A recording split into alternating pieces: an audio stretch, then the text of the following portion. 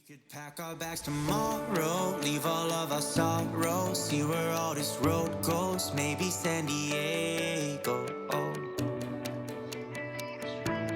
Maybe San Diego, oh.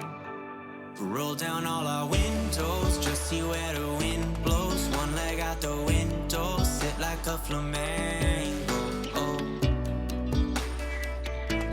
Sit like a flamenco, oh.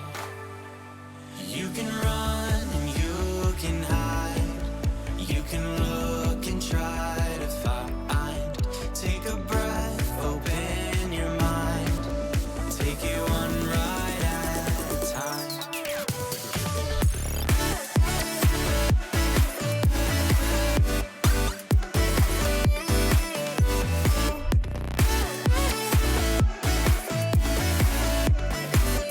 Take it one ride at a time.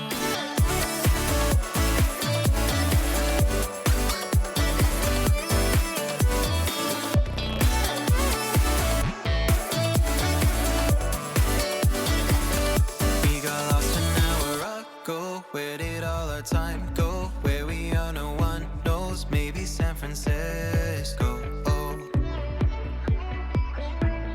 maybe San Francisco. Oh, we could roll down all our windows, just see where the wind blows. One leg out the window, sit like a flamenco. Oh, sit like a flamenco. Oh. You can run and you can hide, you can look and try to find, take a breath, open your mind, take it one day at a time. You can run and you can hide, you can look and try to find, take a breath, it'll all be fine, take it one ride at a time.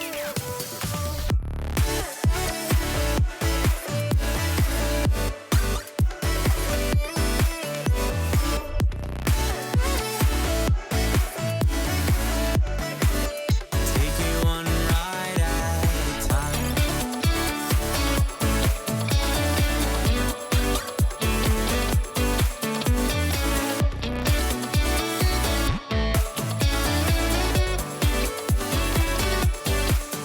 You can run and you can hide, you can look and try to find, take a breath, it'll all be fine, take it one ride at a time.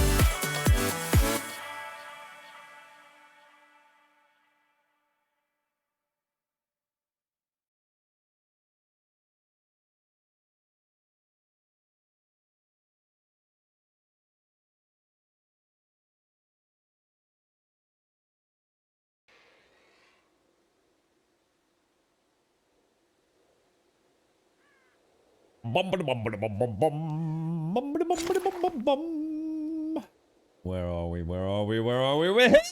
Hello, everybody, and welcome back to a little bit of cheeky scum. Oh, it's been a long night. I need a lie-in. And by that, what I mean is I need to go to bed. Let me sort this bloody microphone out. Oh, Jesus. I'm knackered. I've literally got in. As long as it's taken to make a coffee, so. Right, okay. Relax. It's bloody cold outside. And I mean bloody cold. It is unpleasant to say the least. There's like a proper icy frost, that as in like layers of ice everywhere. And it doesn't seem like the heating's been on. Which means either my heating's packed in or the girlfriend simply forgot to put it on. I'm really going to hope it's the latter. Good morning, Alison. Good morning, Calgar. Good morning, Missy. Good morning, Trum. How's your bum? Morning, Mr. Caskell. Morning, Script. Morning, welcome, viewer. That's a nice name, isn't it? Morning, Mr. Stockman. Morning, Knife. Morning, Mr. Big K, Special Detective. The Grabodian Bureau of Investigations lead investigator. It's actually really, really cold. You're right, Debs. She's trying to save gas. I doubt it. Not my girlfriend, mate. She seems to be hell-bent on increasing shares across the entire world's petroleum supply, mate. A very warm It seems to be her welcome only to ambition in Gold life, Sub to be Shades. honest. Good morning, Shades. Oh my God, it's too early for this, Shades. Hang on a minute. I haven't picked up a steam controller yet, me old mucker. God, blimey, Shades. Put me on the spot there, mate. Oh, it's so cold outside. Oh. Very chilly. What's that? Good morning, all. Oh, yeah, happy birthday, Steph, as well. El Stoff, sorry, not Steph. El Stoff, isn't it? I wonder if did I put Steph or Stoff in the stream description? I actually can't remember now. I didn't put Steph in it, did I? El Steph. You watched yesterday's VOD, epic server host. Oh, don't get me started. In fact, actually, where are we? Are we back where we were, or? We just go and chat. We've been rolled back again. I've not done anything. I've not even been in the house since the end of the stream yesterday. Well, not much anyway. Oh God, for a minute I thought that was empty then. I think we're okay, aren't we? Oh, hang on. I've still technically not been back to Jaboshua camp, have I? Is that right? I don't think I have I? Oh God. Oh, thank you, Shades. Thank you very much. Oh, it's honestly, Shades, it's like, I don't know if you get it over there. It's that kind of frost, mate. Good morning, Shades. Good morning. If you got a coffee, Shades. If you got a coffee, can I have a sip? It's that kind of frost that lays in on frost, Shades. So you end up with almost like, how can I put it? Almost like it's like ice, but it's crunchy white ice. So it's not that sort of invisible sheet ice. It's like, it's really nice because it's like super crunchy. It's almost like walking across like an icy, frosty lattice. So it's really nice, but it's also really bloody cold. 9mm tracer rounds will go in ammo, won't they? So there we go. Right. Oh, I've got the sniffles because I've come in for it. It's been so chilly.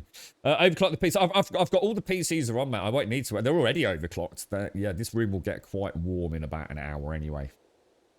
Yeah, there's a natural sort of ambient heat generated from all the monitors, and I think my Dell monitors, which have got to be, I should mention these are. I don't even know where I got them from. I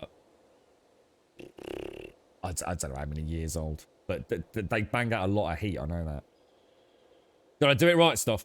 Is this day 38 or 37? It's day 38. That's what it says in the stream title, isn't it? Are you trying to wind me up by sort of suggesting that maybe we've played the same day several times? you can go and play with a banana, Hopkins. All right. I've got my back. Ah, good point. Yes, I have got my backpack. Yes. Oh, you got a coffee, have you, Shades? It's almost cold now. Let me have a swig of mine. I've only just made this. How you doing, Pete? How's things? Good morning, Evictus. Oh. I need to cuddle a goat, Evictus. They've promised you snow, have those, Shades? I love the snow. Is 1536 by 864 actually better? What do you mean, mate? We don't stream at that resolution. Right, okay. Let me have a look at what we're up to. Well, I do for some games, but not for ones with lots of foliage, should I say, welcome viewer. I'll tell you what we'll do, actually. I'll tell you what we'll do.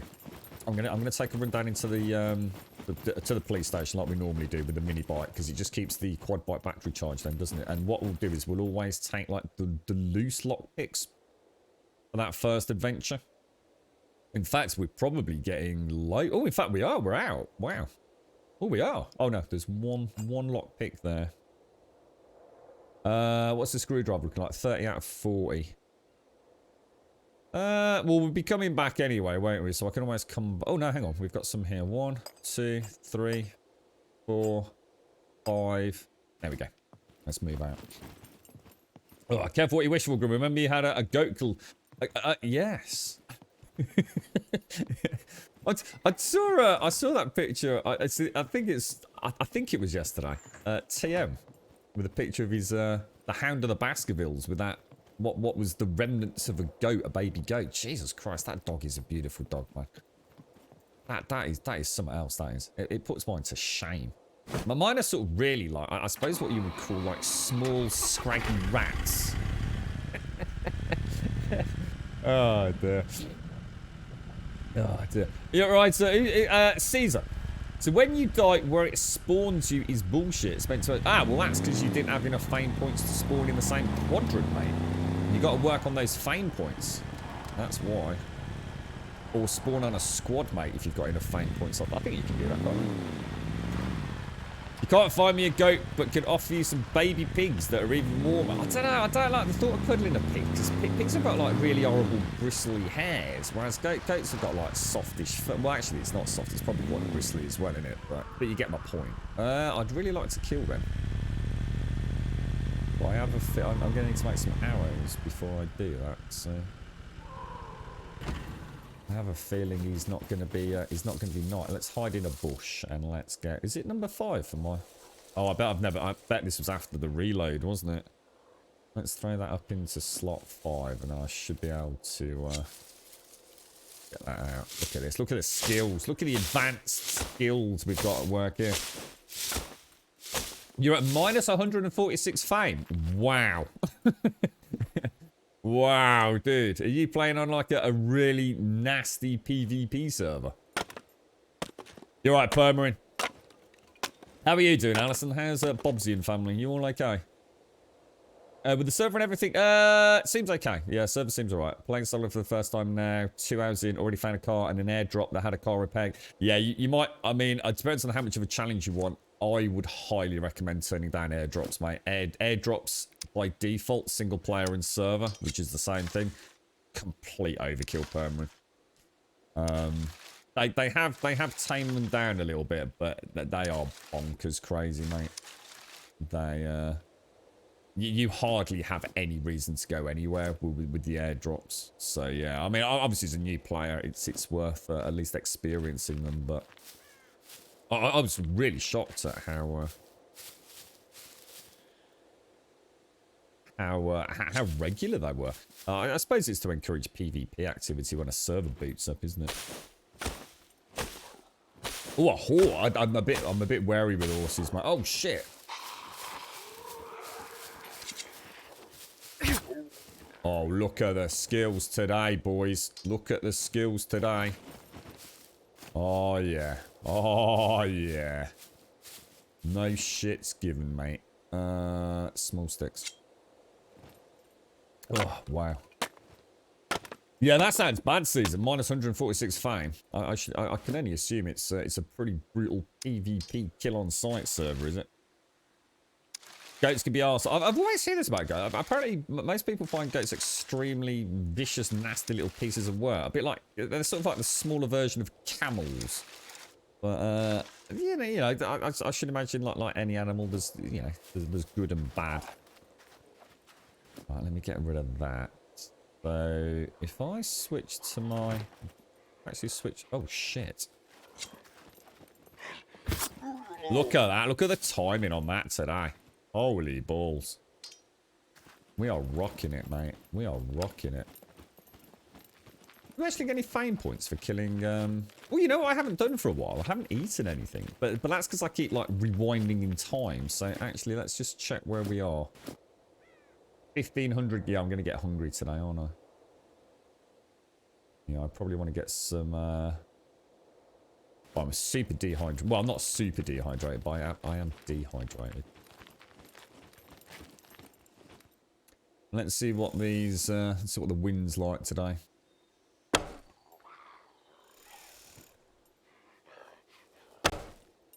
Not too bad, not too bad.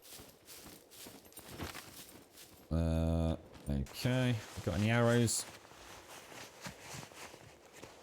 Where are we? Well, it's at the minute, welcome. It's pretty much full at the moment. But then again, I think I'm going to have a purge. Because I think we've got a lot of people like James and Smetanol who are playing Tarkov. So I think if I get a chance this weekend, what we'll do is we'll ask for people to validate whether or not they still wish to have a place on the server. Because obviously there's no point someone taking up a slot. No one's come back to me to say they don't want to be on the server. So I really need to be a bit more progressive with my administration on the server after what's happened. I've had a lengthy discussion with Nitrado. Yes, mistakes were made. They were very apologetic. Yeah, clearly not impressed at all. They have given us 7 days extra on the server. I could argue, you know, that doesn't seem like a lot. It's not a huge amount of money, and to them, it's a negligible amount of money. It's not even a blip on their radar. But, you know, at least they admitted fault. And they did offer 7 days worth of free that I don't need to pay for. That amounts to not a lot of cash from their perspective. But, you know, fair where fair is due. I mean, I can't argue with it. They could have just says, well, look, if you don't like it, fuck off to G-Portal. So, yeah, you know, it was reasonable correspondence.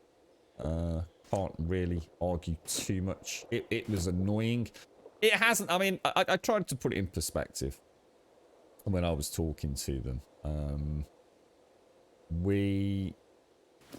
We haven't had any major issues in the 35 days, 36, 37 days, whatever it was that we've been with them. But probably a bit less than that, probably 33, 34 days maybe. So, because obviously it didn't go live, you know, I was still playing single player while this was sort of ticking away in the background, just while I was getting things set up. But it's not been terrible, but the server has been pretty stable. And to be honest, I also have to remember I haven't got a point of reference. I haven't been with G-Portal. So who knows? G-Portal could be absolute trash, and I could be sitting here going, oh my god, Nitrado is amazing. So I do, you know, I do have to understand that and reflect on that. At the end of the day, though, taken completely outside the context that we know and boil it down to basic ICT and tech support, what happened yesterday should never have happened, regardless of circumstance and you know.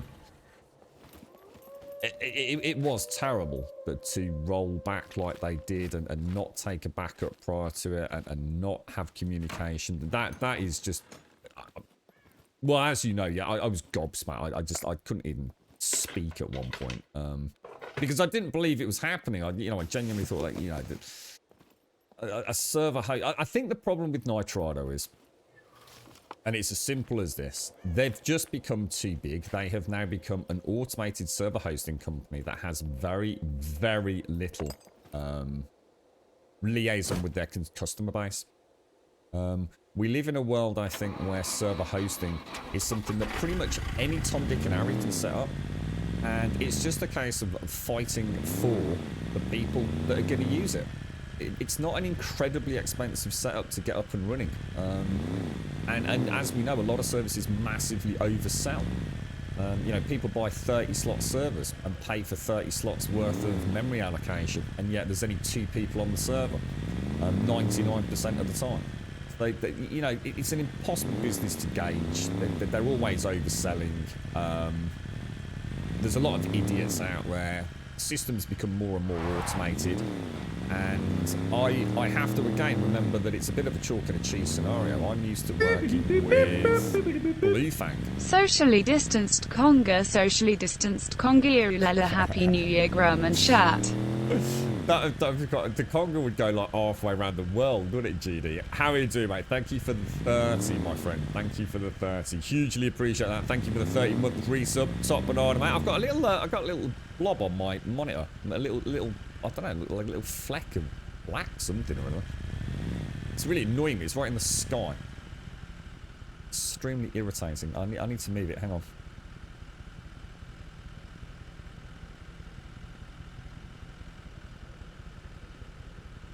I don't know what that was. It almost looks like a little insect wing or something. That's kind of strange. Thank you very much, GD. Thank you very, very much, my friend. Top banana to you. Top banana. Yeah, I have to remember Blue Fang. The one thing I will always say about them is they are there. They are there, man. Those tickets have been answered fast. The live chat, which they introduced a couple of years back, has been phenomenal. You know, I tried, it took 24 hours to even come back to me. You get what you pay for, I suppose. It's just that simple. It's just a shame that the game devs have only allocated a couple of... Is it 2 server hosts? Again, I don't know. As far as I know, you can only use G-Portal or Nitrado. That's a bad decision by the game devs.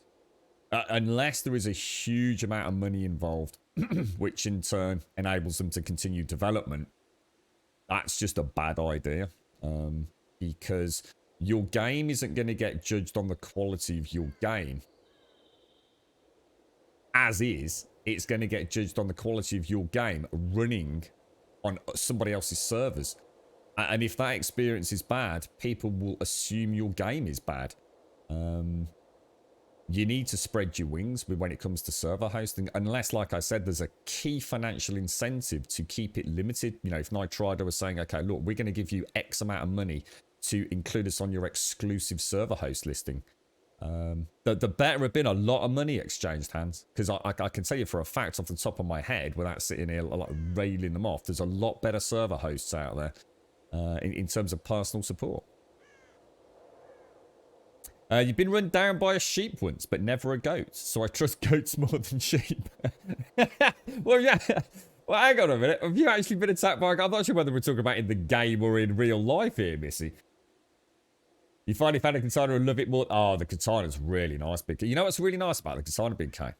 It's the range. If you actually can time it, I mean, I actually just did it for the first time then. If you aim it right, even the fast ones, as they're running at you, can get a slice, like a body slice, that'll take them out in one if they're not armored, mate. Yeah, well, this is it, Castle. You know, I've got to be realistic. Obviously, it was incredibly frustrating. Like I said many times yesterday, for me, I can jump on and rinse, repeat the same content for 2 days and be back where I was. The only detrimental impact on me, myself personally, is that I then am wondering, is it going to happen again? From my stance, that's me. You know, for out of isolation on a server with nobody else on it, I'd be thinking, not a problem. I can make my progress back.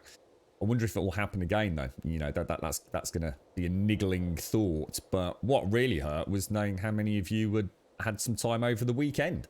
You know, your last weekend before, you know, the world kicks back into gear. As it turned out, it didn't really. But the point is, it was the last day of the holidays for a lot of people, wasn't it? Saturday, Sunday. That hurt. That did hurt. And it gives IT professionals a bad name. Yeah, but that's the point. Again, I have to remember, they're not IT professionals. The people that work at Nitrado, and look, I'm not going to tie them all with the same brush, but Blue Fang, as an example, and I can only speak, I'm not trying to big up Blue Fang, it's just that I have personal experience, so therefore I can talk about them. It's a very small team. It's a very, very small team of actual support techs. Now, there's a lot of other people, you know, within the company. But the actual direct customer liaison tech support is a relatively small team. And they know their shit. I mean, they really know their stuff. I mean, each of them seems to have like a speciality game. And they don't host servers that they don't feel they can provide a good service for. That to me tells you everything you need to know about Blue Fang. You do pay more. Look, you do pay more. But when you actually think about it, in the long run, that little when I say pay more, it's an incremental, anywhere between like 10 and 20% more than what you pay. And these servers are not, you know, we're not talking thousands of pounds a month. You know, you're talking a few quid out of your pocket extra a month to have that level of knowledge, that level of immediacy, and that level of, I guess, customer respect. I would pay double what I'm paying right now for this server if I could have it with Blue Fang. I'll tell you that straight. I would happily pay double. I would probably speak to someone on the Blue Fang team who knew this game really well and could really talk to me about, you know, the amount of conversations I've had with them. I mean, stuff that they do not need. I do not pay Blue Fang, but when I've got a server with them, to tell me how Minecraft servers run. They were amazing. they're telling me all sorts of, you know, urban legends and myths about server hosting with Minecraft and things that people think changes stuff but doesn't change stuff. Same with 7 days. They know their 7-day servers inside bloody out, mate. You know, they're talking about config files and settings and XML files. You're not going to get that with Nitrado. you're just a number. And they say, oh, you've got a problem. Well, I'll tell you what's the solution? We'll turn it on and off again. You know, Bluefang would never have done that. In fact, Bluefang have never done that. And I've been with them for years. I've been with Nitrado for, what, 30 odd days. But, you know, they've apologised and they've given us 7 free days. Well, what more can I ask for, you know? The wolf is really good at it, Big K, yeah. Yeah. You can't run your own server with this welcome. No. The server files have only been distributed to certain hosting companies. You can't self-host at the minute. Good morning, Quiet. Good morning, Nidbane. How are you all doing? Every piece of feedback I get on my tickets is always how fast I was in contacting the user. Yeah, I mean, that was the other thing. It was 24 hours later and a knee-jerk reaction. I mean, that they solved a crack in an egg with a sledgehammer, didn't they? And G-Portal was the only host at the start and had a server free and had no problems with G-Portal. Why did so many people hate G-Portal then, Lawman? I mean, this is the problem, isn't it? Some people have good experiences, some people have bad experiences. I mean, one of the reasons this game almost failed out of the box was just the terrible server performance, wasn't it? Just flying through pre-deliveries. All right. You've been working all through lockdown, have you, GD? Thank you ever so much for the 30 days. So what's the plans now, mate? Is it obviously? I mean, it's mega lockdown, isn't it? Are you back on like mega crazy shifts or something? It was actually in the scouts. The sheep from the next field to the hut had run loose, and one of them saw an easy victim in an 8-year-old. You don't think of sheep as being hunt and kill tacticians, really, do you? What were you all doing to the sheep, Missy? You weren't cooking lamb chops the night before, were you? Out on the old barbecue. Oh, that was a nice shot. Good morning, Fist. How are you, bro? How's things? How's you feeling today, man?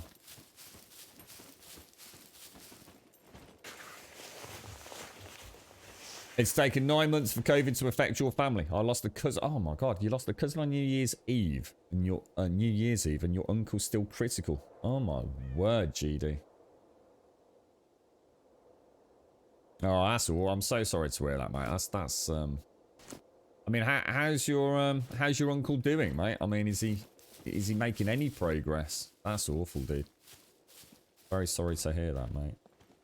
We're hearing it more and more as well, aren't we? I didn't realize. I mean, the girlfriend was talking to me yesterday, so I don't know what the specific stats and things are, but I know in the UK it's getting really, really serious. I mean, I'm really careful the last couple of days. I mean, I'd like to think I have been careful all the way through it, but I've been. How can I put it? I've been a little less than anal about washing my hands and disinfecting my hands, if you like, when I've come back into the house. Before I used to have a little pot actually on the doorstep. And so before I even touched the front door, I would just gel out my hands a little bit. I'm going to be honest, I haven't been doing that over Christmas, but I suppose I wasn't in and out quite as much over Christmas, but I've kind of reinitiated all the little things I was doing, if you like. I also wear a pair of my old running gloves when I go to the supermarket.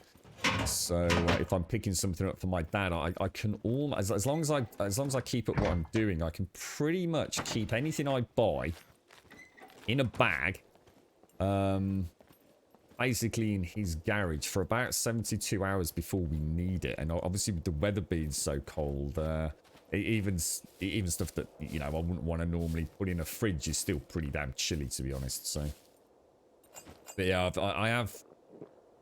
I have been paying a little bit more attention than I was over Christmas, I suppose. I think like everyone, you know, we'd heard about the vaccine and we were starting to think, yeah, you know, we get in there. I'm still wearing masks and, you know, washing my hands, but maybe not as much as I was like earlier on in the year.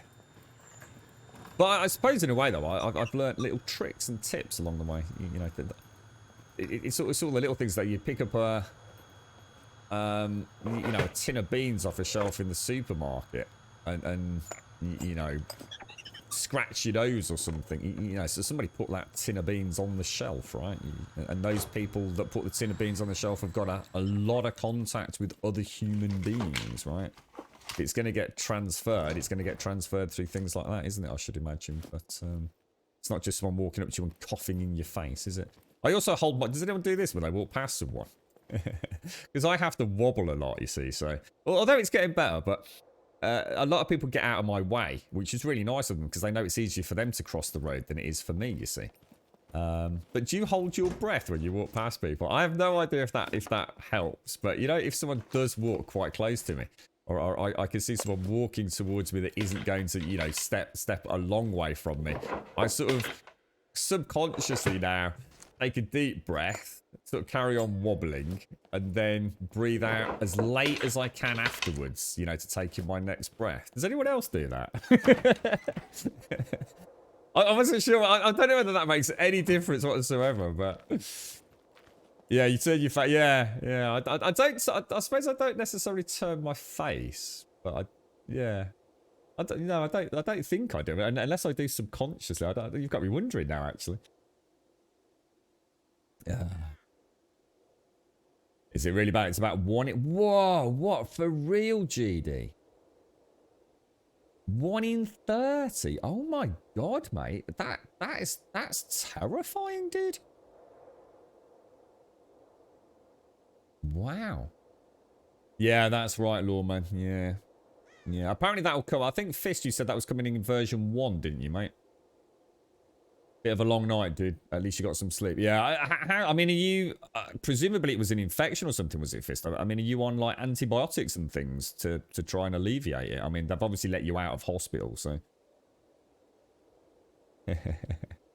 Scout leaders were picking them up one by one and lifting them back over the fence, and they got mad because the grass was long and green and juicy on our side. It's like raging war against the sheep, Missy. Yeah, I'm a terrible scout leader. I couldn't imagine my dad, he was a scout leader, picking up a bloody sheep and dangling it over a fence. That would have been a sight to cause great hilarity, I'll tell you. They effed up your new... Oh no, you won't see it for at least another week. Apparently some dumb sod in the warehouse had put faulty or returned products in the active stock, and it was only the driver who noticed the huge bright yellow sticker that's... Oh my god, quiet. You're not having a lot of luck with all this, are you? Well, hey, look, at least it's on the way, but my god. Pickled avocado. Oh gosh, I mean, I'm not a massive fan of avocado as they are, but I love avocado with a sprinkle of salt and, you know, some other things that I do with it. I find avocado is quite a greasy, slimy kind of fruit, but mashed up with a bit of salt, it's some sesame seeds, some nice cherry tomatoes. Gorgeous, mate. I'm not sure I'd even want to try a pickled avocado. I'd give it a go, Sanford, but. This game does have zombies, yeah. Well, they're called puppets, but yeah, they are zombies. You right, Swazza, how you doing? Your systems are only around 5 minutes total downtime per year. All this manual stuff is confusing me. How are you, Swazza? You alright, mate?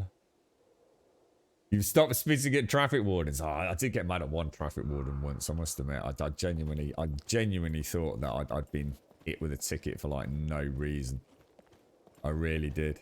And I'd completely misread something or I can't remember the circumstances. It's that long ago. I got so mad. Shouting down the street. It was... I really thought, you know, it fucked up, you know?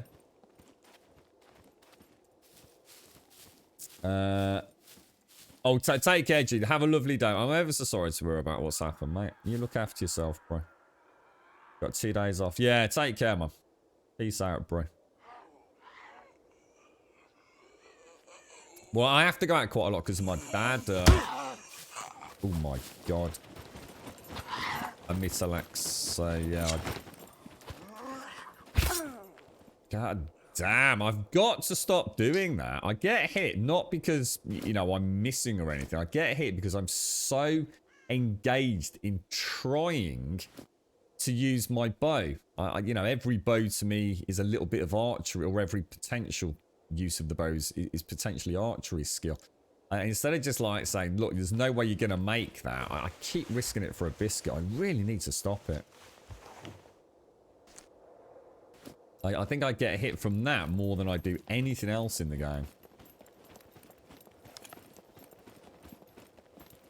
The devs said 1-0 for server files. It also makes sense as bug reports and people with stupid setups would muddy the development waters. I don't know. I disagree. I disagree. They're not taking huge bug reports and people running on Nitrado servers like us yesterday. They'll be looking at their own self-hosted servers and stuff. And, you know, at no point of Blue Fangs, you know, started like listening to Tom, Dick, and Harry playing with. It doesn't work like that, Fist. Yeah, there's no reason on God's green earth not to have more server hosts out there. There really isn't. It's you've got a bad server host that doesn't know what they're doing, and you get a bad reputation. Like I said earlier, you know, no devs sitting there taking bug reports from thousands and thousands of different server hosts. You know, but they know how their game works on their own gear. And that's where they'll be trying to reproduce bugs that they've heard about that seem commonplace.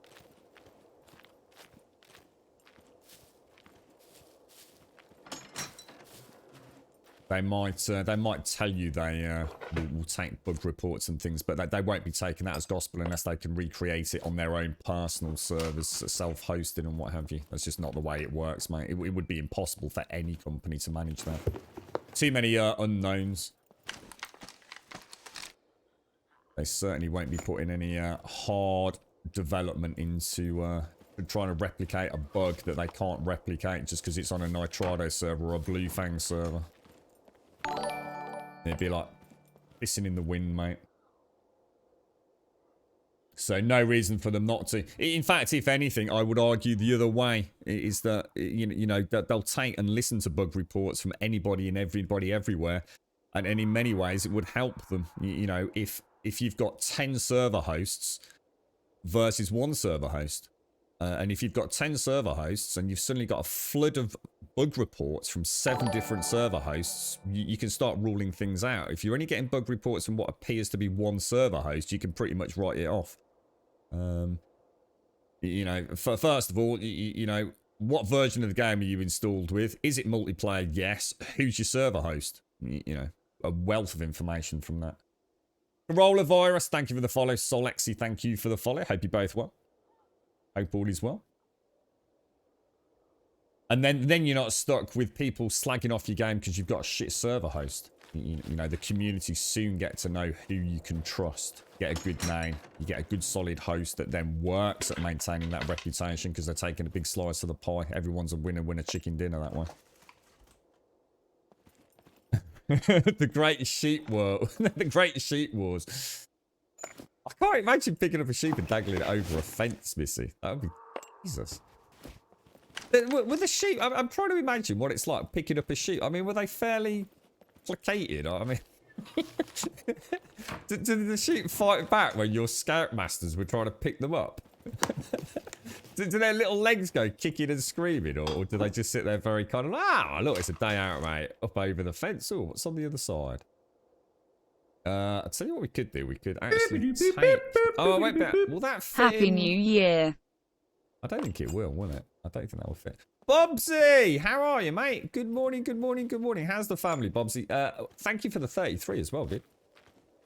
Thank you for the 33. If you middle mouse them to knock them back. Oh, with the bow. Yeah, that's a good point, actually, Fist. I keep forgetting about that. That's the... So if I switch to that... Yeah, you don't actually hit with the bow, though, do you? What you actually do is... Unless... Yeah, he punches, doesn't he? Whereas I think you can get bayonets on guns, can't you? So he hits with the gun with that. You'd still never get a shot in, though. It takes him too long to notch the arrow. So I think that would still get me killed. But I do need to start remembering that for bayonets and things, I think. I fell down Medusa's drop mountain biking. at Dolby Forest, there was a scout camp at the bottom, so I asked if they had anything I could use to stop the bleeding, and they said no. I screamed, what happened to be prepared? And they just stared at me. Dib, dib, dib, dob, dob, dob. I bet they had some super glue, man. That's all you need to do. That's all we take when we go mountain biking, you know. Normally there's a basic first aid kit. And the one thing that we always are super careful with when we're mountain biking, right, is the saline wash for the eyes. The amount of stuff we've got through with that, with people getting stuff jabbed in their eye from mountain biking, stuff spitting up over. Where the hell's my quad bike? Hang on, where the fuck did I park the quad bike, guys? Well, that's weird. And super glue. Super glue's great. It stings like a mofo, mate. But there's nothing better to fucking close up a wound in an emergency situation. But there have been several comments from the A&E about what the fuck were you thinking? and then obviously the nightmare of then actually having things properly cleaned up. But I suppose it's better than bleeding to death is the way we've always seen it. Oh, wonder if that will fit. Oh, so I haven't got any I haven't got the backpacks on the quad bike anymore, guys. Oh, that's a shame. We've lost them, haven't we? God damn it. That does suck. Thank you very much, Bobsy. Thank you for the 33. And, Bobsy, thank you very much for taking the time out to use your Prime with us as well. How you doing, Fade? The Scum devs... Oh, I think they do, Fade. What do you mean? Are you talking about servers in particular, or...? And so the Scum devs seem to be pretty on the ball from what I've seen of them. I mean, obviously, at the minute, I'm not expecting anything because of obviously that huge... Well, the tragedy of the earthquake. I mean... I should imagine they're all working very hard behind the scenes, helping one another outside of the game, let alone even thinking about the future of 0.5 right now. 2 man per sheep, growing whatever they could get a hold of and sort of lifting... It sounds like... Honestly, Missy, it sounds like it's something that would be terrible to watch, to be honest, mate. Maybe you were traumatized as a child over this. Oh, dear. I don't think so, Fister. Maybe he's got high archery or something. The notch on the arrow is it takes ages, dude, with this compound bow. It might be because I've got like a high, I don't know, low strength or something, but I wouldn't want to be playing that game. Yeah, they did script, yeah, that crash. It was really close to Zagreb as well. Is it Zagreb? Zagreb? Yeah, really bad. I think it was a 6.3 or 6.7. I can't remember. It was really... I watched a lot of the news on YouTube. It was really bad, bro. Yeah, I mean, really bad, mate. Oh my gosh, look at that. Oh, wow. That looks nice. Is that... Oh, look at that puppy dog. Yeah, that'll be a nice... you get a whack like that. See, the problem is if you've got the bow like this and you hit them, even if you're in first person, I mean, look how long it takes you to notch the arrow, and then you've got that horrible zoom. I just don't think that's worth the hassle. I think if they're that close, it's time to switch out to melee. To be honest, would feel a bit more legit as well. Maybe if I'd got a crossbow, I'd do it, but I think from a roleplay perspective, that's just going to feel wrong. Pop that in there. Right, let's go back in. Have I just lost my bow? I have, haven't I? See, he seems to think he's got the bow in his hand, but he hasn't. There are some strange things with this game at times. There we go. I meant server-wise, Grim. They promised to give more freedom to server hosts. I think that's what Fist had said they did. I think that the plans for that are 1.0, but I think that could be biting them in the ass, mate. I mean, my only criticism and mega rage about this game has been due to the server host. I know for a fact what happened yesterday would not have happened at Blue Fang, or at least as much as I can say it wouldn't have happened at Blue Fang. It wouldn't. There's just no way Blue Fang would have done what Nitrado did. They just don't take servers down and roll them back without double checking with you.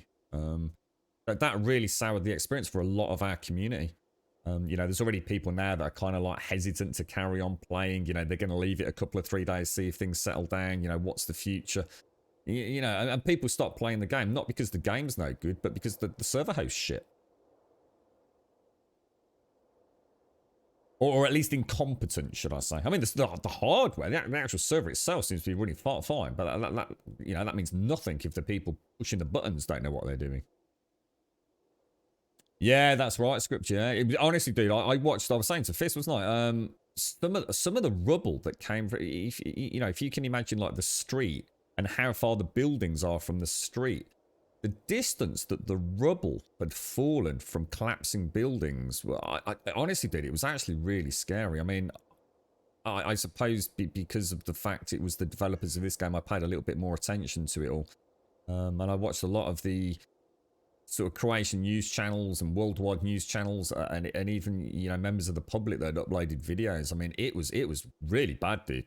I mean, really scary. I mean, watching people trying to uncover cars that were in the middle of the road with buildings that were some distance away, and all the rubble had literally covered the cars up, dude. I mean, it was bad, man. I just hope they're all. It was a 6.3, was it? Yeah. Yeah, I'm looking forward to the Shy Fist. Really looking forward to it. Yeah, but I wouldn't have it. Yeah, but again, Fist, you're talking about a scenario that will never happen. Like I said, I'm drawing the bow. Yeah, it's you could piecemeal the perfect scenario to do it. That perfect scenario doesn't work for me because I wouldn't have it. If it was notched already, I'd already have shot the dude, you see. I saw Blue Fang had tweeted the devs last year asking for details. Obviously, the devs didn't get back to them. That's a shame. Yeah, it's a shame. Good morning, Plower. How are you doing, sir? How's the family, mate? Thank you very much, Bobsy. Thank you for the 33, my friend. And GD, best of luck today, mate. No message about you. Oh, sorry, I've not been on Discord, Plower. No worries about my message in the sub-server chat group. I got in the server eventually. It took me half an hour. So what was the problem? Was there an issue our end, or? I haven't done anything, Plower. I've not turned it on or off again, mate. I was flat out yesterday. It's the same today as well. I've got a few really manic days. I'll tell you what I did do yesterday, Plower. I had a wonderful slot because something didn't actually happen that should have happened, and you know what I did?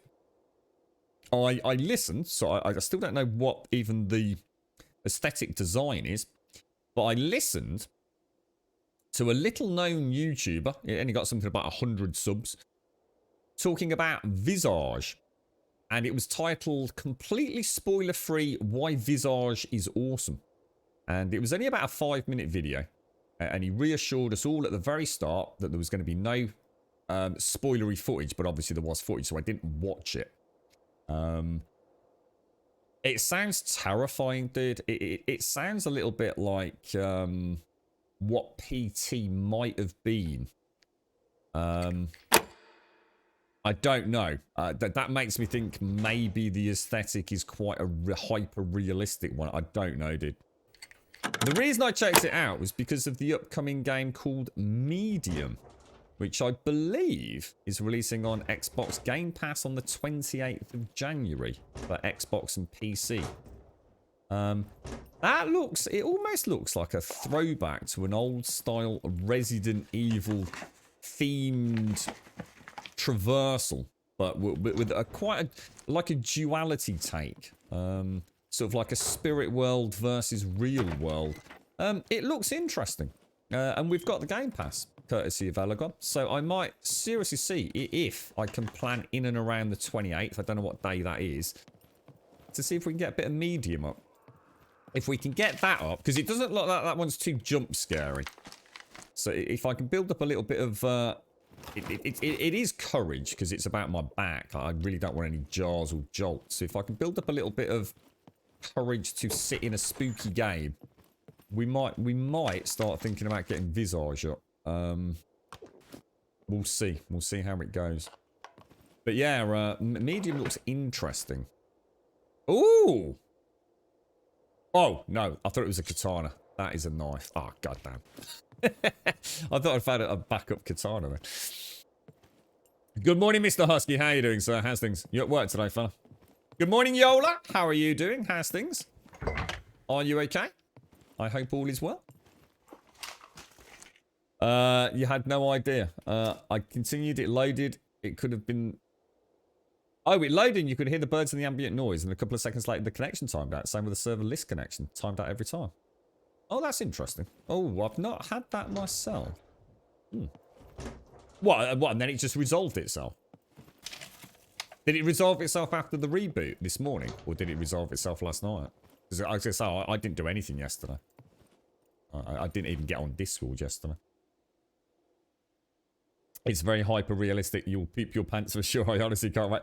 So, the one thing that the guy did say, because the discussions about it was old. He said there were only, I think he said, well, I'm assuming it was old. I can't think now. Maybe it wasn't that old. Last year, obviously, possibly 2019, 2020. Yeah, it would have been 2009. He said there were only two stories. And he kept it at that because he said anything more than that would be entering the realms of spoiler content. He said the game was 50% done. That there were 2 or 4 tales, or I think he said chapters or something like that. Is it done now, Palawar, or? Because I think that I'm sure obviously when I said last year I was still thinking it's 2020, so it must have been sometime in 2019 that the video went up.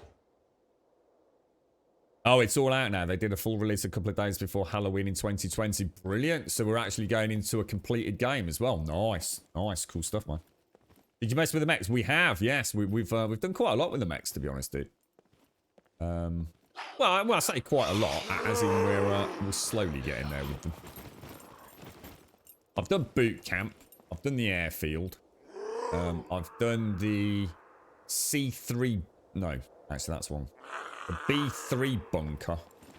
Oh, and Missy, you found one, didn't you? Where was that bunker you found, Missy? When we were travelling, we would have... It was on a reboot, and the reboot would have put us at Ploars. And didn't you take a weird route somewhere and find a bunker? Oh, God, where was that? Actually, no, it might not have been a bunker. I think Palawar said it was a... Oh, God, I can't remember where it was. I wanted to go back there and have a look. Do you see what I mean, Fish? You see how long it takes to load it? So, yeah, I mean, you know, if I'm walking around and I get a chance to do that, it'd be fine. But that don't really happen to me, mate. I'm not often in first person with a bow. But I see what you're saying, though. You gotta remember, that's Jay, mate. Jay knows what the fuck he's doing. We definitely don't. You're doing really good, Grub. I've had an interview for starting some for starting some light therapy.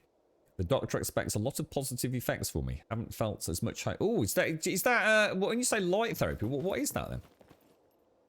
I know we used to have these things. Is it called SAD? They were seasonally affected disorder lamps, SAD lamps. At one place. I remember. A couple of the team were really talking about these lamps. Like a couple of them worked in like what you'd call like the administrative element of the of that service, and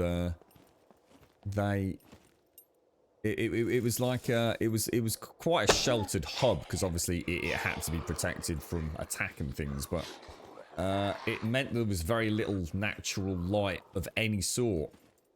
And someone had been doing some research on it all and ended up... I was going to try and punch it then, Fistus. I actually killed him this time. But yeah, they got these lamps called seasonally affected disorder lamps, or that, whatever the lamps were called. That was what they were there to counter. Which, but they swore by them, though. They reckoned that it made a difference. So, you know. I don't know if it's anything like that, mate. Have you got one, Fist? Yeah. Like I said, whether or not it's one of those things that just makes some people, you know, feel like it's making a difference, and also in some cases genuinely making a difference. I don't know. I didn't work in that environment myself. So, but yeah, they swore by them, and always had them in that particular facility while I was there.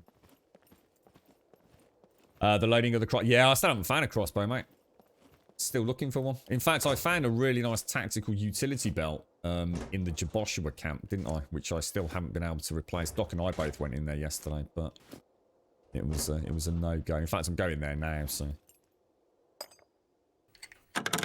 I take it they're not expensive, right? Fist, you know, for home use. I mean, these were actually professionally installed after they trialed some. So, likely, I can't. Was it Miss Creep or somebody? I can't remember. I was talking about things like the blue light on things like mobile phones and things can really affect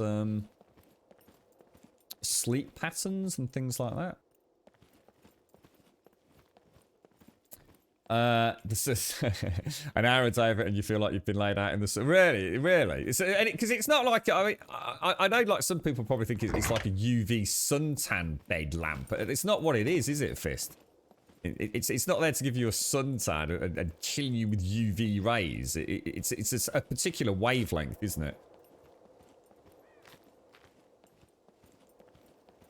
So it's on the edge of C24, which is here. And C25, which is here. So you think it's somewhere around here?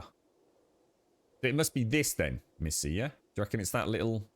Oh, which would make sense, wouldn't it? Oh, yeah, because I think you came across the bridge, didn't you? And we spotted it up in... Yeah, I think it's there, Missy. Yeah, well remembered, mate. Yeah. The prison, that was it, the prison. Yeah, what, you up for a trip up there at some point, Missy? It won't be today, I wouldn't imagine, but we could definitely plan it in if you're up for it. That's right, Phage. Yeah, it's got something to do with never getting any real sunlight and, more importantly, the reduced hours. But you got to remember, a lot of people on some of those shifts, they literally never saw daylight. Even if they wanted to see daylight, they couldn't. You know, in the UK, it gets light very late in the morning. And it gets dark very early of an evening, you know, compared to some places. Obviously not, you know, the further north or south you go, but it was, yeah, people for months, they just never saw any sunlight. That's right, Fish, yeah, it's not, yeah, and I think that's what people, well, when it was first discussed in that group of, if you like, companions, it was like, oh, I don't like the thought of, you know, being blasted with UV light all day and, you know, getting cancer and things. It was like, it's not like that at all. It's nothing to do with that. It's just, I mean, I don't know the science behind it. So the blue light is what makes you think makes your brain think it's daytime. Red light makes your brain think the sun is setting. All our modern electricity. Yeah, and that's a lot of these mobile phones now. I noticed when I started reading one of these e-book things, you know, several months back. It's like my go and grab this. It had like these, I mean, I don't know which one I'm supposed to use, but it had like blue backgrounds and yellow backgrounds and, you know, quite a range of options. And I'd always struggled a bit with that, you know, from a mobile phone perspective. But the technology is like pretty amazing these days, isn't it? They definitely could feel less strain on my eyes, if you like.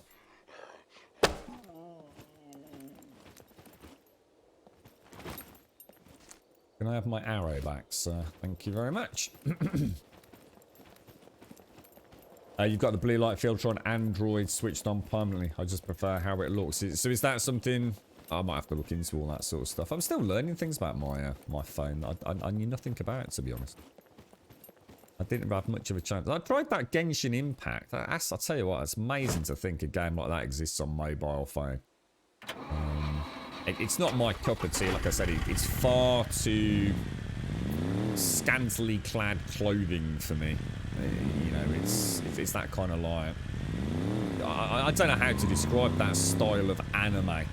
I don't understand enough about anime categories to talk about, but everybody looks very young and very sexually provocative in even their basic movements. You know, it's not necessarily about, you know, wearing titty armor or I don't know, like a penis cauldron or something. Even the way the characters talk, and it's very like adolescent, high pitched, even for the males and the girls, and there's like a swagger, you know, like all the females seem to walk with like some sort of catwalk model, and And so do the boys to some degree. You know, there's a lot of skin involved. No, look, I'm not knocking it. I'm just saying it's just not quite what I like in my RPGs. It's clearly a hugely popular game, and I have to say the game itself looks amazing. To think that something like that exists as a 10 gigabyte download on a mobile phone on Android, and it is perfectly playable. Amazing. I didn't realise how far mobile gaming had come, to be honest. You spend 50 grand on a sex bot, would you really? Would you, I mean, I don't know, what would you want from a sex bot? Well, would it do other things? Like would it, I don't know, would it help you out with household chores as well? So it would be a quality of life bot and not just a sex bot, you know? Like it would do the washing up for you. It would do other things that you don't, you know, that you've got better things to be doing, like making the bed. Would it be like more like a sex butler that you could have sex with? I mean, just to have sex with it, it seems like, you know, I mean, 50 grand. I mean, you can get the real thing for that, I'm pretty sure, mate. Quite a lot for 50 grand. Round the back of Rackham's, mate. Toothless Tina. Don't knock it till you've tried it, right?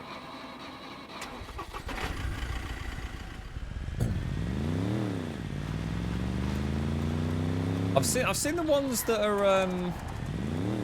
that aren't robotic blow-up, that are purely, I guess, I don't know, whatever sort of plastic or latex they're made out of, like full-sized bodies. I don't know where animatronics and things become, because that's becoming more of a thing, isn't it, as well?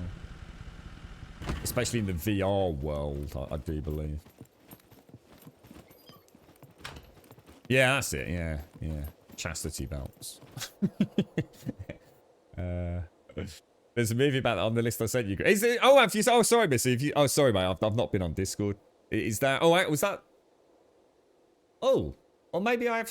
Oh, I'll have to check, Missy. Sorry, mate. I might be a bit behind there. You got me double thinking I have or haven't there. Yeah, so the UV light's been filtered out, Yola, yeah. Is it a similar thing then, Yola, to what we're describing here? Exactly, that's it. You have to go in 5 to 10 days in a row for 30 minutes and sit in front of a lamp with high light levels. Honestly, Yola, seriously, like I said, I mean, I'll never know. You know, no one will, but... And Fist has clearly validated it to some degree.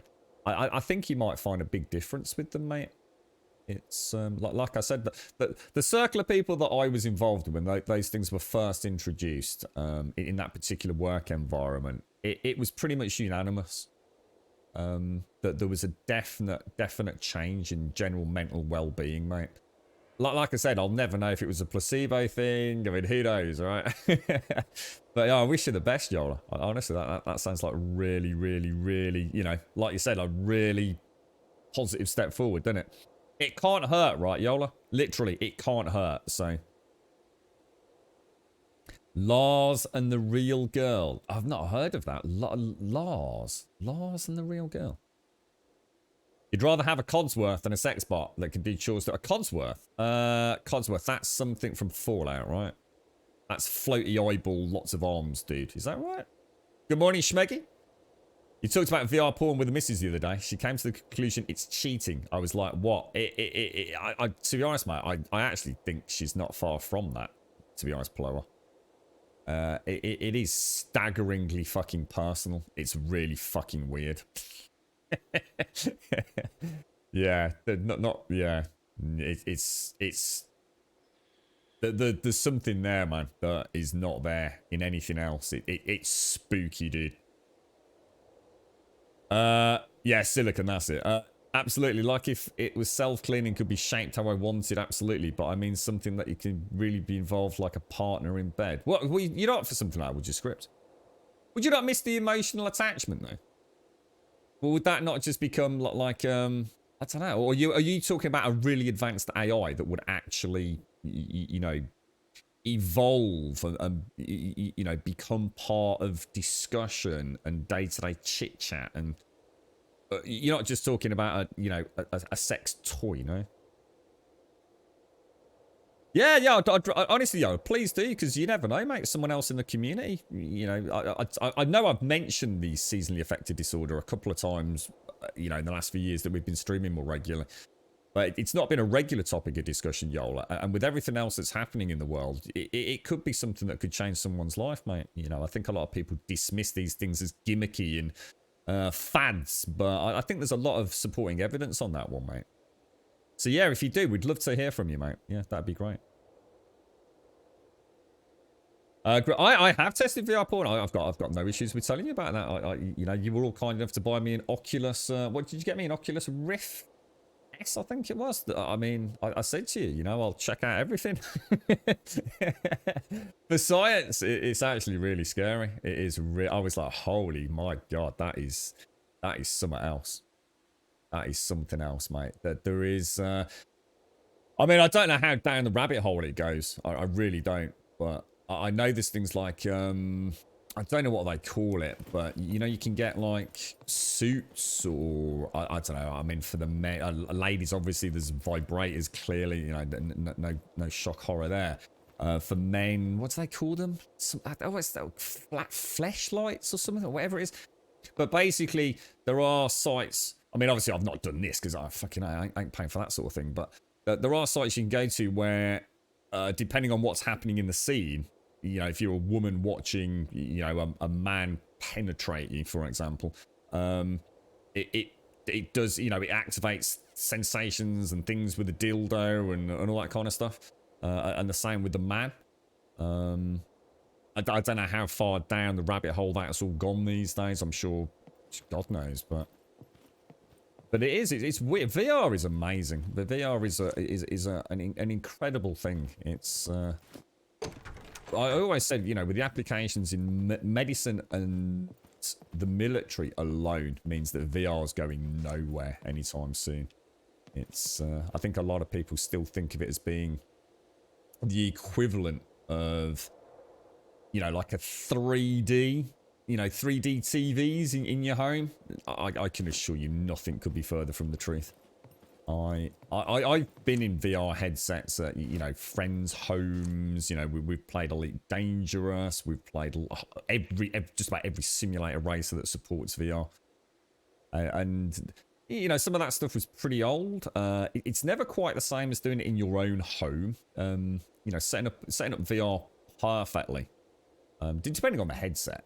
There's a lot of customization there, you know, really sitting down, getting comfy, getting it, you know, if you range your mates, actually, you don't want to go fiddling about with all their settings and things too much. But it's amazing. I mean, if all they need to do now is up the resolution, which they have done with the newer sets, obviously I'm on the Rift S, and you've got, I mean, Alex, if you've never played Half-Life Alex, right, you have no comment on VR. You just have no comment on it. You don't know what you're talking about. You know, any point of conversation you have is completely moot.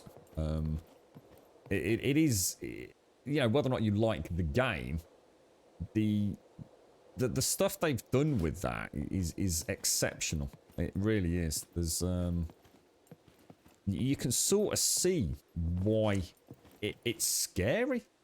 And I mean that. It is genuinely scary where VR could take you. But hopefully on the flip side of that, it'll take you to cool and awesome places, you know, when it comes to gaming. But from a medicinal point of view, wow.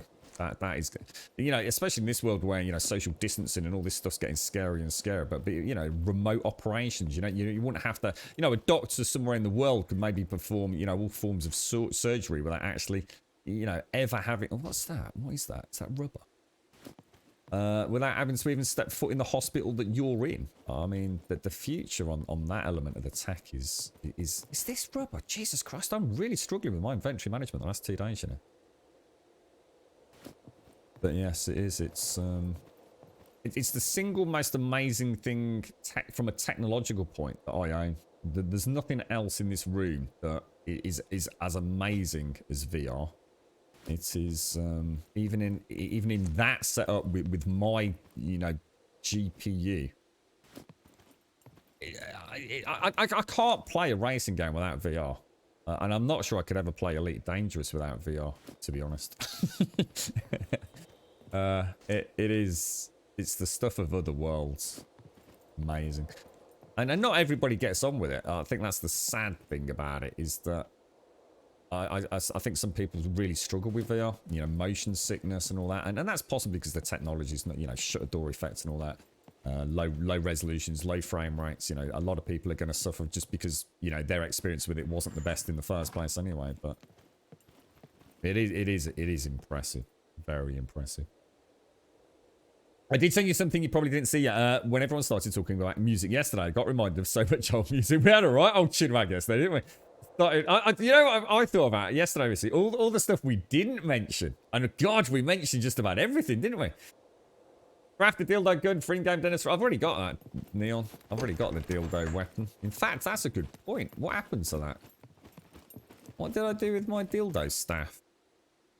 That's a really good point, mate. I took it to the party on New Year's at Missy and Shades. Oh, there it is. I brought it back.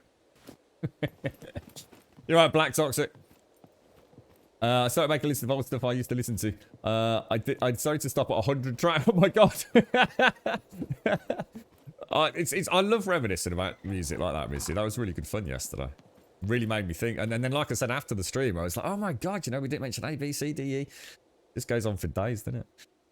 You're right, Neon. You just got this game a few days ago, but I think I kind of misjudged it. It feels very slow and uneventful, but maybe I'm playing it wrong. Any thoughts on this? I don't know. Are you playing it solo, Neon? Are you playing it PvP? Do you know where to go? I don't know, mate. I don't know what your play circumstances are.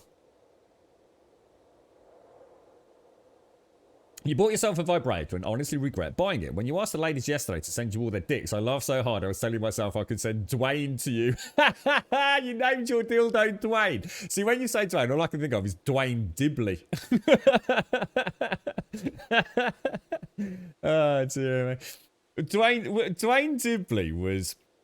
I think that was his name. Dwayne Dibley was the cat, wasn't he, from Red Dwarf. In the episode where they all became like, were they not? How did that come about? Was it like a parallel universe or something?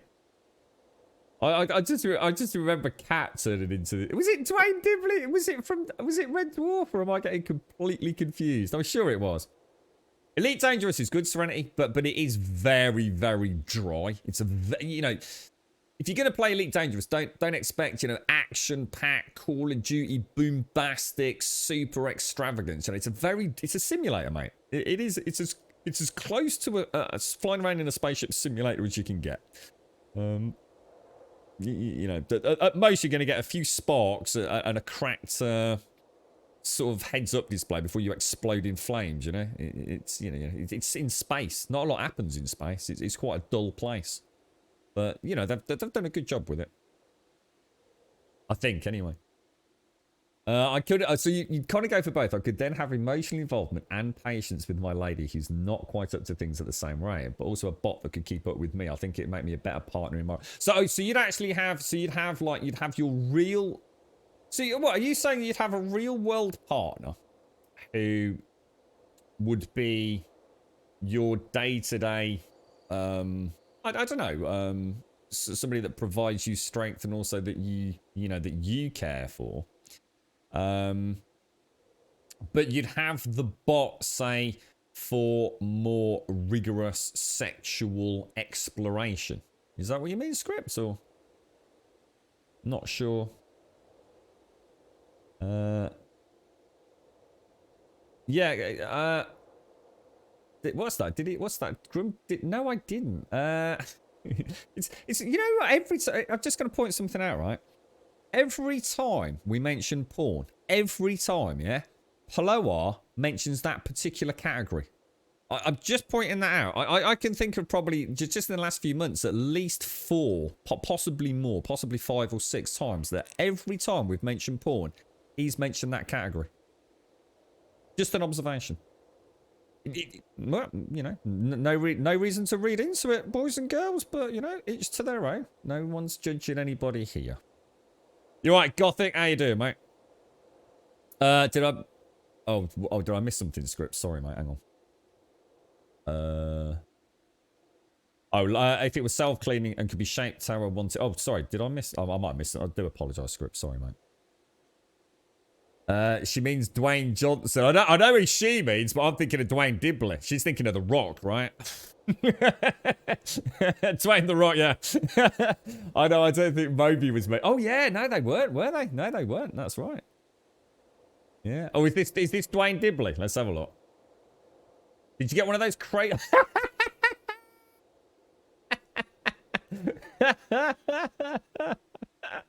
I tell you what, it looks even better than I remember, Fist. Oh, dear, that's funny. You got it. So, why would it have to? So, here's a question then. So, in that, given the same relationship script, what would be the difference between, say, seeing a real life sex worker? If you feel that with a robot you can disconnect emotional attachment, do you actually need or do you think that's because say the real world partner would find that more difficult than if it was a robot? I mean, that'd be a question for you know, someone. I mean, if anyone's in a relationship, right? And let's say, all right, so hypothetically, this is an interesting one. Hypothetically, right, you're in a relationship with a loved one, boy, girl, whatever, whatever floats your boat, right? You're in a real world scenario and relationship, and for some reason, you are unable to. So something's happened, and whether it be mental or physical, for some reason you can't gratify your partner's sexual needs, but you absolutely utterly are devoted to them. But you know, for whatever reason, like I said, mental or physical, you can't meet their sexual wants, needs, and desires, and let's just say it's not something that you're necessarily uncomfortable with. You just can't do it. You know, I'm sure you can think of 1,001 reasons why that would be. Would you therefore feel more comfortable with your partner having a sexual relationship with an inanimate object, so a sex puppet? Or would you rather they had that sexual outlet with a real world person with whom there is no emotional other than sexual connection? Where would you, who feels like they'd swing one way or the other? That's an interesting scenario, that.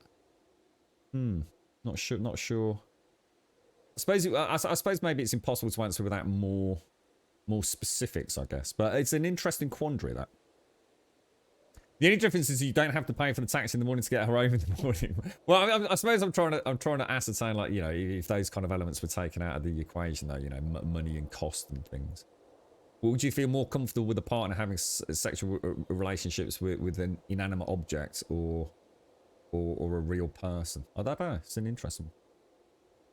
No, that's not cuckolding. No, that's completely different. It's not that at all. You're right, Des. You be my sex puppet. Nice one, dude. Cool. Is it free? What's the going rate for Des the sex puppet? Uncanny Valley. Yeah, Uncanny Valley. I tell you what, I used to read up on Uncanny Valley, probably once every sort of year to 18 months, just to see like the latest weird shit they'd come up with. You know, just how far they were pushing this, and I can't remember the last time I looked. It was probably early last year, and I think they'd got some really spooky stuff. I remember around the time of Heavy Rain, and that Uncanny Valley, that inability, or rather the ability for a human to recognize something that is not right. Even though a computer can generate something that is essentially absolutely almost perfect, there's something about the human brain that just rejects the image, isn't there? There's something so hard coded into us. There's something we pick up on, and it used to be things like subsurface scattering and things like that with skin, and obviously eyes back in the day were a classic one. But as we've got advances in rendering technology, all the things that we thought that were triggering that rejection response have proven to not be the case. And yeah, it's a fascinating subject, you know, Uncanny Valley. Fascinating. What server is it? This is our own private server, mate. That'd be the line most people draw, as does the bot remind them too much of a person or more of a sex toy. Yeah. Yeah. You've got a friend whose wife is very asexual and is allowed to sleep with other people, provided it's just sex and not another relationship. Yeah, so they're not going out and whining and dining. You know, it's a purely physical act, if you like, yeah. Yeah. Somehow we've managed to get squeaky plastic dog toys in here. There was a good TV show called Humans where the dad did the dirty with a house cleaning robot. I've not heard of that one. I used to have a relationship with an inanimate object. It's called the ex-girlfriend. Was she one of those? Was she? Lie back and think of England. It means the guy can honestly say, I did not have such a relationship. Yeah. $24.99. Fucking, I can't afford that, Des. Sorry, mate. You've cut yourself out. I'm sorry. I can get a lot cheaper. Trust me. Murphy, good morning, guys. I've got to go for a Jimmy Riddle. I'll be straight back. It's all this sexual talk. I'm going to tug one out. No, I don't actually have the Oh, I do. I did do the birthday screen. Oh, it is. It's all right. We've still got it for Elstoff. Elstoff, if you're... I honestly thought... I thought I'd forgotten to do this. I must have done it just as the stream was starting up.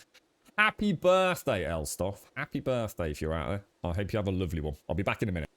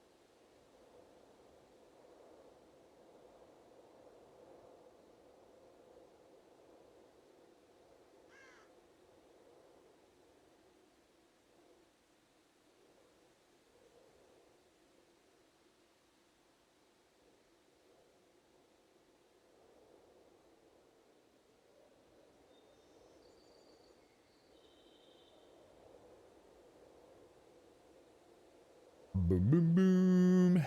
Everybody say... What was that song? Why have I got that song in my head all of a sudden? Right, okay. Let's go and get a... We're going to go to the Jaboshua camp.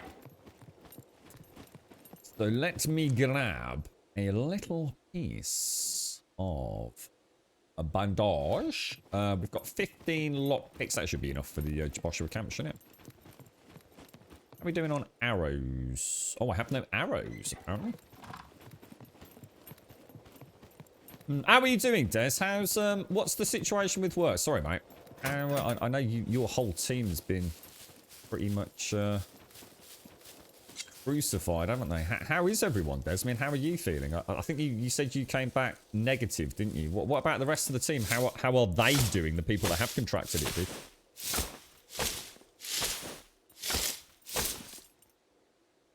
She could do is that how you sort of work it, Murphy? as long as she's happy and you get the peace and quiet. Yeah, I get it. Anything for a quiet life, right? I swear my girlfriend says it simply exists for one reason, and that is to find things for me to do. But it seems to be the reason she was put on this planet. I've never known her more uncomfortable than when there is nothing that I can do. So, for example, you know, if the current topic of conversation is like the gardening and it's chucking it down with rain, it's not really an excuse not to go out there. The amount of times I've been out in the garden in the pissing down rain, to be fair, that's not because, you know, I'm being bullied into it. It's because I actually like being out in the garden in the pissing down rain. I think it's actually very nice. You know, a lot of people would never do that, but I actually do enjoy being out in the rain, believe it or not. But yeah, she does like, I think she thinks she's entertaining me. I think she thinks it's a good thing that she's providing, you know, moral support and you know, a focus in my life. I can assure you that is not the case at all.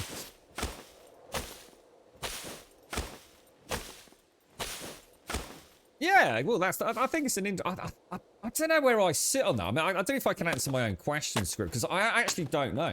I think I think unless you're in a situation, for example, where I mean, because there's a million and one scenarios.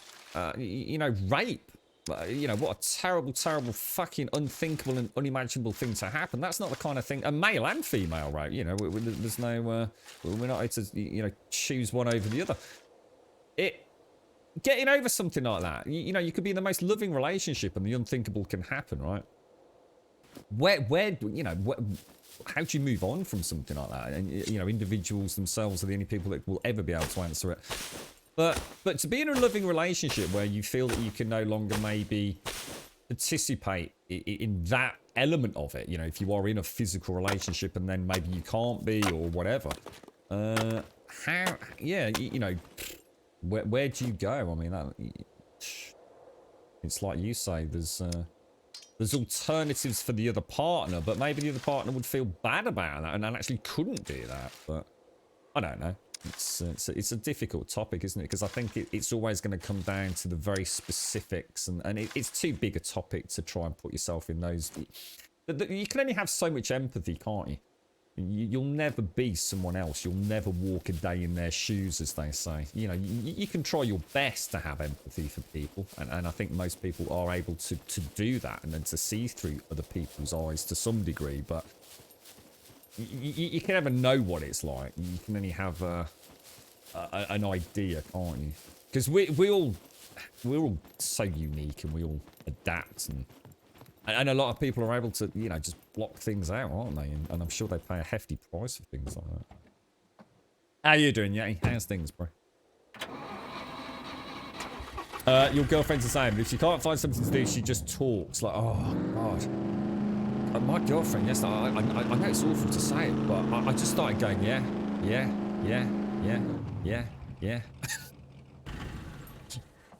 And I was doing it to the point where she's got a cotton on to the fact that I'm not really listening. It was incessant, mate. Look, I'm not being horrible. I'm always honest. The point was that she was saying the same thing over and over and over again. It was just the same thing. She was just saying it in different ways. It was endless. It's like, I get it. I know what happened. I know the story. And you're just repeating the same story, just from 1,001... You're just finding new words to say the same story. It's like watching Lost now. You're just making it up now. It's kind of weird. I sort of do remember, but I can't say what it was about, so... Yeah, it was a weird moment, Dr. Moses. Yeah. You went into full sequester. What does that actually mean? Full sequester. How does that manifest itself in your line of work, dude? What does that mean? What's the personal physical situation for you then? You took another test yesterday and you're waiting for the results. I'm not sure what their plan is now. We're in a really bad way. Oh, Jesus. 2 more people. How many people are left, Des? Because you're saying it's a very small team anyway, aren't you? Do you reckon you go for it then, Serenity? Oh, I'm really sorry to hear that, Des. So how many did you say? 15 positive cases. And that's across all the teams, yeah. Oh, I'm so sorry to hear that, Des. Honestly, I do wish everyone the best, mate. Yeah, that sounds bad, man. That does sound really bad, dude. That's how I work it. The only time she's quiet is when she's sleeping. Even then, she snores so loud. You can hear her rumbling. You see, this is true love, this is. The constant chatter, the snoring, but he still cuddles up to her every night. And that's the meaning of life, that is, Murphy. Do you want to check out how sodium works in the game in its current state? Just ignore it. Yeah, just ignore it, permanently. It's completely broken. It has no impact, really. Just try and drink regularly. Eat a little bit regularly, drink regularly, and eat a vitamin when you can, and you shouldn't have too many problems. The most important, Permarin, really, if I jump out of the car very quickly, most important things to do, from keep your calorie balance up, which I haven't, so I need to go back. Keep your calorie balance up. Keep your water up in the green. And pretty much everything else you can kind of ignore. Multivitamin will keep all this up. But for now, you don't need to overthink it, mate. That will change. And please don't think that by doing that, that's the way to play. You absolutely can keep everything in the green. And I would recommend doing that if you enjoy it. It's just that don't overthink it in the early hours of the game. Eat some meat. The kebabs are great, the skewers. Drink water. Pop a multivitamin. You should be alright, man. Don't worry about the sodium too much. Well, don't worry about anything too much, really. You should be relatively a-okay. Who have we got here? I do apologise. Fade, thank you for the host. Wolf, thank you for the follow. Yeti, thank you for the host. Babasunas, thank you for the follow. And Valiant, Can you believe it's been 34 months already? I was just about to say that. That's madness, bro. That's madness. How are you, Valiant? How's the new year treating you, sir? You embarking on a grand adventure with miniature painting this year, Valiant. Nice to see you, mate. Nice to see you. Thank you for the 34, dude. Thank you. Oh, let me go and get some. Let me go and hack some long sticks down. I need 3, don't I? I just chopped all the bloody bushes down as well. Let's grab my knife. Thanks, Valiant. Thank you very much, dude. Hope you're well, bro. Oh, it's not because she's she's not like that. No, that's not what it is, Shades. She can talk for England, mate. There's a difference between. I know what it is. It's because she's bored. When she's got something to say, she's very specific and she's very articulate, Shades. So you know, it's like at the start of the tale yesterday. It was an interesting story, and I paid attention to it. But then she does what I call the babble mode, where it's like I said, it's just repeating. It's because what happens, Shades? I know it's nothing important because she's on her phone talking to me while she's talking on Facebook or WhatsApp, and it's just because she's bored, mate. It's because she's waiting for whatever she's waiting for. You know, a program to come on TV. She has to have conversation. So as an example, Shades, she is the sort of girl who will go out with her friend who she's not seen, say, for a whole 24 hours. Go and have a meal with them in the afternoon, so on a Saturday afternoon, say for 3 or 4 hours, you know, so something that would take me like 20 minutes with a mate.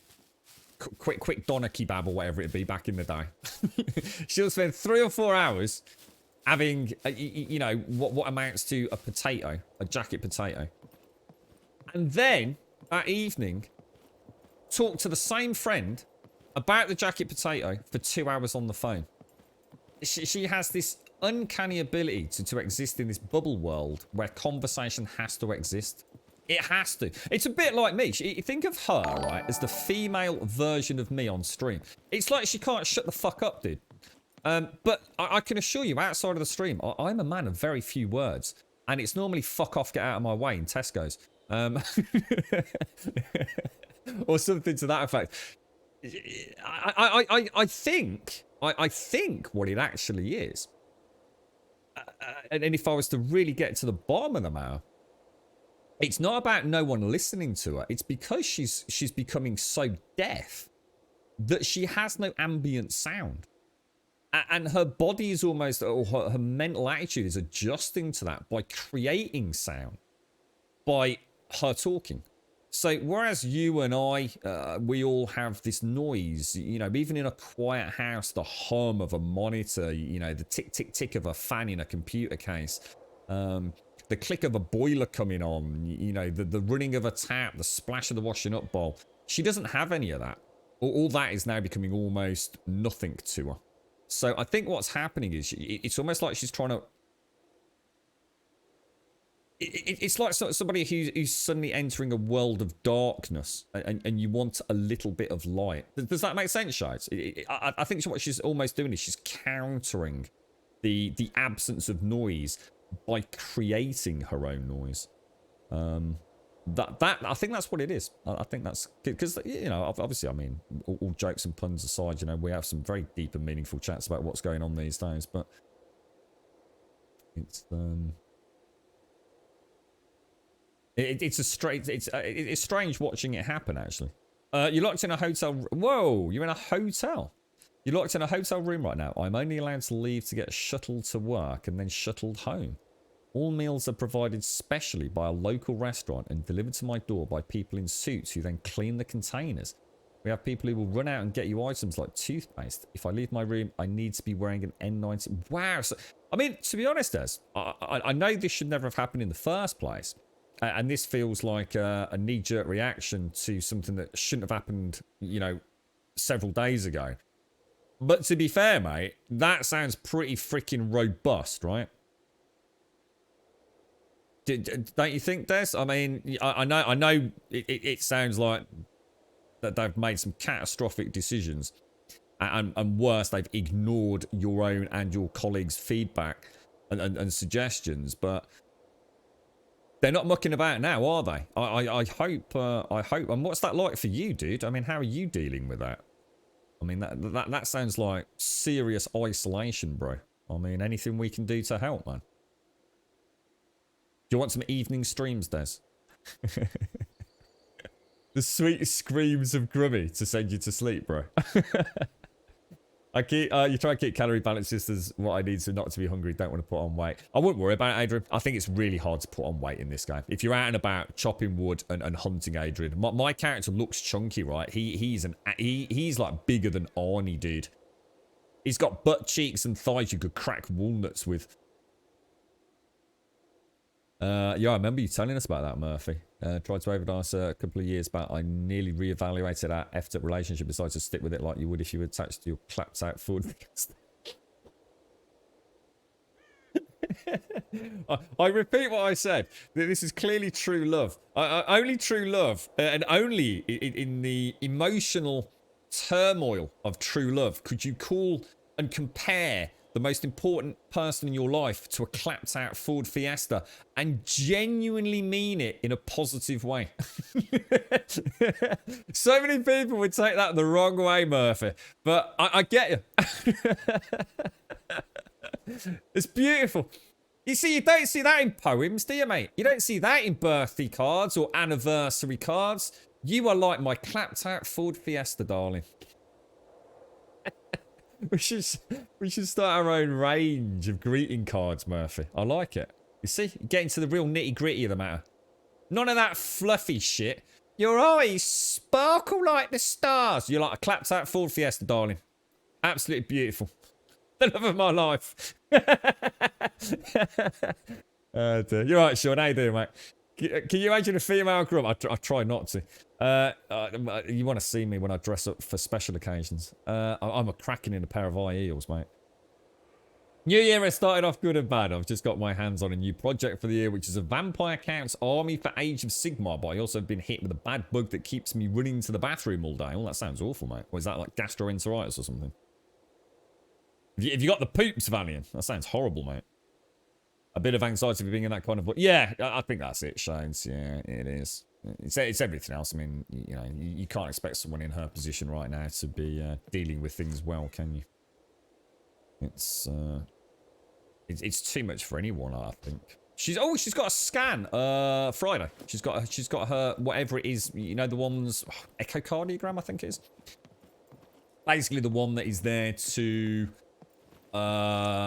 what do we call it? To monitor the aneurysm itself to see if it's growing an accelerated rate or even if it's growing or expanding at all.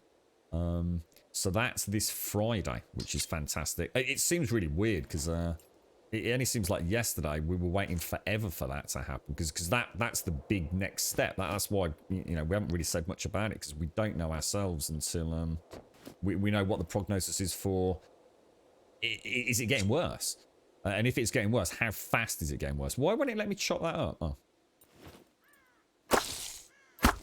You like a cheeseburger? You never want to touch again? Oh, I love cheeseburgers, mate. In fact, I'm having burgers tonight. I'm doing my dad a bacon burger tonight.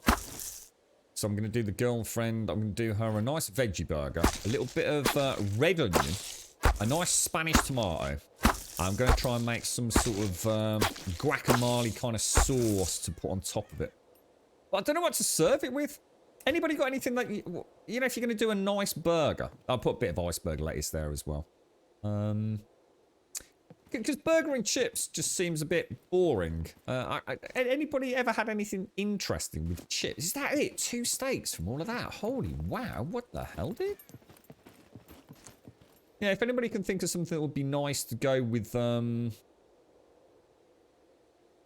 as well chuck it on the floor here. Nice to go with a burger. I mean, I'll do my dad chips. He'll be happy with that, so...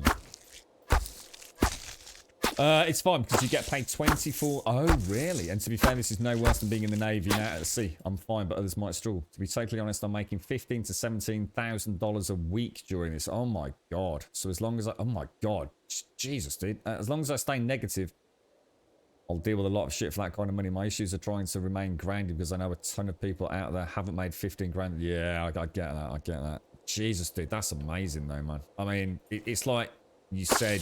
You know, I know a lot has happened and there's been massive mismanagement, but my god, dude. You could almost be set for life at this rate, Des.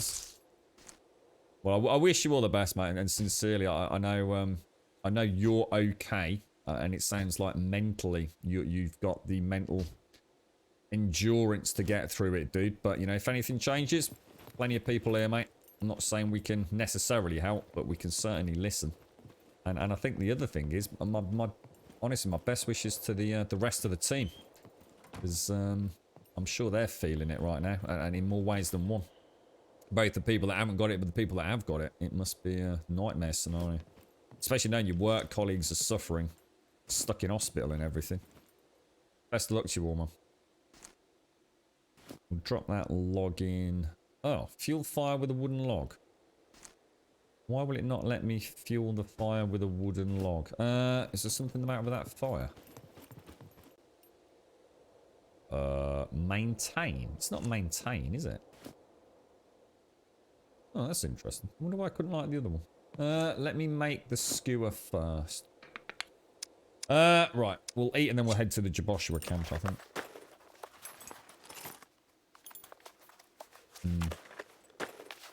Yeah, I would script. Drink for it. Now. I'd be volunteering. Can I come and do your job for you, Des? Show me what buttons to press, mate. I'll take 10% of that. I'll be quite happy. In fact, I'd be very happy. So far, the worst thing to happen to me is that I had to shave clean face for the first time since 2005. What is that? Is that something else that you have to do, Des? Is that part of what you've been told you have to do, or was that just something you've done out of personal choice just to help maintain hygiene, I suppose? There's nothing I got. Some tenor ladies. What's that? Beat it up to be the greatest present ever and the most beautiful thing ever. Her face on. What the hell are tenor ladies? Is that some sort of... I started to worry now. Is that some sort of lady nappy or something? Did she think she was opening some like beautifully romantic engraved, you know, multi-million-pound engagement ring or something, Murphy? Got a pair of lady pants.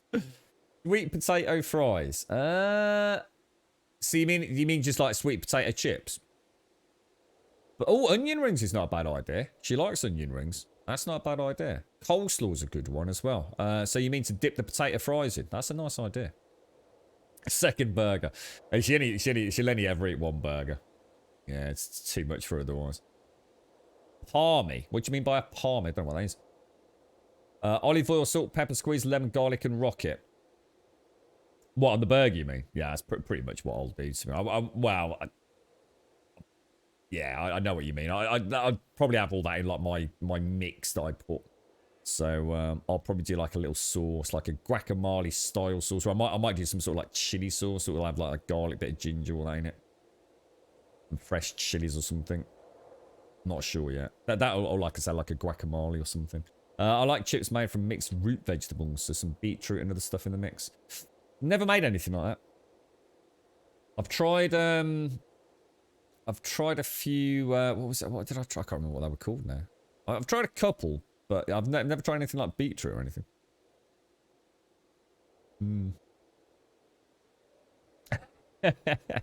Missy been your support mechanism, actually. Nice one, Missy. Hands up. Top banana. Raise the power, the fists that be. Hoorah, Missy. Curry and chips can be good, or chili.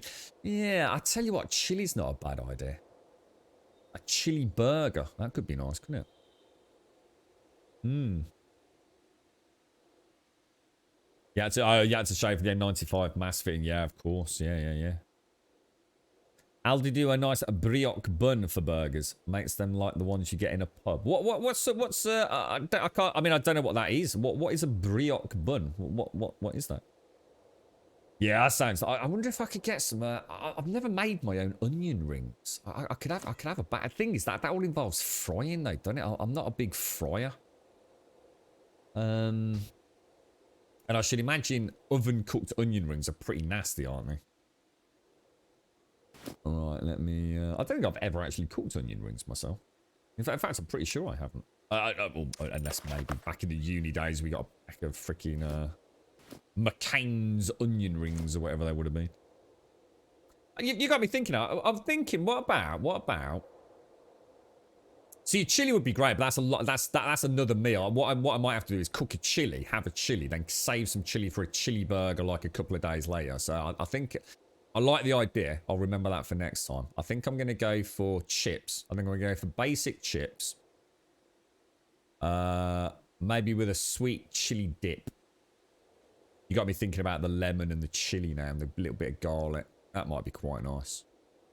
With a sort of chili tomato paste. So it's like a spicy tomato ketchup, but you know, not all horrible. But using like proper pureed tomato or something. Yeah, that sounds quite nice actually. Yeah, I can go for that. Maybe a few crisps. A few crisps. That could be quite nice, couldn't it? I shall let you know. I shall think on that. There are some good suggestions there. Right, let me come in here. Let me turn you around. Let's pop you on there. Are you burning, my friend? You are not. Are you cooking? Warm and raw. Do you think that will cook at warm?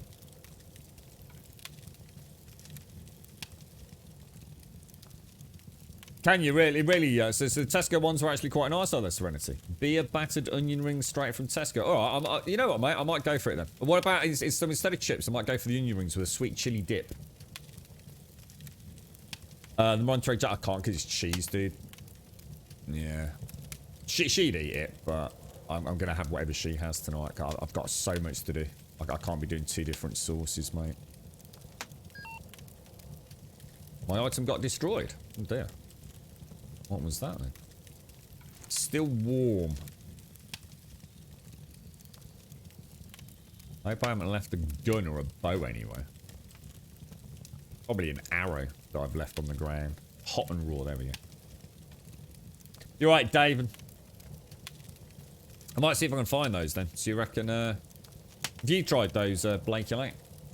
The beer battered onion rings. They do sound really nice. Just say that sounds like really yummy. Beer battered onion rings. So brioche is actually kind of sweet, light French dough. Fry the brioche buns in a bit of the burger fat before you serve. Oh, that sounds gorgeous, mate. Oh, that does sound really nice. Except hers won't be fat. I can do that with my dad's. I won't be able to do that with hers because she has a veggie burger, mate.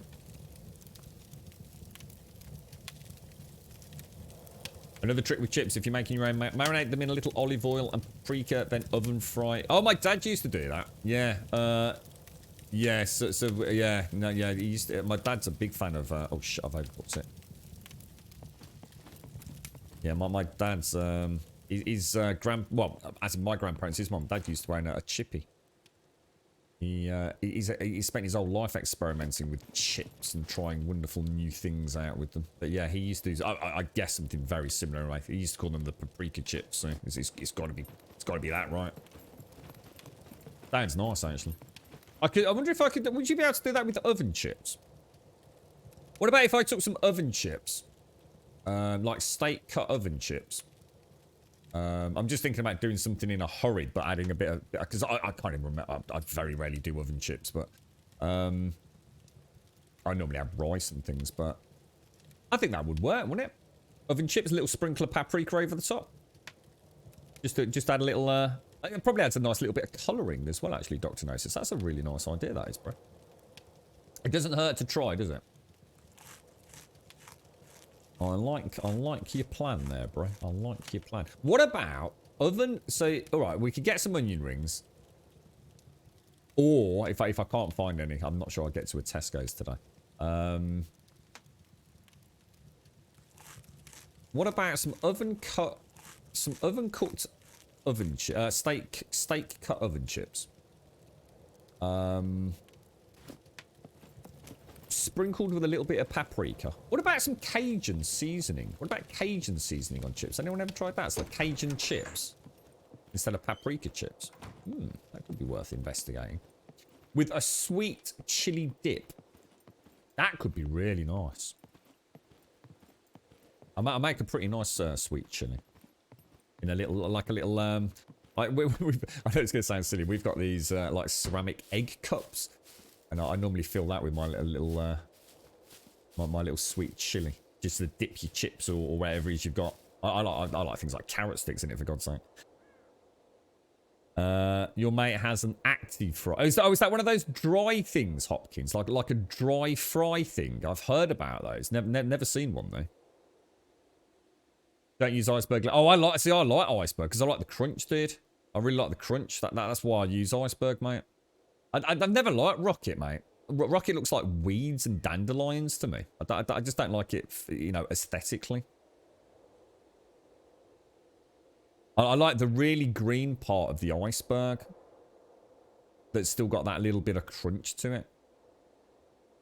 Yeah, I don't think adding bacon seasoning to a vegetarian's chips is probably going to go down too well. But yeah, I'm sure it's nice already.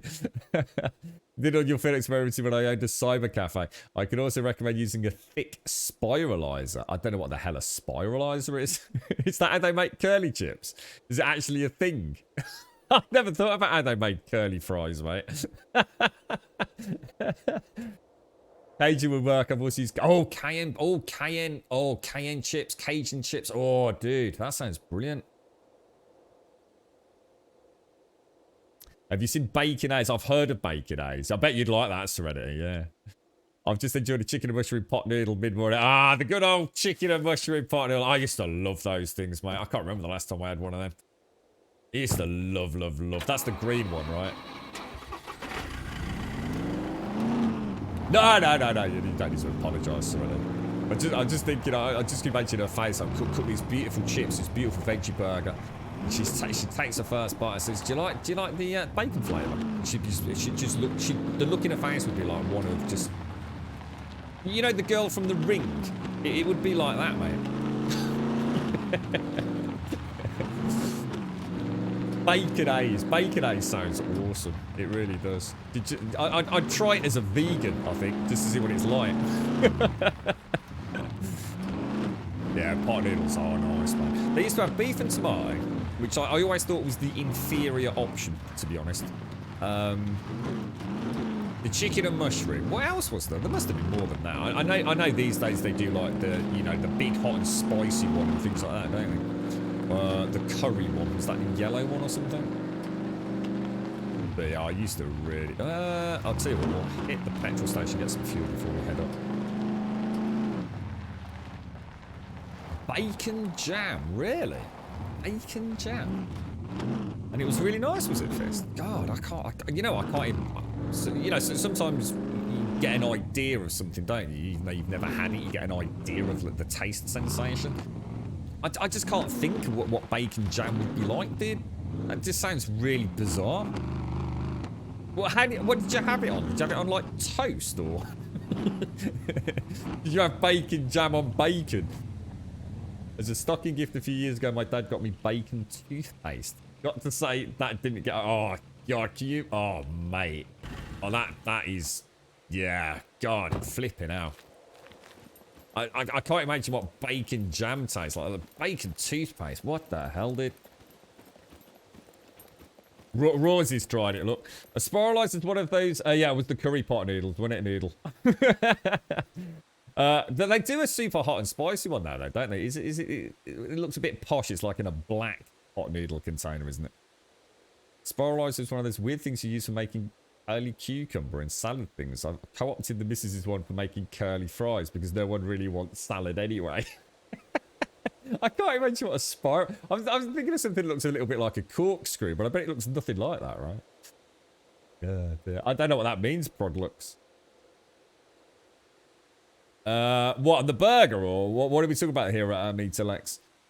So it's bacon with caramelized onion grub, more like a chutney. Ah, I see that. So that makes more sense. I'm thinking like strawberry jam, but bacon flavored instead of strawberry flavored. I was going to say that makes a bit more sense, yeah. And on pancakes, like bacon pancakes. Nice.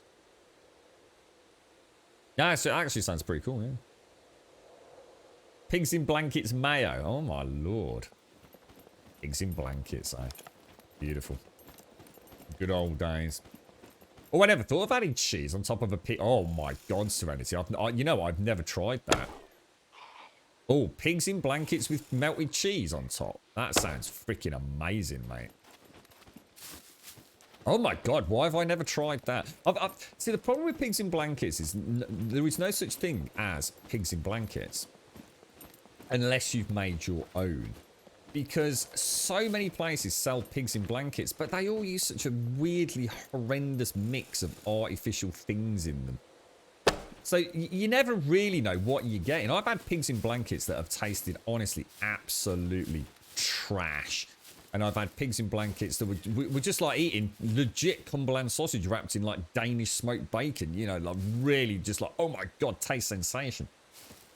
But the thought of actually adding cheese to that, why the hell? I don't feel like I've lived.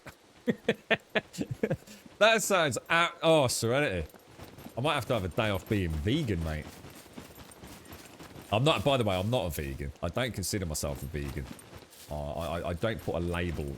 I eat what I want. I've chosen to go whole plant food for another year, so don't get too panicked. I've probably eaten more meat than most of you in your entire life. I used to live on. I used to eat over anywhere between 4,000 and 6,000 calories a day, and that was healthy calories, and that was primarily from chicken. There were not a lot of days where I wouldn't eat probably more than a whole chicken. And that was primarily with broccoli. It was not a cheap way to live. And the amount of tuna I've eaten over my life, I should imagine my mercury levels are God mode. It's beautiful. The Leonardo da Vinci. I can't believe I've never had pigs in blankets with melted cheese on. What the hell, dude? It's so obvious now I've heard it.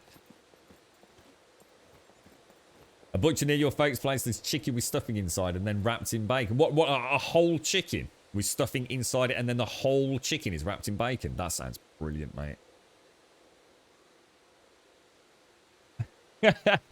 Anyone feeling peckish this morning? You're right, Mr. T. How you doing, mate? How's things? With a spiralizer, I put a sweet potato and a red onion through, then cook it as a hash in a pan. You have it with a poached egg and sriracha. Oh, that sounds really nice, mate. Sriracha sauce. Oh, that does sound nice. Actually, I need to buy some more sriracha sauce on that. You kind of need to eat healthy. Yeah, I've always eaten healthy, depending on what you deem to be healthy. A lot of people would say eating a whole chicken a day with half a kilo of fucking broccoli is probably not healthy. But, yeah, I've always balanced my diet. Probably a little bit too much, to be honest. Oh, it's just a whole... Oh, right. So what? Do they, like, skewer it and, like, put the stuffing inside that way, do they, Mr. T? I kind of like the idea of a whole chicken on a rotisserie with like, all the bacon crisping up on the outside. Not too crispy. Not too crispy. So it's chicken, streaky bacon, parmesan cheese, and truffle oil. Spring onions. I'm not sure what bangani is. That sounds really nice. That sounds really nice, Trum. You just put it into a potato dauphinoise. Nice. Nice. I love dauphinoise, mate. Gorgeous. Yeah. So it's a heavy cream based though, right, dauphinoise? Uber Eats. Let us know what you get, Serenity. Oh, dear me. I know the McDonald's. Well, I say the McDonald's near here. It's nowhere near here. It is bloody miles away.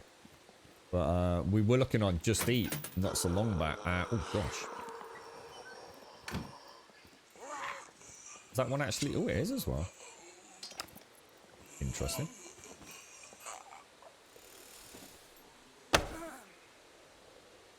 You cheeky little devil. Yeah, yeah, the McDonald's that is many moons away, they actually do deliver here now through Just Eat, believe it or not. I dread to think what it had arrived like. I really do. It can't. I mean, I don't know. I don't know. I mean, if you all right, here's actually this is a really good question. I've never asked about this. So if I understand Uber Eats I can probably get my head around, and that delivery and all that kind of stuff. If you order from McDonald's via Just Eat, who the hell delivers it? Actually, that's a really good question. Who the hell delivers McDonald's via Just Eat? If you don't know what Just Eat is, it's basically just a single website in the UK that skims a load of money off for the ease of ordering food from like your local Chinese restaurant or in this case McDonald's. But if I order from my local Chinese, it's normally via Just Eat, the local Chinese delivery person delivers it. If I order from a curry house, it's well, actually from our curry house, it's normally the manager himself that delivers it because we get on very well. So who the hell would deliver from McDonald's?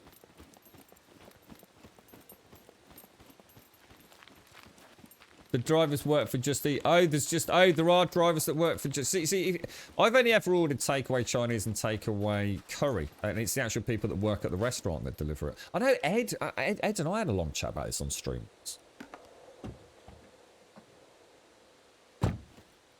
McDelivery. McDelivery. What is that a thing? You're on about 2750 to 3250 calories a day without working out. How come, fam? That's a lot of calories without working out. What is that due to a condition of some sort? Or? The closest McDonald's to you is 9 miles away and only fast food for another 20 plus. Bloody hell. Oh, your corpses absolutely disappear. Corpses disappear very, very quickly, dude. Compared to the gear. The gear on your body tends to hang around a bit, stop, man. Just saw a Just Eat guy rock up at your local Macca's the other day. Just a guy in a car with a Just Eat insulated bag. Ah, right. I've got it. So basically, there are some people out there that just work for Just Eat. They are just Eat operatives. Oh, right. Okay. Makes sense. Totally makes sense. Wonder how that works in terms of pay. Do they get paid a flat rate, or do they also get paid, like you know, is most of the, you know, like we were talking the other day, weren't we, about American? It's very different in the UK. American serving staff, they get like a very, very basic wage, don't they? They're almost entirely reliant on what we call tips in the UK, whereas that tends to be included in the bill here in the UK. But most people also tip on top. I know I always have them. You get like, do we not have like a service charge here in the UK? But something like that, which is included in the bill. I think most people sort of put a percentage on what they pay as an actual cash tip that goes with the credit card on the plate, if you like. That. Where are we going, by the way? We're heading. Do I have to go back? We're actually going up there, aren't we? So if I head back north, through that town. I always think of that as taking me to the city. They pay you based, they pay you weekly based on deliveries done. So you only get paid if you meet a quota then. Eagle Crane, thank you very much for the 20-month resub, mate. How are you doing, bro? Happy New Year, Eagle Crane. And thank you very, very much for the 20, man. That's awesome, dude. That's awesome. To operate as a courier on the Just Eat network, you'll need to be over 18, the right to work in the UK, a bike, car, or motorised scooter. Nice. If you have a motorised scooter, make sure you have a valid driving licence, vehicle insurance, vehicle registration, a background check, a smartphone, data plan, and a phone charger. And that's it. That's it. So you just become self-employed. They pay you weekly based on deliveries done. Like saying there's a Dunkin's, a great pizza joint, country style. Oh, that sounds nice. Oh, right. Oh, so you're talking about general, just physical activity as opposed to working out, which I guess maybe you're inferring is like gym work or something, Fade.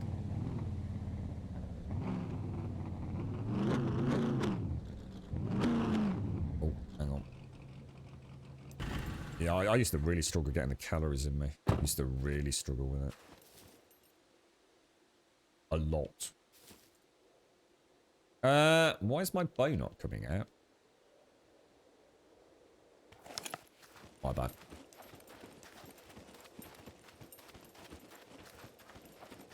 Oh, they're not allowed to take cash tips because of COVID, really? Oh, wow. Well, they actually refused to take it.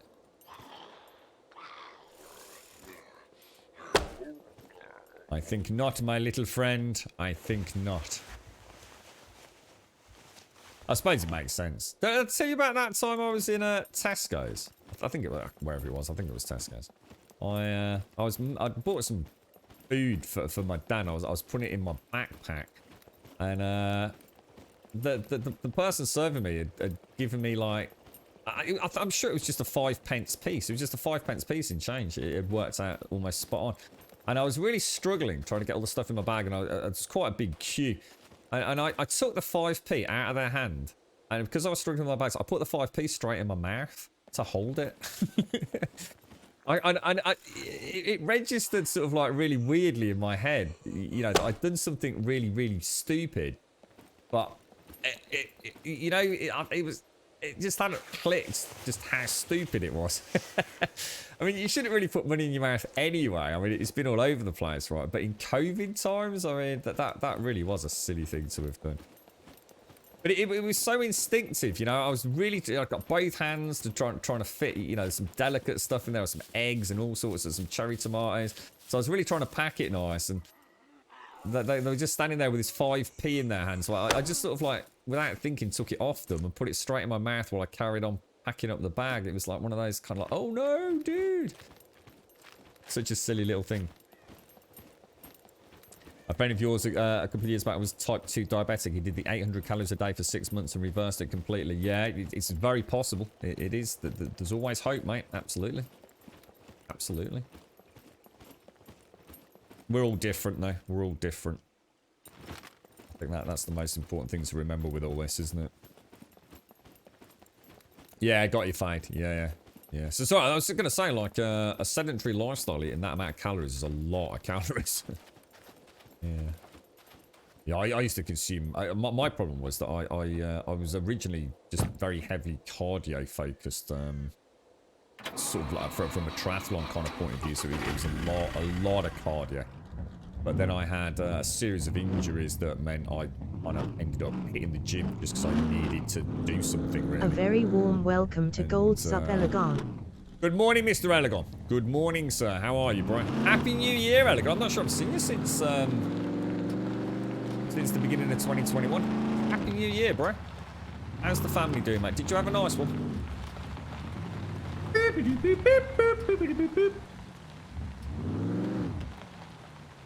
Kratauk, thank you for continuing at the gifted sub you received from Mr. Paloa. I didn't know Paloa. I gifted you a sub, Kratauk. How you doing, Kratauk? Nice to see you as well, mate. How's things? I hope you're having a nice beginning to the year, Mr. Kratauk. Thank you very much, bro. A very warm welcome to Gold Sub Kreto. Thank you very much, Mr. Kratauk.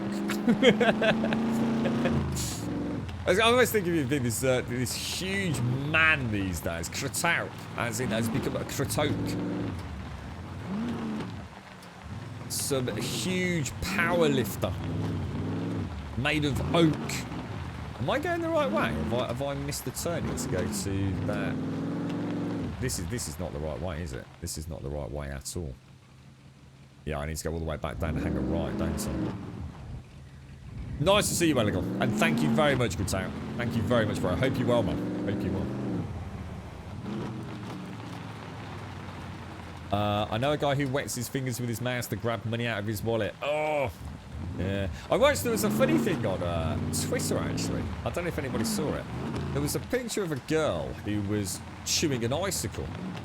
And there was then another lady who was saying, like, please don't do this. You know, the icicles on the roof of your house are formed from, obviously, the water dripping down and freezing. But your roof is also covered in bird poop and all sorts of gross and disgusting bacteria and moss and algae and things.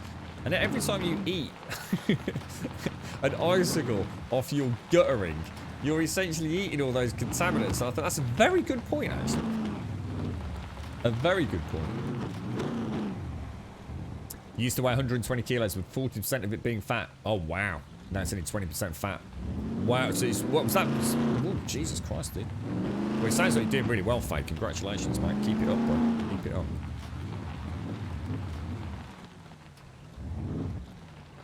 The closest thing you get to exercise I get is when you in for the ice cream, but don't see a lot of them these days, do you, mate? I wonder if we'll all be back to semi-normal come the summer and we'll actually start seeing things like that, ice cream vans and the kids all back at school, or do you think it's going to take a lot longer? I was happy yesterday to find a top location for the Grumbodian rave party. You told Pollard that they already had the Grumbodian gangbang in that.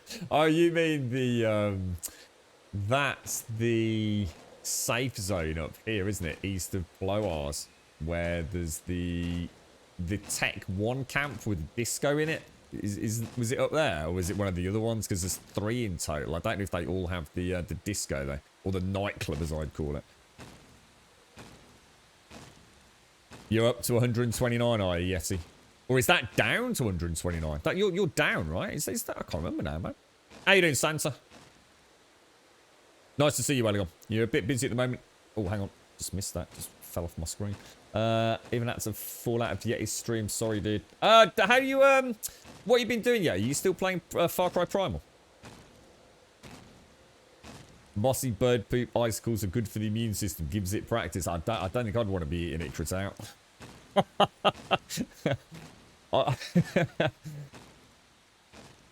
You used to eat those all the time as a kid. I think we all did, didn't we? But yeah, I suppose I always thought if it's been pure water. But actually, when you think about where it's coming, I suppose it depends on where the icicle is, right?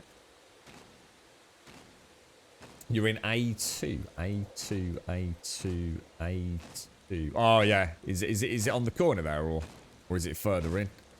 Because there is a safe spot in A2, B2, B3, and A3. It's right on the corner.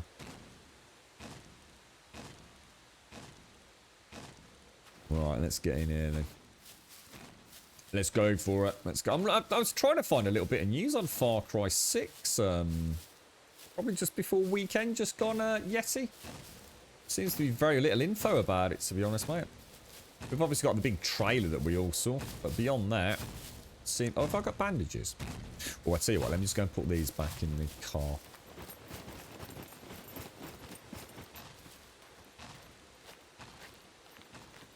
You not got any stuff at home, Fade, or it's hard, isn't it, when you can't get there? I know one of ours got refurbished a few years back, so it caused chaos with people that were used to their set equipment, that they were not happy.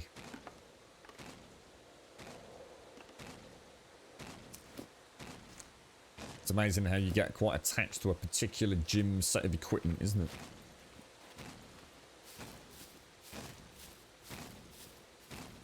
Directly outside this camp, you found a camo collar quad bike. Yeah, I mean, I only found this base because Smirnol took me up through to this village here to get my camo quad bike.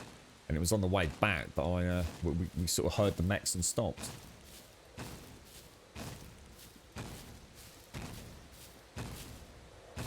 You also decided to really start your arcade machine with your friend. We'll start building the prototype soon. Is this similar to the one that you built at your workplace, Elegon?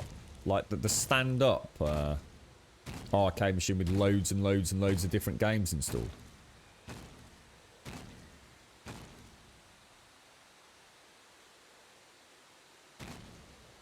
Well, I don't know what... I know about the stand-up ones. And I know about the ones that used to sit in the pubs, if you like, sort of as a table. I'm not sure what bar top cocktail refers to, but... Yeah, it's the machines that are... yeah, I know what you mean, Fade. Yeah, free weights are great, but... Your friend wants a trackball included, so I have to see what... Oh, so are you talking... So this... Yeah, I'm not sure... you're not talking about like a PC, you're talking about something like play the old gauntlets and things like that, Elegon. Pac-Man and all that. Space Invaders. You can get them from EE if you haven't got... What, really?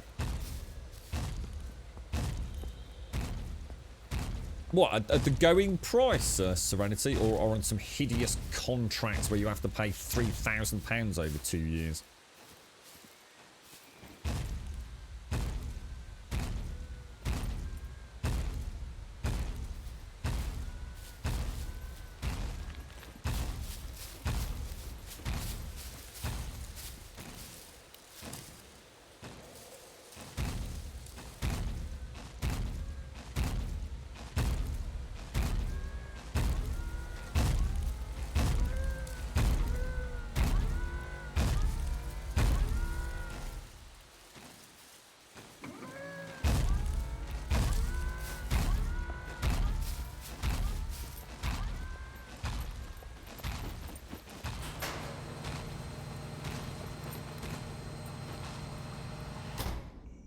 He's seen me. Has he seen me? He has seen me. I think not, sir. Oh shit, I didn't close the door. I swear I closed that door. I swear I closed that door. Did I click it before it was, because that was almost perfect. Did he see me or? I don't think so. God damn it. God damn it. You're right, Husker. Well, technically this is the third time I've been in here. But my character, this character has actually never been in here because of the rollbacks.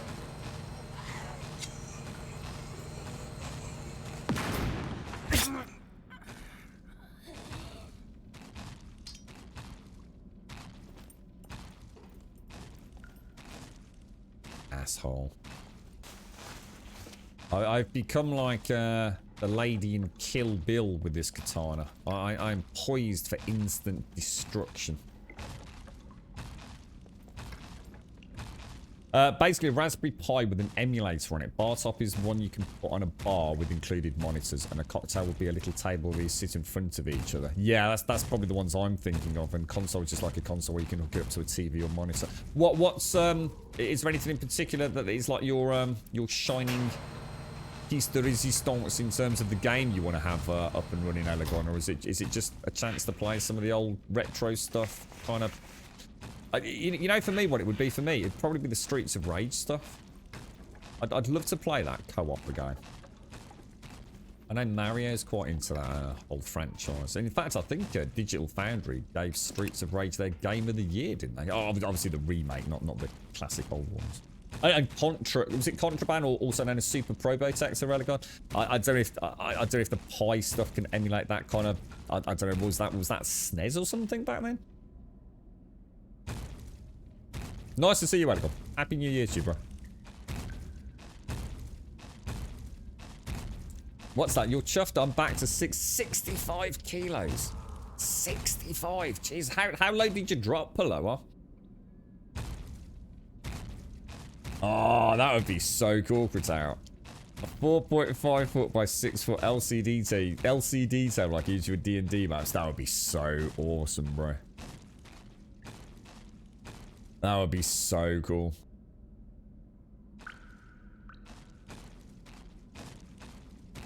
Yeah, I really like Gauntlet. Yeah, Gauntlet was a big favourite of ours. I used to play it on I can't remember what I even played it on, to be honest. I know we had we managed to pick up a load of, what were they called? My dad had an Atari that was in mint condition. And as far as I know, I've still got that boxed up perfectly. Although I have to confess, I'm sure I would never have thrown it away, so I must still have it. I'm not sure where it is in the attic somewhere. But I also managed to pick up a completely mint condition Atari Lynx. And that, you could connect Atari Lynxes to other Atari Lynxes using a cable. And play it co-op. Because they remade Gauntlet, didn't they? I'm sure Gauntlet is available on Steam. I'm not sure that kind of old school translates well. You know, back then, Gauntlet was quite the masterpiece. You know, the whole genre's moved on a long way these days, hasn't it?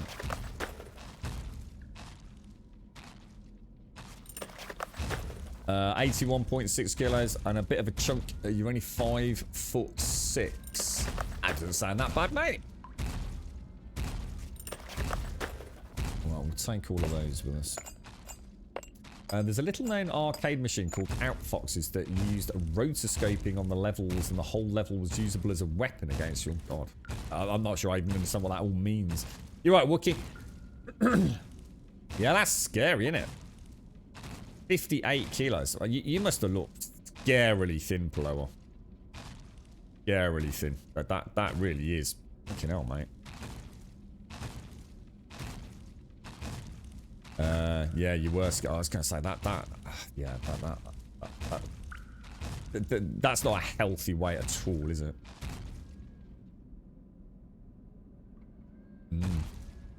Ghosts and Goblins. I don't remember that one myself, but I know I've seen footage of Ghosts and Goblins. Oh my God, I've just buffed it. Oh, Jesus, that was terrible. First lot pick of the day, guy. Oh, no, it's not. No, it's not. Oh, I got a key card. I got a key card. And I'm in a bunker. Okay. That.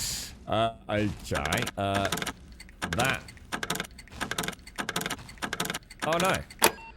God almighty, I'm all excited. Look, it's jumping up and down in happiness. Now, that is interesting. Now, I still don't know this bunker well enough, so I'm going to really properly search it this time. So, hopefully no resets today.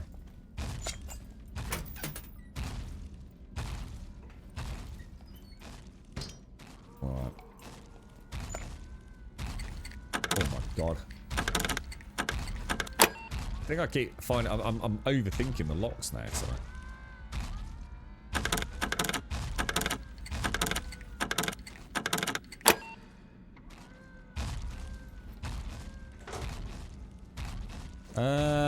Probably don't need that. I will, however, take that, and that. I have nothing in it now.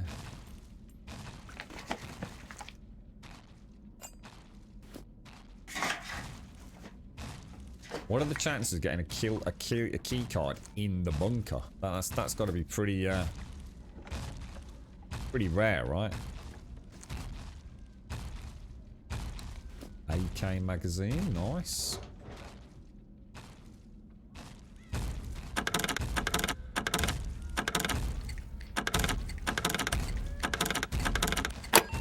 Jesus, that was a tricky one.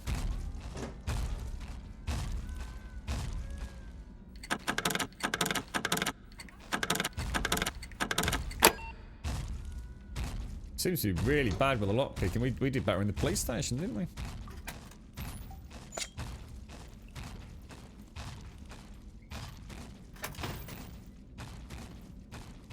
Looking like mighty fine loot, though. How many lockpicks we got left? I've got 4 locks to pick here.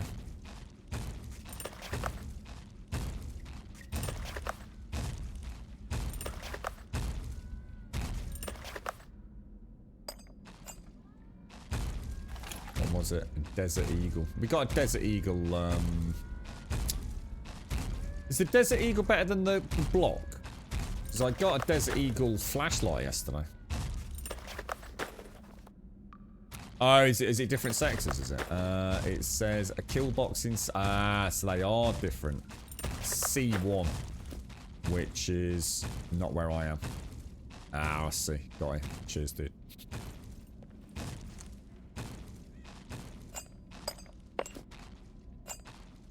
See, they... I've not been to the C1 compound. Is that easy to get into, or...?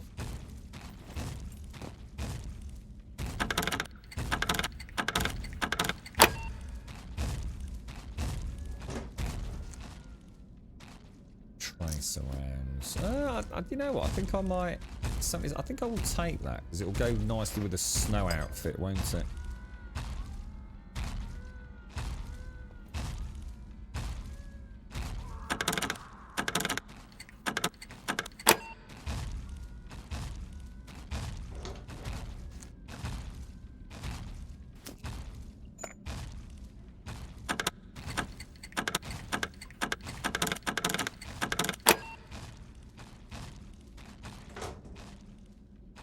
Okay, alright.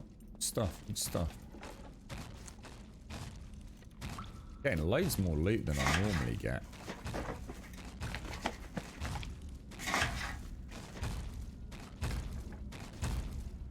Is there any way to just put away something that's in your hand?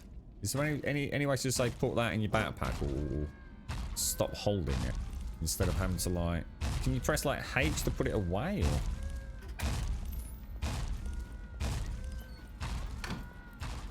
I'll have a piddle in the corner. There we go.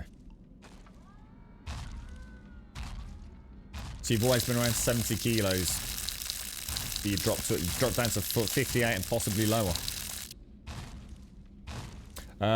Let's see what we've got then, Fist. We've got a... How do I know what sort of caliber that is? That's a .50.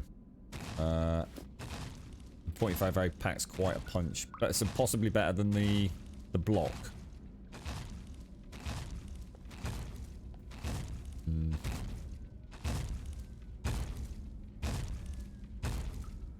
Yeah, well, that's what I mean. I wouldn't want to... some things you just use like once or twice, like a loaf of bread or a screwdriver, Fist. I mean, I know how to get rid of things that are hotkeyed, but for something that isn't hotkeyed, is there any way just to press... Can you not just press H to get rid of it? It just seems like... Yeah, you know, if I have a glass of Coke, it goes in my hand, and then I have to remove it, you know, or... What I can do is switch to something else. So if I have the lockpick in my hand... like that. I mean, I know I can switch to the sword and then put the sword away. It just seems like quite convoluted though.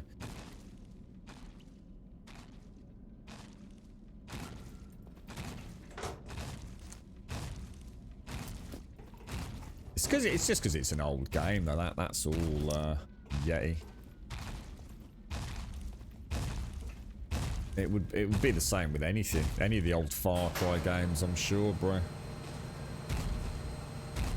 Well, I'm deliberately wearing gloves on this Serenity. I'm normally I do them in 2 to 3 seconds, which is kind of where I want that sweet spot to be. But I do deliberately keep my gloves on, which does increase the difficulty to just a fraction. I think they are open-fingered, so it's not hugely more difficult. But just so hopefully, if I ever really need to pick a lock quick, I'll whip my gloves off and do it, and hopefully find it easier.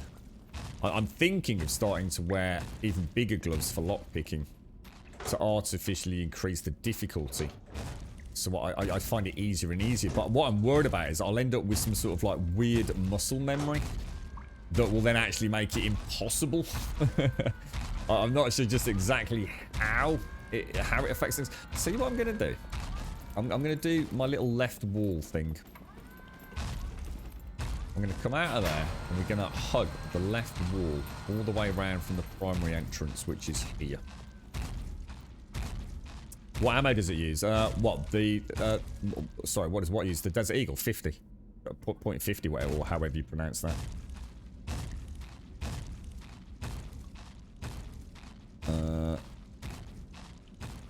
Your chance of finding rare loot certainly seems to go up. I found the B2 bunker yesterday, got it, legged it You heard tons of puppets. I freaked out going back today to kick ass. Might take the wife to talk them to death. Have her in the Ford Cortina ready to get you out of there, Murphy. She give me the getaway driver, mate. I know, yeah, we just looked it up. Fade, yeah, we just looked it up a minute ago. So it seems to be some sort of weird time loop in chat right now.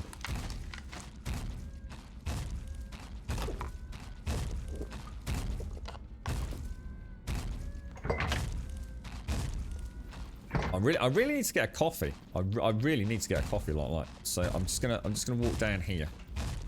All like epic cinematic.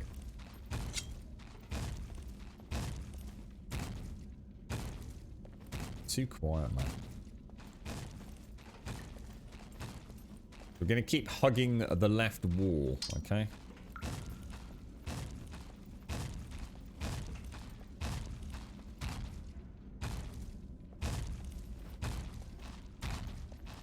Looting as we go. Gotta be careful because we will get a respawn on the way out here, so...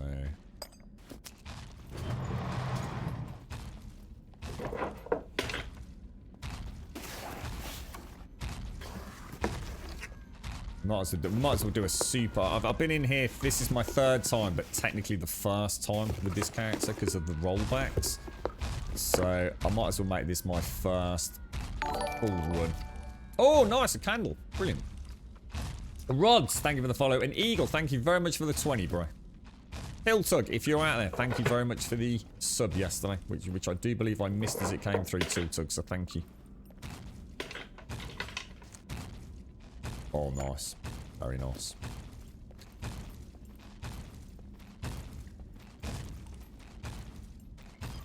So, we're still hugging the left wall, yeah?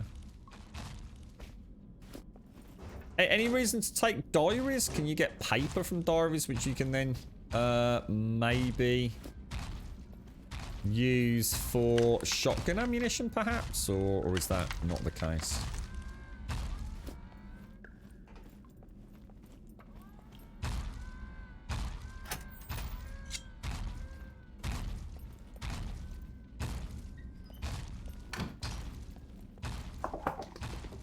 It's kind of nice coming in here being super thorough.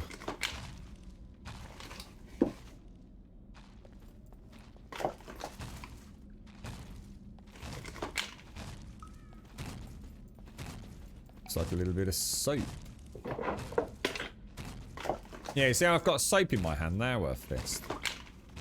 So it'd be really nice if I could just like press H perhaps. Does H do anything? No.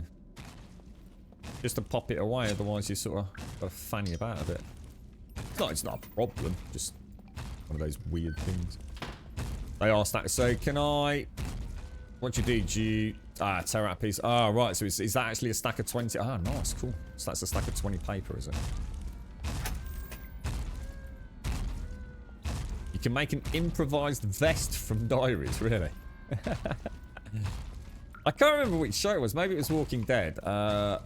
It was one of those zombie-esque programs, and I always thought the old magazine rolled up on the forearms with duct tape around it was a really, really, really, really clever bit of armor to defend against. Because, you know, when you think about it, paper in that format, it's pretty seriously strong. And not a lot is going to penetrate, you know, a big rolled up bit of paper, is it? You know, even a knife stabbing into, you know, a relatively basic book, it's not going to go that far into it, is it? It's certainly going to stop a zombie's teeth. I thought it was very clever when I saw that. Oh, you might as well make a lock. Which I do need to remember to pick up, of course. What's up, Missy? What's up, mate? Rolled up paper is practically ablative armor. What's ablative armor? I'm not sure I know what that means, Dr. Gnosis. Oh, is that the KFC console? Yeah. Why did that go so viral? It's like one of those really weird things, the so-called KFC console. Why? Normally that would just be dismissed as what the fuck. bladed armor is armor that is ablated. You see, this is why we keep you around, Elegon. I don't know what we'd do without you, honestly, on a day-to-day basis, mate. It's like having your own little sort of Wikipedia, like instantly on tap. It's a genius. It really is. It's I just don't know how we'd cope without your input. I really don't.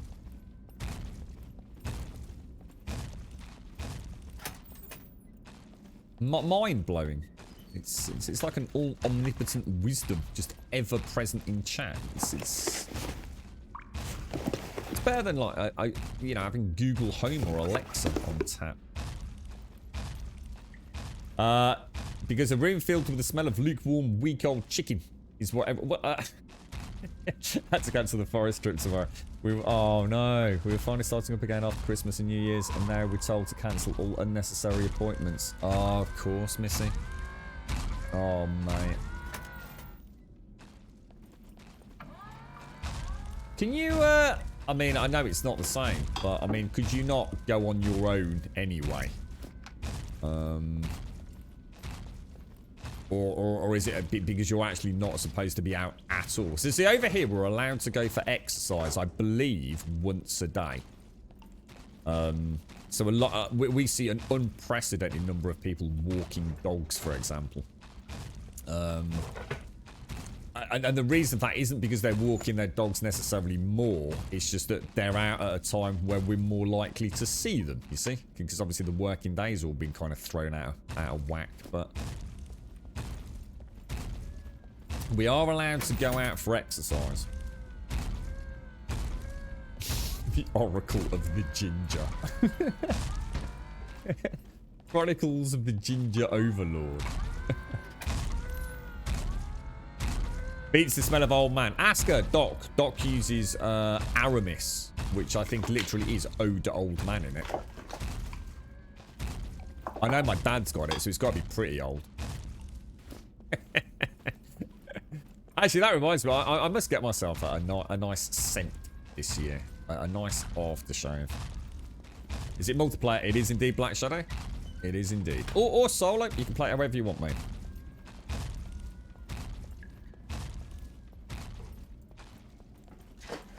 Yeah, it makes you wonder if it's a little bit open to interpretation, right, Des? It might be unnecessary for you. And wasn't there something kicked off with the Scottish lassie? Prime Minister, somebody? And Trump? Did she tell him not to fly into Scotland to play golf or something? Something happened, didn't it? That is not essential.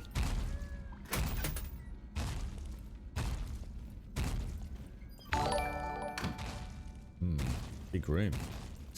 Black Shadow, thank you for the follow, my friend. Thank you, thank you, thank you.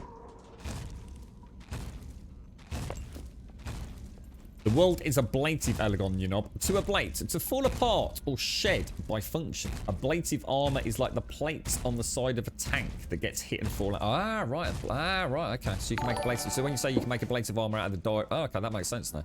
Thanks, Des. Thanks, Elegon. Could you actually... Did anyone hear my eyeballs roll in my head when I said that? I hope you did, because I really put effort into the eyeball roll there. Like, really put effort into it. In fact, I think I've hurt my my eye muscles. The roll was that intense. Chief Nickman, thank you very much for the follow, my friend. Thank you, thank you. Yeah, I might have to blink a few times. Oh, jeez. Got a headache now. Okay. Gizo, come up to Scotland. Would not think we're in lockdown now. Everyone carrying on as normal. What, really? Is it bad in Scotland, is it? What, are they all just being dickheads up there? I mean, it is Scotland, to be fair. I mean... I'm not sure what we were expecting, but you know what I mean?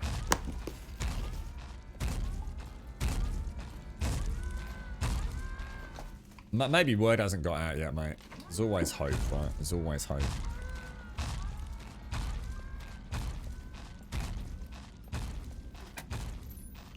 Ooh.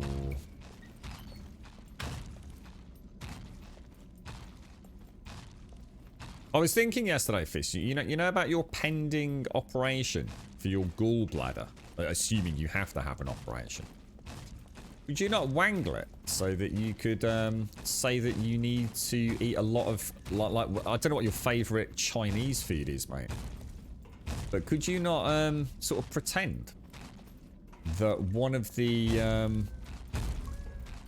recommendations of your GP post-surgery is to eat, like, for example, a lot of Singapore fried rice due to its high carb spiciness and things like that, and then your beloved would just have to allow you to eat Chinese, mate, on possibly even a daily basis, mate. You know, I'm sure we could blag it, you know, whatever it is, you know, if you like Chinese spare ribs, you know, it could be you know, the mix of pork with 5 spice is extremely integral to the gallbladder surgery recovery process.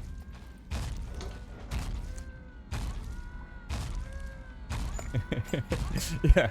Or what you could do is you can say to her, right, that you need surgery. It's life-threatening. You need surgery, but you haven't got the money.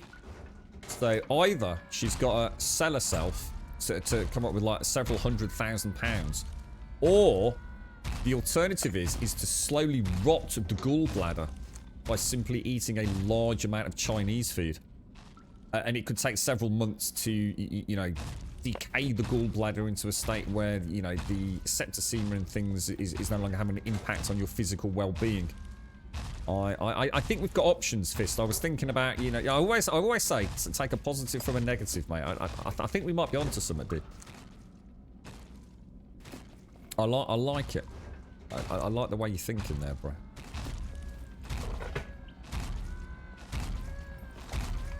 Prawn crackers, you see. Prawn crackers acts as like a sort of deep arterial healing biscuit. Alright, I might be pushing that a little bit, but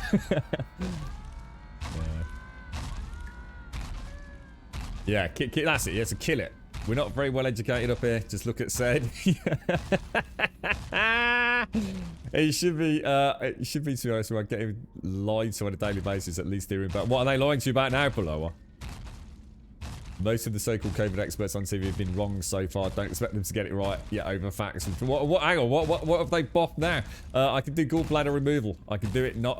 Do it with mice. Well, it's just gonna like put live mice into your bowels and let them eat your gallbladder from the inside out. Fucking hell, dude. That used to be a medieval torture with rats and a metal bucket, didn't it? Problem is, she's most likely to read the medical notes, Grim, and she works in the same hospital. She can't do that. She'd get the sack for doing that, mate. Yeah. She'd get in a lot of trouble for doing that, bro. I don't believe for 1 minute anyone in that profession would ever do that, mate. I think you're safe, bro. That'll just give you GP. You know, like a little 50 quid on the side, mate, you know? Inside it to the System 1 notes. Oh, hang on a minute. Why is there a bunker door here? What the hell?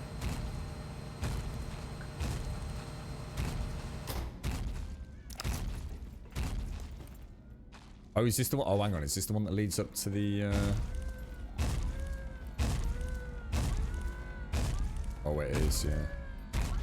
I'm not going to get a double whammy on him, am I? Oh, you asshole.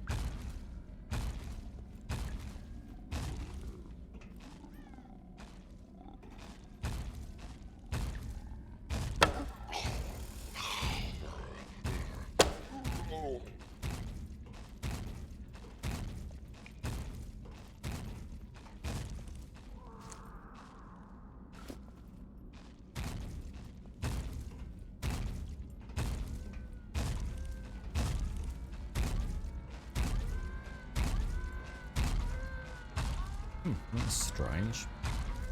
That is strange. Expecting a little bit more resistance in there, to be honest. It seems to have gone okay.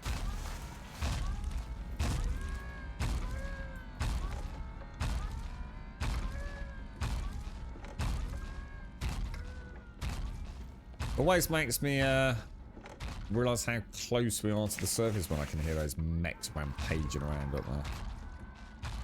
Wonder what their long-term plans are. I wonder if they actually have a team that specifically is working on the PvE explorative content. I mean, these are fairly, you know, without being horrible, they're fairly simplistic areas that just happen to look very good. So it would be fairly easy to daisy chain large numbers of expanded underground bases like this together, wouldn't it? To make them, you know, as big and as vast as they... How come I can't make a lockpick out of that? Bobby pin. Why can I not make a lockpick, guys? What's going on there? Do I need something to... Oh, well, I've been able to make lockpicks from the ground before, haven't I? Maybe I haven't. Maybe it has to be in the backpack. Or was it in a container? Oh, it might have been because it was in a container. Not on the floor. Yeah. Pixie! How are you doing, Pixie? How's things, mate? How are you feeling? How's it all treating you so far, Pixie? You had a good start? I take it Island's in the same lockdown. You're right, Vam. Morning, sir. How are you?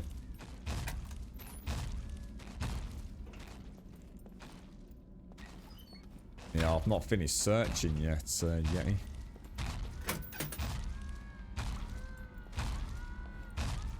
I don't think I'd want to try going out of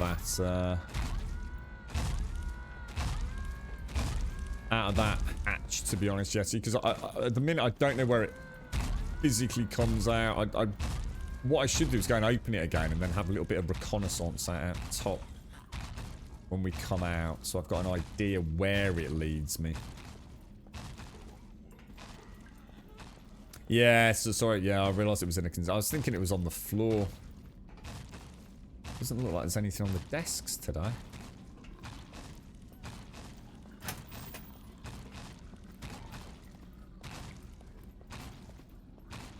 Man, this place is loads bigger than you realise, isn't it?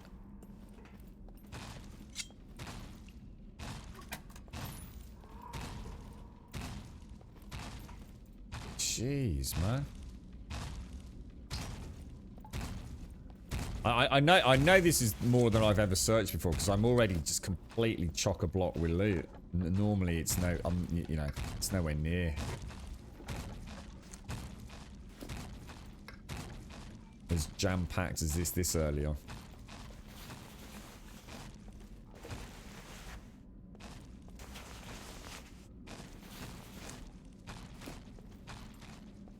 Madness, mate.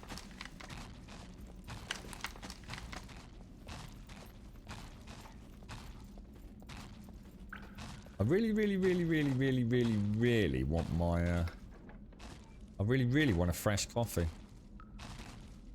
I'm gonna have to start, dropping some stuff, aren't I? Oh, so that'd be nice to take that from my snowy gear. So that's the kill box in there, isn't it? Yeah, in the middle of that, like, triangular path, as I used to call it, Fist. I seem to remember you mentioning that. Feels great. We've been in lockdown since the 26th of December, but the schools came out yesterday. They're out till the end of January. Is that what they've said over there? Over here, they've said... I think they've said here it's the half-term February holiday they'll return. Which I think puts it around the, I don't know, something like the 21st of February. But I don't for 1 minute believe that. I think it will absolutely, in England, be back end of March going into April. Wherever the Easter kind of weekend stuff all falls, I think. The Easter holidays. I think they've made this decision. And then from their point of view, that extra month on top is going to make all the difference with getting the vaccine out. It seems to be the buzz within the NHS community that it's pretty much signed, sealed and delivered. They're just not, you know, going out of their way to scream it from the rooftops, if you like. The girlfriend's actually doing a shift this afternoon. It's Wednesday, isn't it? She doesn't normally work extended on a Wednesday. She has some other stuff that she does voluntary work, but she's actually working today to help distribute the vaccine.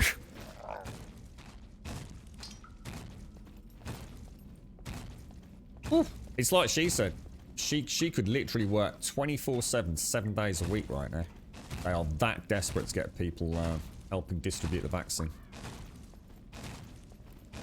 It's like all hands on deck right now.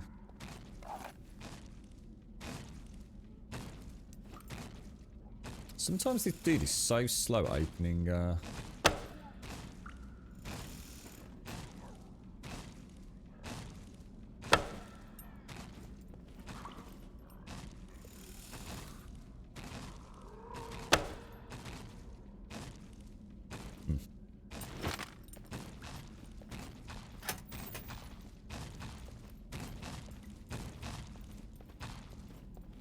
You alright in yourself though, Pixie, yeah? All good. How's Revan, everyone?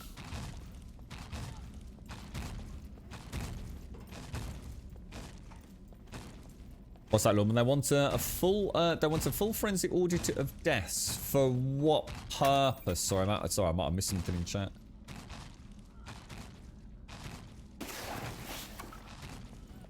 What are they, is there some hullabaloo going on or something? I'm going to eat this until we're a little bit full. March for schools. It's got to be, dude. Yeah, to be honest, I don't think it's even a proposal. I think the decision behind closed doors has very much already been made. Unless something radically changes, you know, that's why they won't announce it, because they never know what else could happen. So there's no point putting the cart before the horse, is there? But yeah. With the current plans for rollout and the support they've got for distribution and storage, obviously, of the vaccine, I think all signs are leading towards that March-April period, aren't they? Yeah, I get it, Pixie. It's quite scary, isn't it, mate? It's watching those figures rising on a daily basis.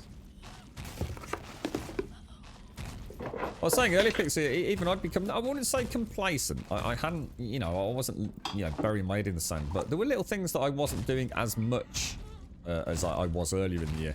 I was saying, like, I had a little pot of gel out on my doorstep.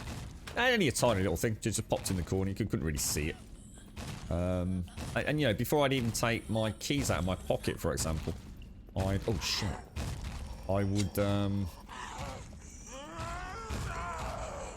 just clear my hands even before I touch the door and my keys, you know, and I just kind of stopped doing that.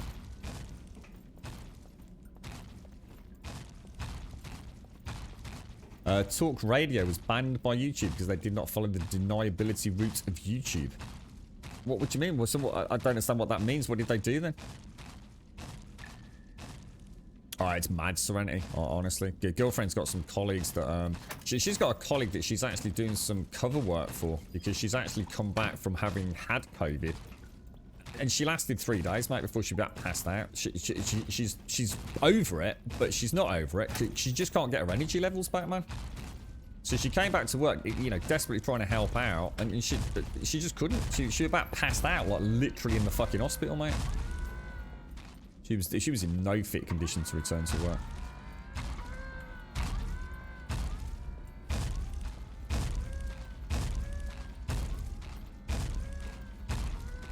Right, so I think that is oh, hang on. So that is 100% clear, right? Apart from, well, that room, which I've already done because it was the armor. That's 100% clear, guys. With just a cheeky little respawn at the end by the looks of it.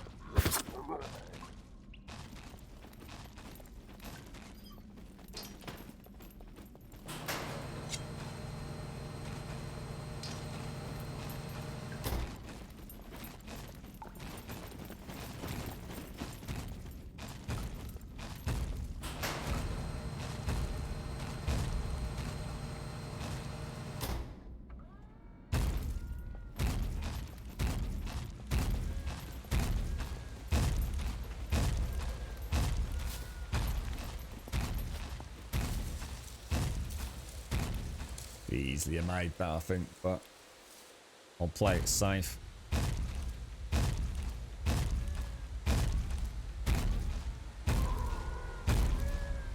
Oh, you got the baby appointment on Monday. SCR, I've still not actually seen SCR, so I'm going to have to backtrack on Discord. He said he posted up some pics of their pending baby girl, Pixie.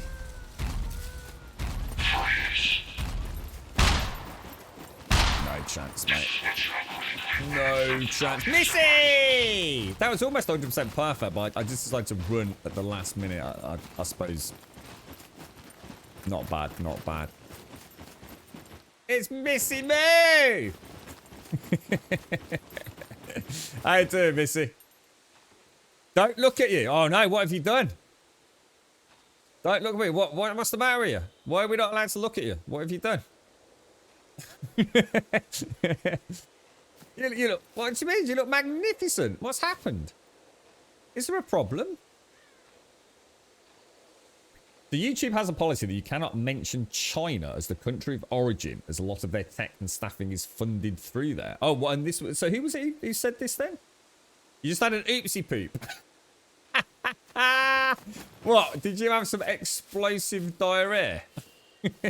I had that yesterday, Missy.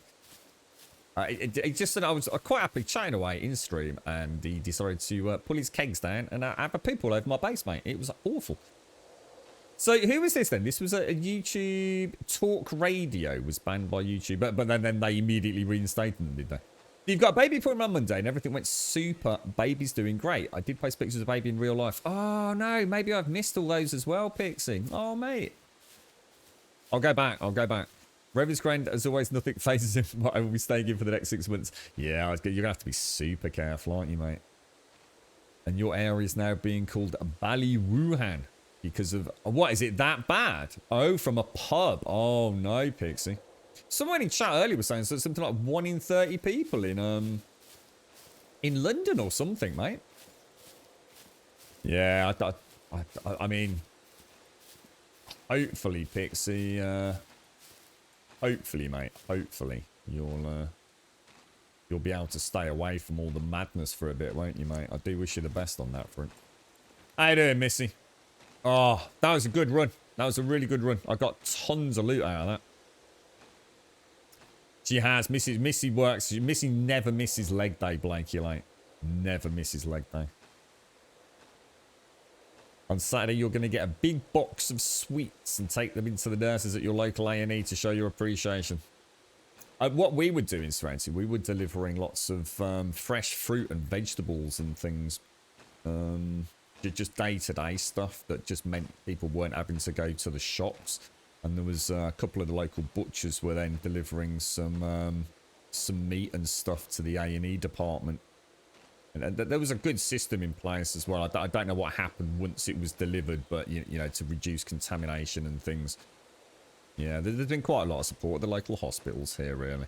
And of course, a lot of the supermarkets. I think the one near us, I don't know if it's a Morrison's, I think it is. It opens specifically at 6 o'clock for NHS staff only. So they can go in there, and then the store doesn't open to the general public until just after 7 o'clock now.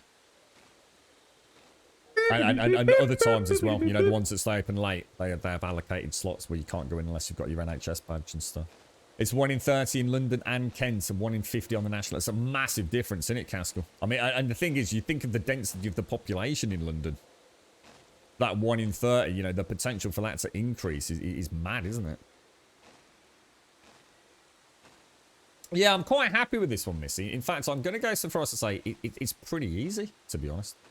There really is very little risk for very high reward from what I've seen. The only thing is I never seem to get the one that I want, Missy. I really wanted to get that tactical whatever it is jacket, but it gives me something to work towards, so I'm quite happy. I don't think I got any food, Missy. Let me see if I got anything. I got some bunny cereals mix. Oh yeah, Missy. Check these out. Pear slices, mate. How about that? Pear slices. Oh. Now, the goose meat looks gorgeous. I'm definitely going to have some of that. Thank you. The Daily Missy Picnic, you see. Oh, and a baked potato. Oh, lovely jubbly. Let me just check I'm not about to shit my pants all over you. It has happened before. I'm sort of pleased my next week in London isn't until February. Yeah, hopefully the madness will settle a little bit, won't it, Castle? Yeah, just be careful, Serenity. Don't just turn up. Obviously for reasons that we don't need to explain, but yeah. Yeah, there's quite a good support network from... I think a lot of the supermarkets have been helping out as well, haven't they? I think. Yeah. Right, I'll tell you what I'm going to do. I'm going to grab a coffee, Missy. I've been talking about it since I was in the bunker, so I'm going to go and grab one. And then I'll enjoy a nice pear slice with you when I get back. Now, it is Elstoff's birthday. So if you're out there, Elstoff, I'm not sure if you've been on Discord today or anything, mate, but if you're out there, Elstoff, happy birthday. I wish you a wonderful day during very difficult circumstances, but all the best from Grumbodia, mate. I'll be back in 2, folks.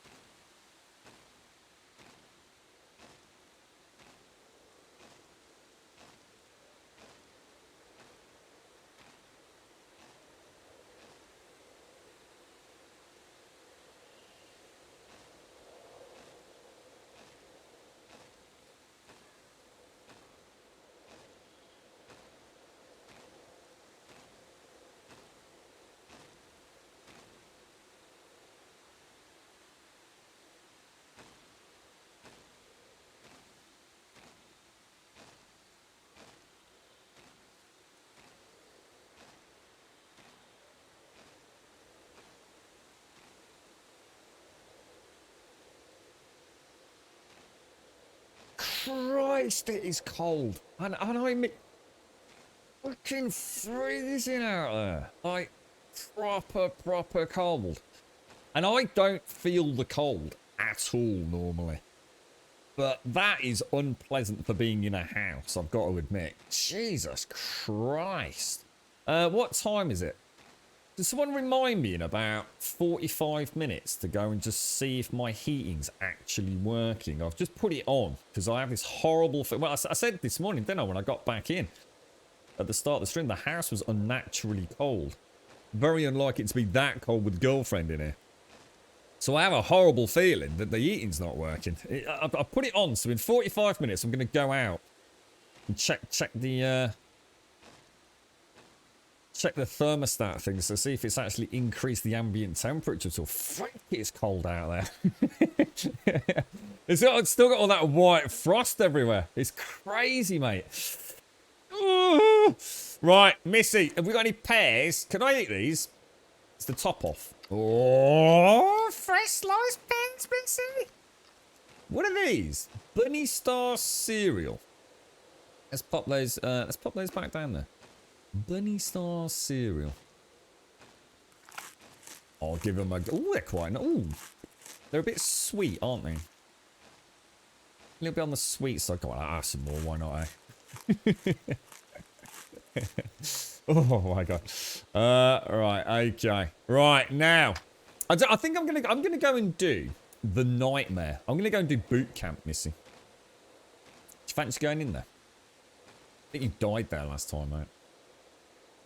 There they did. A proper crunchy. They remind me of... I'm trying to think what they were. There was a cereal over here. Is it Cheerios or something? It was a really heavily American branded cereal. Really bright colours and things like that. So see, in the UK we used to have like Weetabix, Kellogg's cornflakes, Frosties, Cocoa Pops, and you know, Honey Nut Loops, all that kind of stuff. But none of it was like particularly bright and colourful. And then this one brand popped up out somewhere, and it was like bright blues and greens and red. It was like eating a big bowl of Skittles or something. Ever so strange compared to what I was used to. Is that what it was? Lucky Charms, Pixie. Yeah, all that stuff was, it was basically either just cereal coloured or, you know, in the case of something like Cocoa Pops, brown chocolate. But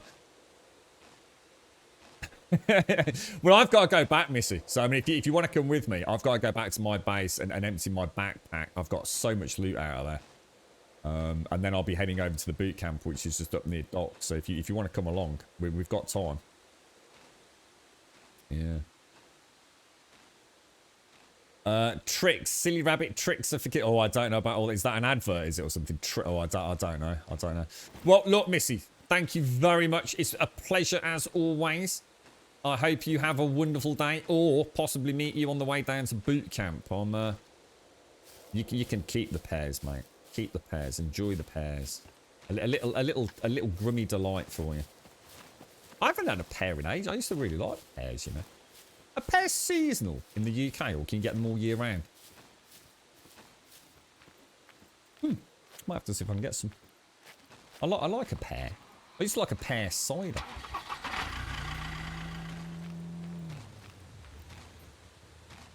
Okay. We're out and about. That went remarkably well. Hopefully, that will be the first time my character's been in the Jaboshua bunker.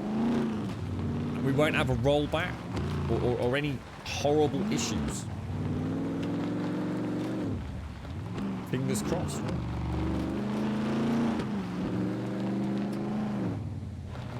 Whoa, whoa, whoa, whoa, whoa! Whoa!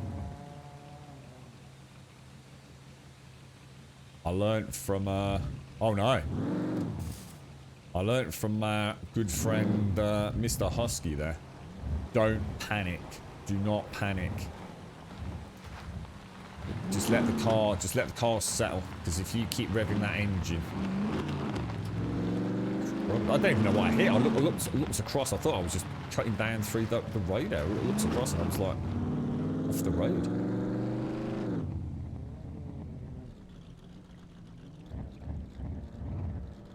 I love the way they run after the cars. Oh, cheeky monkey.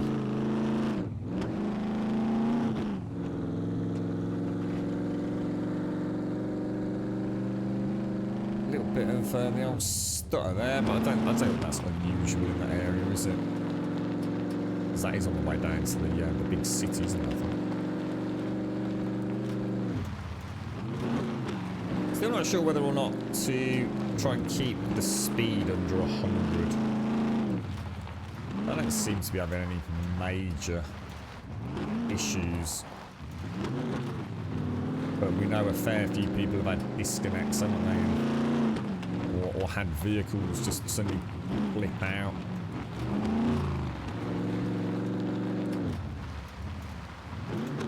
Big Knife and Doc both fell foul to a little bit of shenanigans.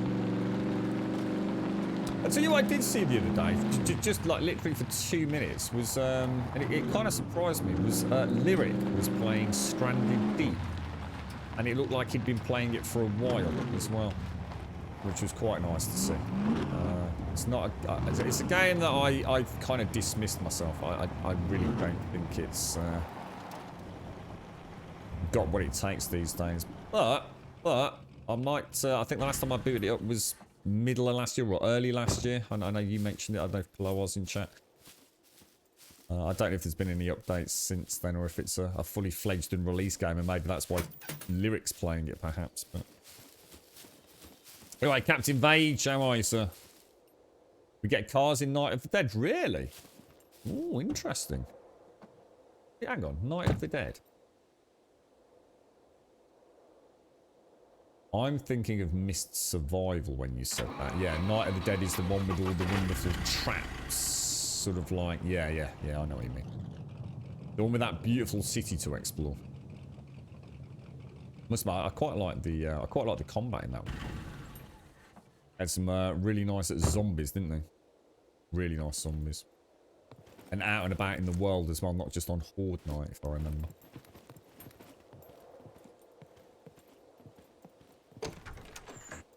Oh, is that? Oh, 2021, 2022 unscheduled. I mean, I was surprised that multiplayer was in the last time I looked at it. So, I mean, that was good to see. I think they've got a good game there. But it's like everything, isn't it? You know, we sit there and say, you know, it's got lots of potential and all that stuff. But I think the temptation is when a dev comes out, especially in this... I'm not saying this is the case with that one. But a dev comes along. It's a one-person project. They stick it on Steam with no expectations of it actually becoming the cult hit of the moment. And it is, and every YouTuber and every Twitch player's playing it, and sales like just literally skyrocket. I guess that sometimes they're not expecting that. And I suppose sometimes the reason it's been released is because it's as far as they think they can take it, you know? I mean, 9 times out of 10, that's why it comes out in early access. How many games come out in early access and actually we never see anything else done with them? It's like, there you go, early access, we're promising the earth, but actually you never see anything. You see a couple of, like, incremental patches, a couple of bug fixes, but nothing really seems to change. And, I think Mist Survival, I'd like to see where that one's gone. Night of the Dead, definitely playing interest in that one. What else was there that we've played? There was that quite strange one that it had a helicopter in it later on. But it also had you sort of had to. There was like loading screens. Set on an island, and there were lots of like weird like Shakespearean white houses with dark oaks. What was it? Oh god. I think what it was called. I mean, that was really bare bones when we played it. But it was quite good fun. I do remember that wonderful crop system and everything. Back at work, are you, Captain Vage? You made any decisions about the future, bro? I mean, it sounds like the world's still ticking away over there. You still thinking of a move or not, bro? Oh, I still had my goose meat, missy. Yeah, medieval. I'd see the thing with medieval dynasty is I actually don't know what game I'd want it to become. But to be honest, I really enjoyed it. It was a really chilled, awesome, and very clever little game to spend time with. And when I say little, I don't mean in a condescending way. But you know, the map wasn't the biggest. You know, there wasn't that much content, but plenty of content for someone like me. I don't know what I want it to become because I suppose ultimately it's a village simulator. And if you start asking for it to be anything else that starts adding in, say, for example, combat, it starts to become something very, very different. And I'm not sure I'd want it to become something different. You know, we've got plenty of combat buildy games, haven't we? Do we really need another one?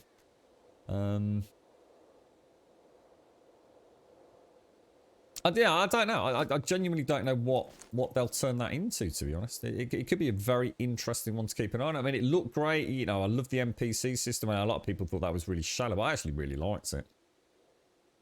What are we doing? That's not weapon add-ons, is it? That's ammunition. Go have a play with some of these explosives soon. That can all go downstairs. That's all downstairs. So the only thing left are the bobby pins. And I'll tell you what I'll do. I'll put those in there and take those up there. Kill card can also go in lock picking. And I'm missing something, which is a screwdriver. A good quality screwdriver. Do I have any left? 40 out of 40. I think when I go to do the lock picking each morning down at the police station, I need to start taking the smaller screwdrivers and seeing which one the game auto detects. I have a horrible feeling it's detecting the good one.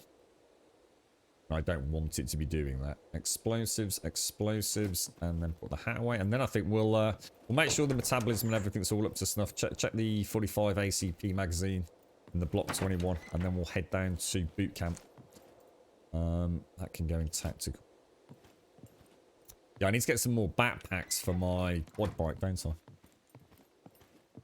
That was it. Hold your own. Well remembered, Jesse. That's the one. Yeah, hold your own. Yeah, I wonder what happened to that one. Anybody played it at all?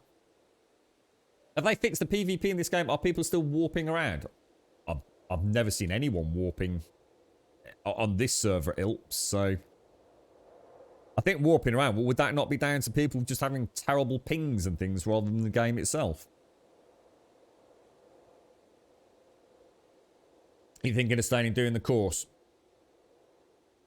If I were to book tickets back to New Zealand right now, the earliest I could get into the managed quarantine is April.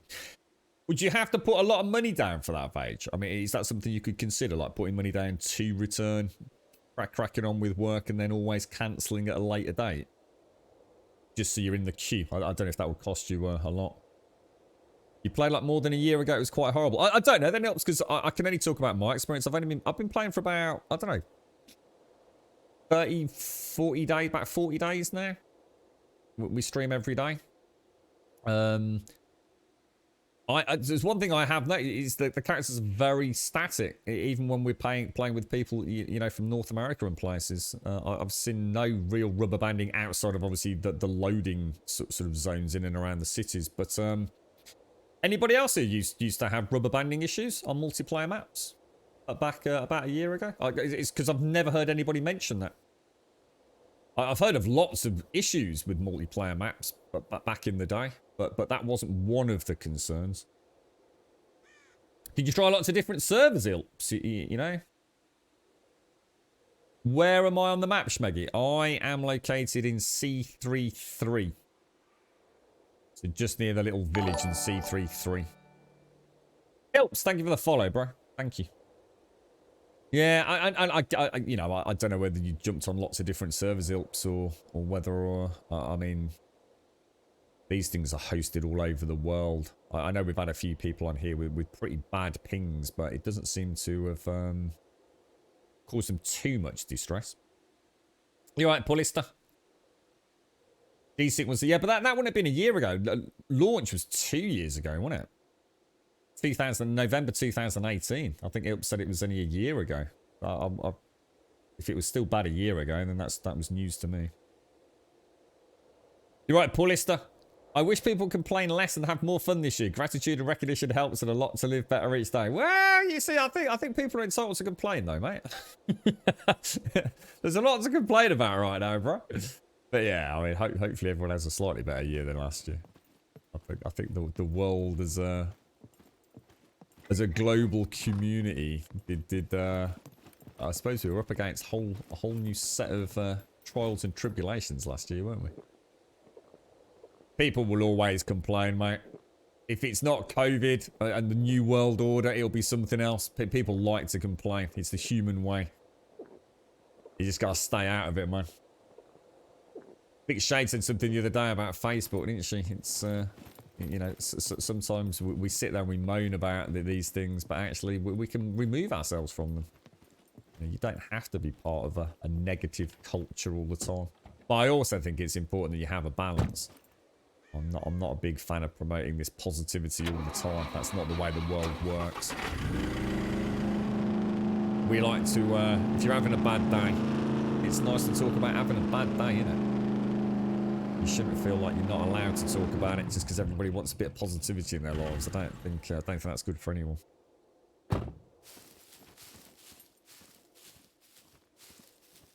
Yeah, I'm not too bad actually. See, I've just fought, we had a bit of a nasty rollback due to our server host having a bit of a Jeff moment. So today I'm now kind of back to where I was. Oh, actually, did I empty all my other bags? I didn't, did I? Sugar. But yeah, I feel like I'm back where I began sort of a couple of days back now. That was not good yesterday, was it? I think that's everything. That should all be okay. Let me just go and drop this lot back in my my base. Yeah, it'd be interesting, Pullista. I think once the vaccine's out and about, and we start seeing those figures hopefully coming down, hopefully there'll be a bit of time for reflection and maybe some plans for when it happens again, because it will happen again. There's no doubt about that. You know, we'd be incredibly naive to think that this isn't something that we now face. Hopefully not too bloody often, but I should imagine, you know, science itself has had to really rethink a lot of its methodologies and what have you. Things like schooling and general business practice. You know, I was saying the other day, quite a few, well, I say quite a few, some of the people that I know, their businesses have, they've always known there's a better way to do things. They've always known that, but it's kind of like a case of, you know, if it works, let it carry on working, you know? Is it worth the risk, the gamble, the throw of the dice to see if things can be improved at such a huge, you know, with such a huge change? So something as simple as having more of the staff team working from home. And I know, for example, one place is already, they've got every intention, nothing's going to stop them on this train of thought. Even if we were all told we could go back to work full time tomorrow, and this isn't me, but a friend of ours, oh, hang on. Did I just put... Yeah, what did I just put in lockpicking then? What have I just done? What have I just done? That's in weapon add-ons. Yeah, their upper management are going to be... Well, in one case, either relocating to smaller premises and having more of their staff base working from home on a regular basis. And in another case, they will be subletting out part of the office to whoever else wants it. So they decided that they can massively reduce their footprint in their actual physical place of work by having more people at home. So I think in many ways, you know, if you want to take a positive from it all, it's kind of acted as a negative for a lot of places to start rethinking. You know, it was something that was probably always going to happen. You know, we've seen a huge change in our high streets, haven't we? Especially in the UK, with the advent of more and more people shopping online. And that's been really sad to see. I mean, where my mom lives is a big sort of... Well, it's not a retail area, but it is a retail area. It's just probably not on the scale that you think it is when you say that. But just everywhere's closed down. And that was before COVID. It's a barren wasteland of just empty shops these days. You know, people, you know, those smaller stores just can't compete with these super companies that do home delivery. And people are getting lazier in the sense that why go and spend petrol money and car parking fees when I can click a couple of buttons on a computer and have it at my door at a fraction of the cost? So I guess the whole thing is just acting as a catalyst to expedite some of the changes we were going to see. It feels like such a huge revolution in so many ways, doesn't it? And you're sort of like, you're struggling to catch your breath a little bit. You're right, O'Neill. Is this a PvE server? It is indeed, sir. It is indeed. It's our own private server. Yeah, I've not played the modern Rust, Ilps. I have every intention of giving it a go in the coming month, just to see where that game's. And where am I going? Yeah, I'd like to see what Rust offers now. I played it when it first came out, like literally the week it came out on Steam as an early access game, so you can imagine the changes to that game over the years have been unprecedented, I should imagine.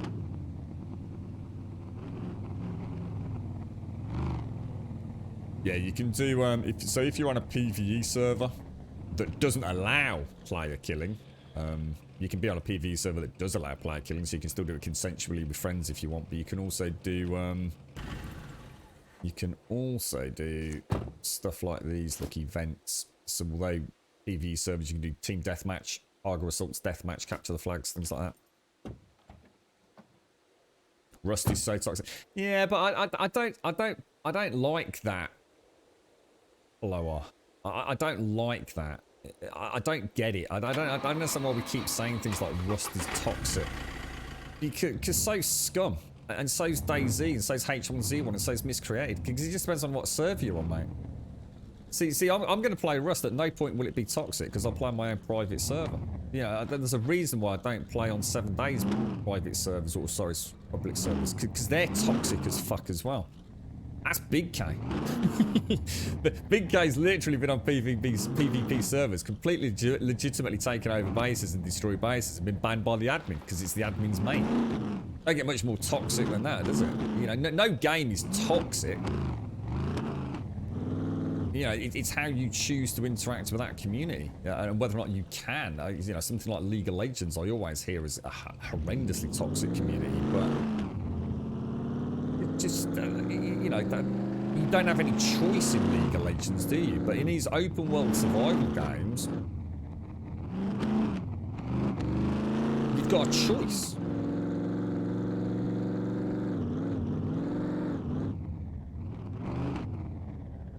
You will not like Rust, Grum, trust me. But it's got PvP though, hasn't it? Sorry, PvE. There's still PvE building, and I mean, I'd like to think there's some... I mean, I've heard there's some really nice mods for Rust, is there not? So lots and lots of PvE action and things, building, crafting.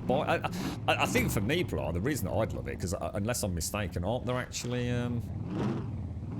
they've got boats in it, and aren't they adding... some sort of... I think you can go on horses and stuff as well, can't you? Like, are they not adding in, like, planes or stuff like that? I think it's a bit like DayZ, but we can say that DayZ doesn't lend itself well to PvE, but we know that a well-modded DayZ server definitely lends itself well to... I should imagine Rust is the same. I could argue this doesn't lend itself that well to PvE. We definitely need to have a look at the puppet density, for example, out of the box, don't we? But I'm not sure just how much performance impact we're going to get, and there's one thing I can't have is a game that doesn't perform well. So that just sucks all the fun out. Right, where's the break in that fence? Now, Missy, did you want to come in here, or...? I've got to drink my coffee yet, so... Right, let's just check everything. What have we got? I didn't check the gun back at base, did I? God damn it. 14 out of 13. That should be good enough. What about... Let's make some more arrows before we head out then. Have you played Modern Day Rust then, Plower? I didn't know you played that one. What was your... What am I doing here? Oh, yeah, sorry. To be honest, I should just go and boot them all. I should just boot up. I've got DayZ. I've got Rust. I should just reinstall them, boot them up, and just physically have a look what they look like. Doesn't hurt to have a... It's just time, isn't it, at the moment, I suppose.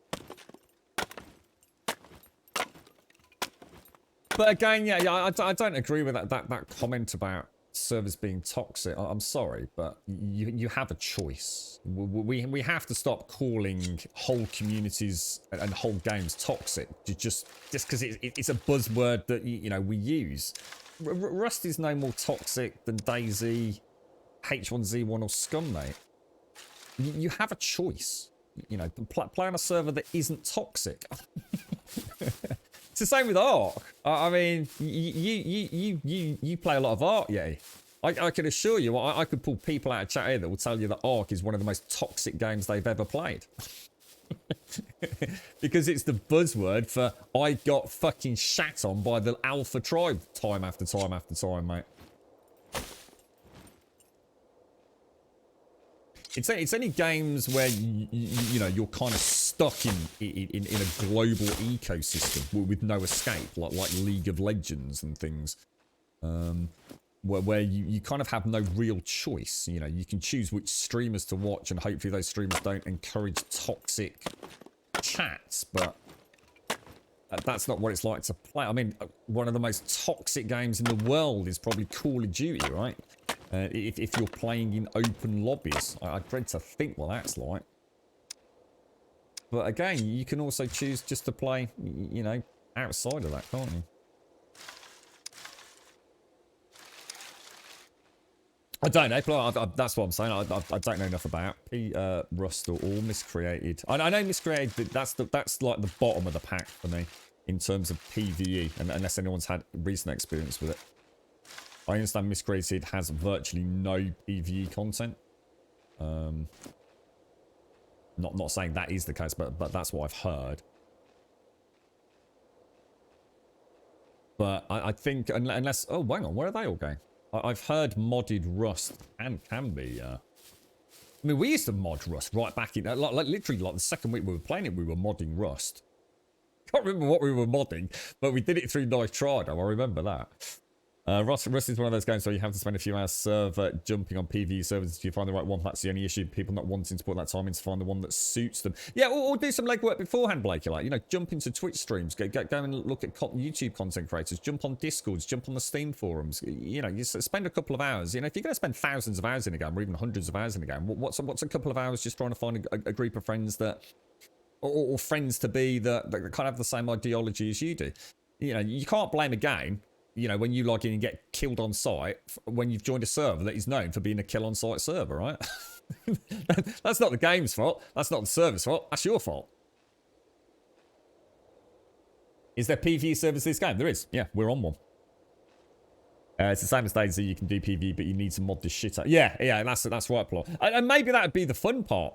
You know, I think this community could actually really... It depends on how moddable it is, Plower. See, there's I don't agree with this terminology, modding, when all it is doing is jacking in a plugin. You know, people say that they mod Skyrim. What they mean is they take somebody else's mod, stick it into a mod launcher and play it. You're not, yeah, all right, you're modding it, but you're not. You're not doing what you do in, say, 7 days, where you're, you know, personally changing your server through XML files. You know, fine tweaking every element of it, you know, where you have control. You know, Skyrim, I do have control. I do a lot of Skyrim modding myself and tailor make mods for it. But maybe that could be the fun part of Rust or DayZ. Maybe there's members of our community that, you know, we could sit there and go like, you know what we really need in this is blah, blah, blah. And someone goes, yeah, I think I can do that, mate. Now, that could be the strength of those games. Whereas this game, we can't mod. We cannot mod SCUM at this point in time. Not really. You know, we can have a few Discord plugins, can't we? But other than that. But again, I don't know how much there is. You know, if a mod in Rust is just changing a pig to a bear, you know, I don't know what there is. Rust is designed around the wipes, the base rating, and the PvP, though. Yeah, but you could argue so are all the other ones. You know, we're all going on different tracks here. But what I'm saying is no one here seems to have played a heavily modded PvE Rust. And I know they exist. So we're not talking about the core game. We know Rust, H1Z1, Miscreated, they're all built, DayZ are all built around a core PvP principle. That doesn't mean to say, it's like 7 days. 7 days is built around a core PvE principle. Well, that doesn't mean to say the game can't be a fantastic PvP playground. And until we give it a go and see what's out there, we won't know, will we? You're right, Blakey. I'm saying that's what I did when I'm playing PvE. I spent the time and ended up playing that server for months. So what sort of mods would you say you found in that, Blakey? Like, are you coming in, Missy? Are you coming in with us, or? I see you're wearing your what are they called? Are they like Crocs or something? I didn't realize this game got Crocs in it. I thought they were slippers. It's a beautiful style, mate. You look amazing. You've got very nice nails, Missy. I have to say, you've got beautifully manicured nails. Like, they really are. You got a nice tan as well. You're looking healthy.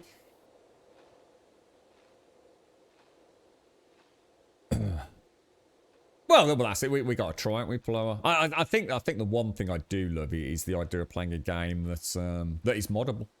I think there's a lot of people out there that, you know, you give them a game where they can start tinkering with things, and you know, the world's their oyster, really, isn't it? You played on a decently modded PvE. What's one of the big things? So if you're going to play on a PvE Rust server, what's the one big thing? What's the one big change you make? I mean, presumably you have to, I don't know, what would you do? What's one of the big mods that PvE servers always add in? Is that a question that is answerable, or?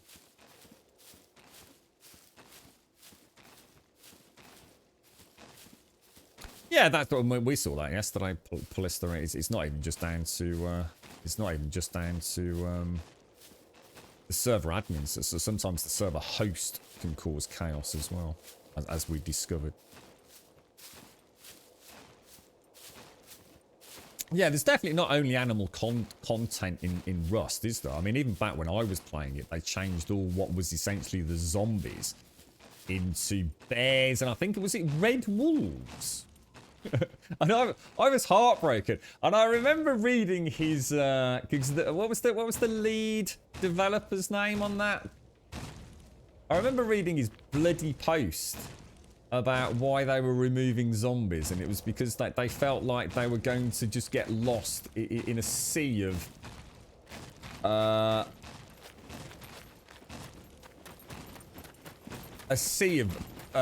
open world zombie survival games. So overnight, we lost zombies or whatever they were, and we got bears and red wolves. And it was like, what the fuck, dude? If I knew you were going to do that, I wouldn't have picked up the game in the first place, mate.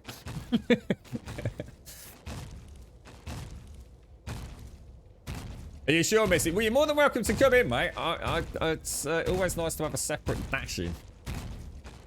I'm not going there. Fuck it, shall I give it a go? Definitely risking that there. That really was risking it for a biscuit, wasn't it? Now, didn't we say we saw, I'm sure we said we saw a pickable lock in one of these barracks, didn't we?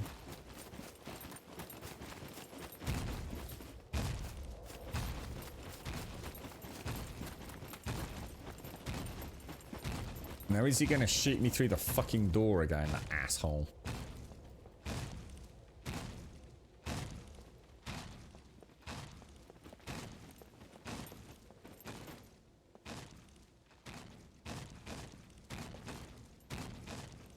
The trick is he's seen number Womble 2, innit? There he is.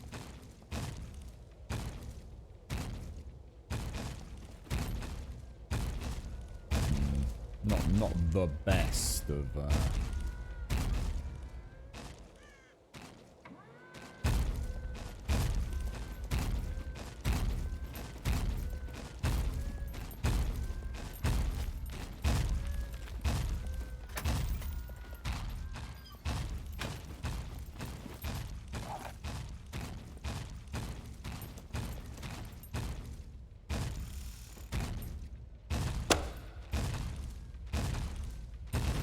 Right, is he gonna shoot me through that freaking wall again?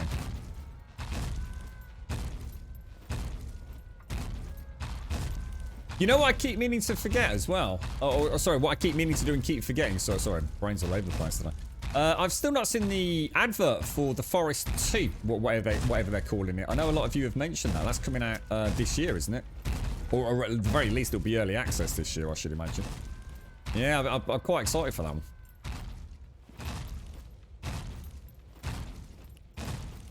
What is this sector? This is known as boot camp, which is B37. Zombie gate in Rust. Yeah, that's pretty much what I stopped really concerned for it. Yeah, we stopped not long after it, mate. I seem to remember things like points of interest with like irradiated zombies and stuff, and then like all of a sudden it was like we logged in and it was bears and wolves, and it was like, what the fuck, dude? You know, this is not what we bought the game for, man.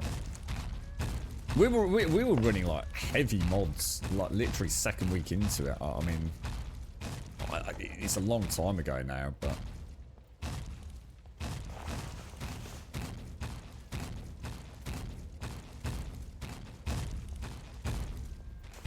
Yeah, it depends on what you're after, Missy. I think this kind of content in these, it's all about confidence, really. So, sometimes you get away with it, and sometimes by overthinking it, you make mistakes you wouldn't have done if you just legged it, you know? It's weird content for me, this is. Really weird. I mean, if I was to watch the first time I came in here compared to what I'm doing now, and let's be honest, this is not even the easy way in. I can literally come in through the gate up there. I just don't like the cheaty bastards. That's what I don't like. The cheaty McCheatersons.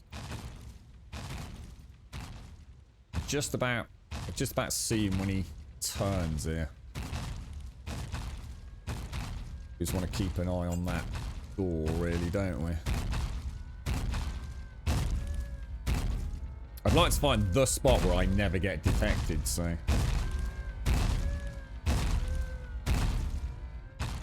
See, this angle to me I should be safe from his shenanigans, but...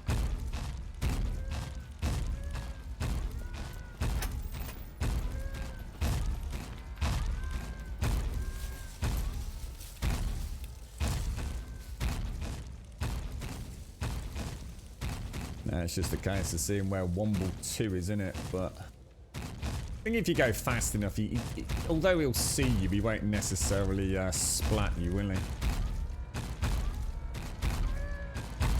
Yeah, feel free to put it in chat, yeah. If anyone, the problem is, I'm sure someone's linked it many times in bloody Discord. I've just not had a chance to stay on top of Discord recently.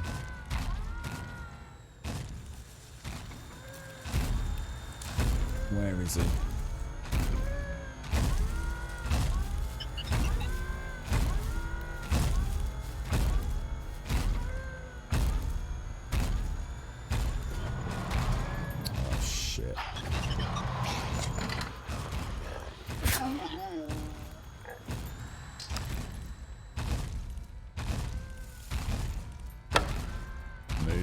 Move away from that door, man. Alright, we're in. Oh. When I don't know it, it seems scary and I don't like it. You get too nervous. Yeah, you know what got me caught so many times, Missy? Is just overthinking the controls. Yeah, am I in slow mode? Am I in crouch mode? Am I jog mode? There's so many things going on in this game, even down to like, because there's no just like crouch and prone, but there's all the intermediary steps between crouch and prone as well. And I swear I got caught that one time because my backpack was sticking out because I was a little bit higher than I thought I was. Did I just put me up? Yeah, I didn't feel I didn't feel fluid with it. Yeah, I'm still going to get caught out. Of course I am, but I just didn't feel comfortable with moving around in the game. So I was overthinking even the most basic of things, so it didn't feel instinctual. One of the things that is absolutely key to this, and I'm still learning a lot about it, is the sound, the audio. You know, when you get that weird kind of duplicate of footsteps, it just tells you so much about the location.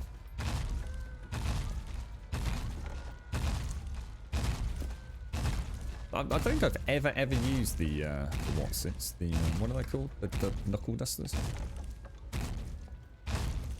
So is this the Forest 2? Is it? I know. So what's everyone's thoughts on this new upcoming one on the 28th of January called Medium? I watched a small amount of it yesterday. I don't know what to make of it. It looks fascinating, but I feel like I need to be a lot closer to this door to see him, but I also know if I do that, I'm going to get shot.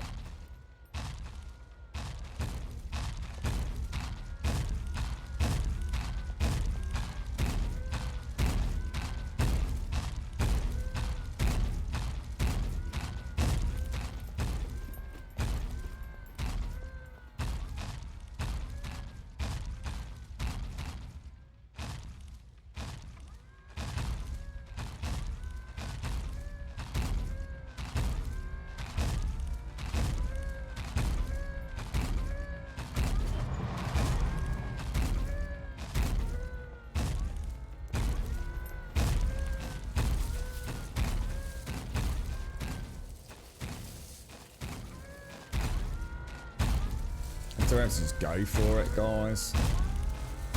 Be damned if he spots me.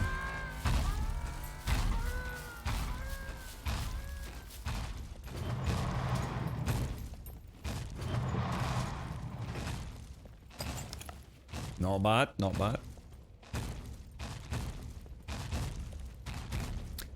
The mech survival game, you're talking about the one that Z and the Swedish setting one, isn't it? The, what's it called, mate? Oh, what's it called, mate? It's right on the tip of my tongue. Z and Evil have been playing a lot of it, haven't they?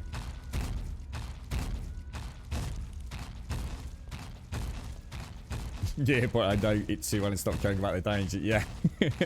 I have to say, I think doing that other one, Missy, that's the Jaboshua camp. That's really nice. I just really like the content in there. I could definitely go in there with a shotgun next time and just go a bit loud and just see how many zombies are going to bum rush me. We could always go and have a look at. I've got a key card, Missy. We could always go and scout the whatever the bunker is in C1. So have a look at it, sort of go in almost naked just to see how we get in there. And then we've got another 2 to 3 days on that card to actually go in and do the first kill box, if you like. That was it, Generation Zero. That's the one, Apocalypse. That's the one that I think you were talking about, isn't it, Chuka? Yeah, no, I haven't played it, mate. I've never played it. I believe wasn't there one main reason why we didn't play it? And I can't remember what it was. I know there's no building or anything in that one, is it? It's kind of a more nomadic, just general exploration. Might be a nice one just like for a couple of 3 of us. I mean, I don't know how many players you can get, but rather than I was having some big server, I mean, I don't know how it works, but maybe you can't even have a big server. Just like 2 or 3 of us that play regularly at similar times could always just jump onto, perhaps.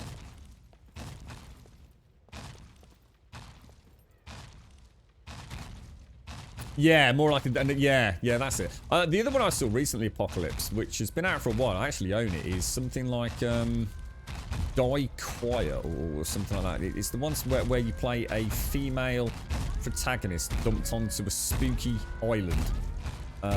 She's quite good at parkour. That's about all I can tell you, really, mate.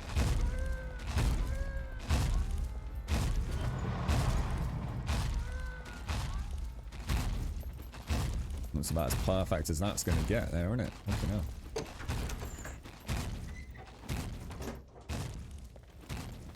You know what? Have I got...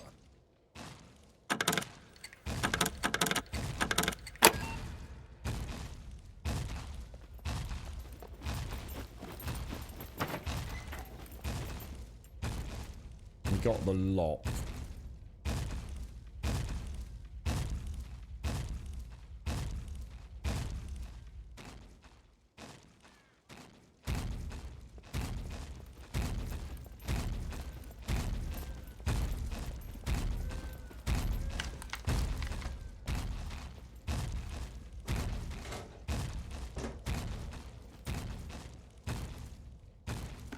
Got some tomato sauce. We'll have a nice pizza, I reckon.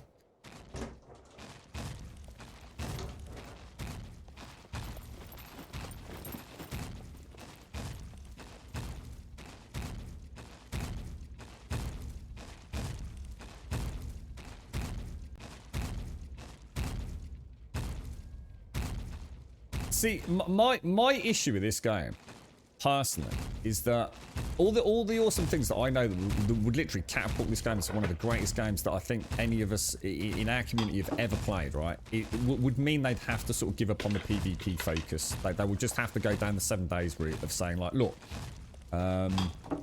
you can PvP if you want to, but our focus has fundamentally changed. And we are really trying to create a really super immersive... kind of PvE extravaganza with tons of PvE content and constantly pushing the envelope of mech and puppet interaction. And it would beat anything else out there that is currently out there. And probably anything that is due to be out there. The only other thing that I can think might compete with it, and I'm finding that very hard to believe, is Dead Matter. I'm struggling to think that that game's ever going to make it, to be honest. I wish it the best, but I really just don't see it happening. Actually, let me, sorry, I've mistimed that, haven't I? And this game continued to excel in both PvP and PvE. And I don't think any game can. I think it's too much for any developer to take on board. They're obviously going to carry on with it, and I wish them all the best, but maybe until we hit version 1 and we let the PvE modders turn this into, you know, a really PvE-centric optional game. I get that the PvPers won't touch it with a barge pole if the devs do that, and they want to keep their options open. But, you know, this game, there's always going to be a better new kid on the block on a PvP front. There's always going to be something that is the flavour of the month. And by being the flavour of the month, you're going to... Oh, hang on, let's just wait a second. By being flavour of the month, you're going to be top dog. And then someone else is going to come along and burst your bubble, you know, like it did with PUBG, like it does with Tarkov. You know, the PvP competitive world is a brutal game. The consistent PvE front, it's a lot harder, I think, for a dev to maintain if they don't have a good foundation. You know, 7 Days has survived because they have one thing. They have that ever-present building hook. It keeps people playing it, which keeps people playing it between the alphas as well. And it's also got that modding community. You know, they really can't put a foot wrong over at the 7 Days team. They just can't. That they've got a game that will continue to sell for years, if not decades to come. Because there's nothing else like it on the PvE front.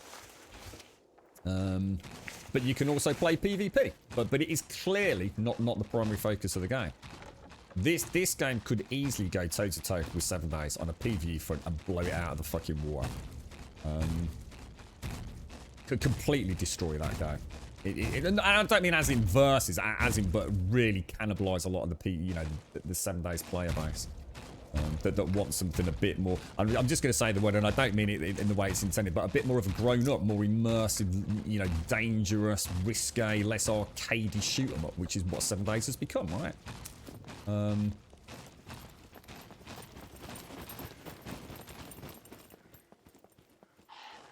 But will this... Oh, shit. I might have just made a terrible mistake. Oh, I've made a terrible mistake. Is he going to come round or not?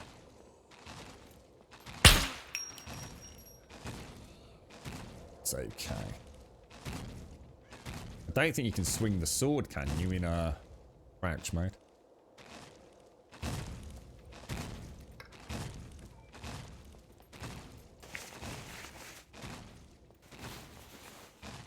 But yeah, the systems that they've got in this, I mean, imagine just having a bunch of PvE content, world builders creating bunkers, POIs, labyrinthian mazes, laboratories, Tech 1 bunkers, you know, just scattered around this island. You know, it's the kind of PvE content you can only dream of, but that's not going to happen while the balance for PvP is also a necessity, I don't think. But I guess the big dream for me here is that they make the game they want to make, which is a PvPvE hybrid. Get to the end of the cycle, having made a lot of money, sell a lot of copies, and then hand it over to the modders, essentially.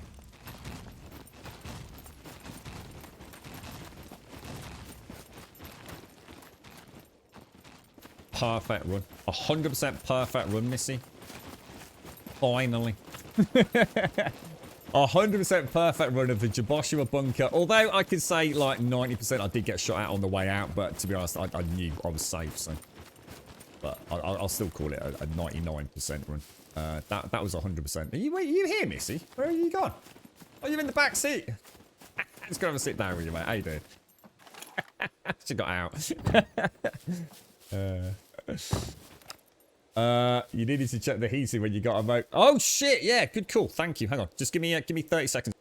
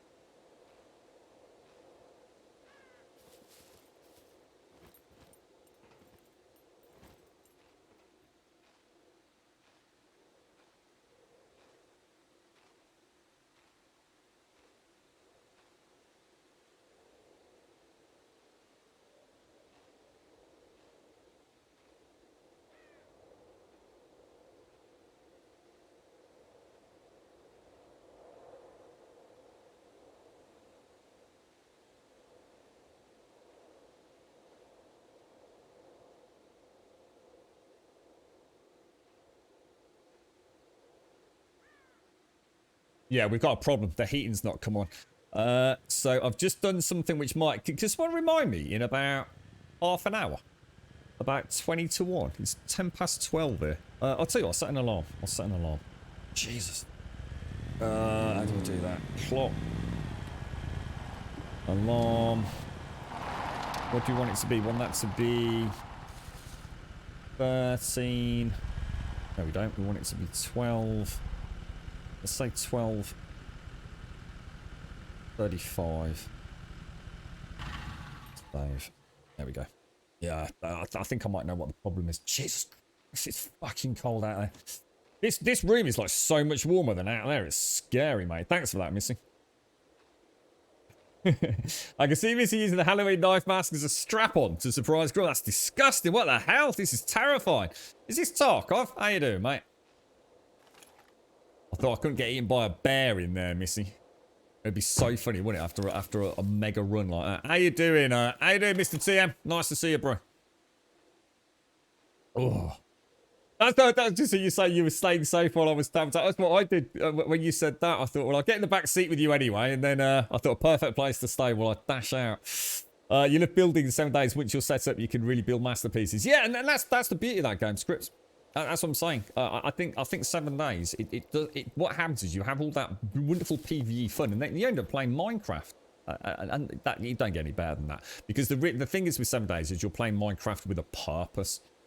You're playing Minecraft with a survival element. You know, that horde is going to hit you. Can you survive it? You know.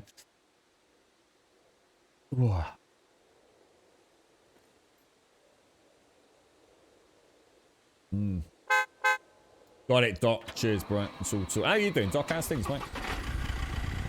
You get from the loot from the big robots if you destroy them. Actually, I don't know. Fist saying, you don't get anything with your fist. Nothing at all. Yeah. Be interested to see what they do with all that. You alright, Pixie Girl? How are you doing, my friend? What are the current biggest pitfalls of the game right now, bug-wise and mechanically? There's a few control glitches that pop up once in a while. Nothing that's actually got me killed yet. Biggest pitfall at the moment is the metabolic system, which is, as much as I like it, it's also a huge no-no to a lot of people. And the amount of comments we've had about that, and it just puts people off the game. It's a shame because without knowing it, you'll put off it just because it looks so fucking complicated. Or busy. Oh, I'm not worrying about eating a certain amount of carbohydrates through the day. Fuck that shit. Got better things to do with my life. I personally don't mind it because I know how the game works now. You can pretty much ignore it. But the beauty of it is that will change. The metabolic system and the injury system are going to change soon. And we're going to end up with a really, really nice system, I think. The biggest issue with the game right now, I would say, is general performance on two fronts. One, there is a horrible little stutter in and around the big city. They're going to have to somehow come up with a solution, I think, to how they spawn puppets in. That might reduce a lot of issues in the city area. And or simply fine-tune it, but also just puppets in general. I think they're gonna, if they really want to take on the PvE side of things, they might have to start figuring out ways to increase puppet density, which we can do. But I've seen a fair bit of Twitch footage, and the servers are they just can't handle it, mate. They just cannot handle it, and there's nothing worse than playing what is a difficult game that is now also difficult because, you know, it feels laggy, you know, and high latency. If they can fix that, then, you know, if I could have like 20, 30 puppets, I don't know if they'll ever be able to get that per player. But, you know, if I could have a mini horde of puppets come rushing Missy and I now out of nowhere, that would be amazingly good fun. To open, a door in a house and have 4 or 5 puppets suddenly start pouring out of windows and kicking doors open. That would be amazing. I don't know if it can happen. I don't know if it will happen. I don't know if it's even on, you know, the concept board. And this is what I'm saying. When you're trying to create a perfectly tuned PvE experience, the sacrifice is every step of the way. Doesn't mean it's a bad game, though. You alright, Ilps? Yeah, not too bad, but fucking chilly, man. I have a horrible feeling my heating's packed in. Better not have done. Fingers crossed, fingers crossed. It's in the scum achievement that digs... have you seen the scum achievement that digs at 7 days? No, I haven't survived 4 days. What's that? You don't think that's actually a dig at that, is it? That's really far-fetched, yeah. To be honest, that is me just... That's more a wish list, though. I mean, to be honest, I've not really answered your question, to be fair. That's more a wish list of how PvE could become more threatening, perhaps. I mean, a lot of people still don't. I mean, Dot does not like mechs. You know, you put an area like that in with mechs and Dot's fuck that. But he did go to the bunker yesterday, and I bet he'll go back in there again because it's fairly straightforward, that Jaboshiro bunker. What's actually wrong with the game right now? You're limited to server hosts. That's a massive no-no for me. That's a real shame. What else would you say was a big issue with the games right now, folks? I mean, mechanically, pretty solid. Technically, pretty solid. Stability, pretty solid. Frame rate and general optimization is fucking solid. I think the only criticism is because it's trying to do everything. And therefore, you know, you're going to speak to one person that's going to slag it off for not having great PvP and another person for not having great PvE because it's a super hybrid. But, you know, no other game does that. So to me, that's a crowning achievement, not a negative. Like I said, the only real issues are a little bit of stuttering around cities and a couple of weird control glitches. You know, like your gun will disappear and you have to drag it back out of your quick access. But I mean, honestly, man, that's like scraping the bottom of the barrel. It's not that big a problem. It really isn't. You played in the bunker twice last night and got caught out escaping once. Yeah, I just did it pretty... I went all the way around this time, though. I followed the left-hand side, so I did the whole bunker all the way around. Cooking. Yeah, cooking is annoying, but again, I suppose what I'm thinking is metabolic and injury system and cooking. It's all the same thing, isn't it? I have a feeling that's all just placeholder stuff. I honestly believe the metabolic system with the separated injury system combined with both of them with the cooking, which will include things. Yeah, I see that all as one big pot of interactive kind of mechanics, really, isn't it? They're all heavily symbiotic with one another. What's wrong with the game now is we still don't know who killed Grub at the airport. The only thing that annoys me the most is when you get hit by an animal or puppet, it doesn't show you are injured or bleeding. It does? What do you mean? It doesn't show if you're injured or bleeding? You have a big icon in the bottom left-hand corner. You have blood pissing out of you. Well, I must be misreading that. And if you're injured, it shows up on the figure in the bottom left. You know, if you've got a poorly leg, it's bright red. If you're bleeding, there's a big red blood drop. You can see the blood actually pouring out of your character, can't you? Do you mean just like when you're not actually mega injured? You're talking about superficial injuries then, Plower, where there's nothing. I can't show you, can I? Yeah, I can't move my cut. So in other words, when you're not actually bleeding and you haven't got a major wound, but you are losing health because you haven't patched. Is that what you mean? Yeah, got you. Sorry, mate. Yeah, got you. I suppose again, maybe that'll all change with a new injury system. Yeah. Yeah, I mean, and there again would be another criticism if you really wanted to go down that route. You know, basically there's no healing in this game. There's just rags. You know, if you get a hit, you just put a rag on it. You know, a dirty rag. It's all placeholder. I firmly believe that. You know, things like the antibiotics, the vitamin pills, the aspirins and painkillers, splints, no doubt, and things like that. It'll all get introduced to the game. But rather, and this is where 7 days and this massively differ. 7 days, we can literally add that stuff in. I could go out now and add a new healing item to 7 days with an icon, bish bash bosh, job done, and hey ho, I've modded the game. But all it is an icon and a couple of couple of additions or modifications to XML entries. When these boys and girls do that, they're not just fucking about for the sake of fucking about, you know, and saying, oh, look, we've got a new feature. They'll entwine it with other existing features. They've gone too far down the rabbit hole to cheap out at this point. There will be changes to all. Everything we're talking about, I think, is the holy trinity. Metabolic systems, injury systems, and nutrition systems. That is one big interactive symbiotic mechanic within the game that will be tuned as we move forwards. I have no doubt about that. The painkillers do work. So, for example, if you've got a major wound to your leg and you take a painkiller, you can start running again. So, in other words, you can ignore the pain. But obviously, it only lasts for a certain time. So even that still has got an element in the game. In fact, it was quite funny, wasn't it? Because I was in the bunker down there, and I'd got a wounded leg. So it was suggested take an aspirin, you'll be able to walk again. So I did. And Doc says, be careful, they run out. And literally, as I came out of the bush, my aspirins wore off. So I went from sprinting to sort of hobbling towards the barracks door, wasn't it?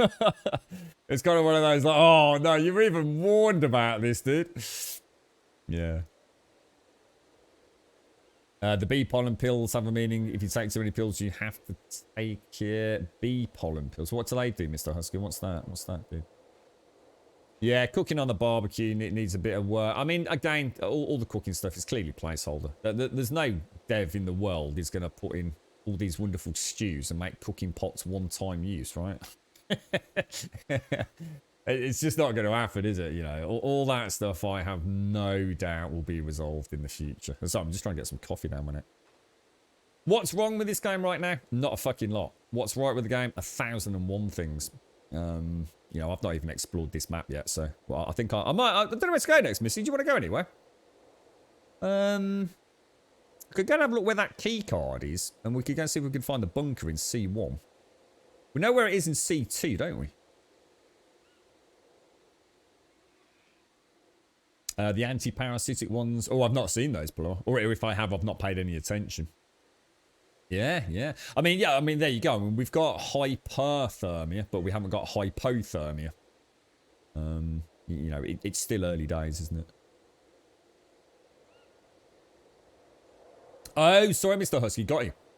So if you OD on... Oh, I see. Got you. Got you. Right, I'm going to head back to my base, Missy. Is this my car? Yeah, yeah. For a minute, I thought that was my quad bike. Yeah, I'm going to head back to my base, Missy, and drop my stuff off.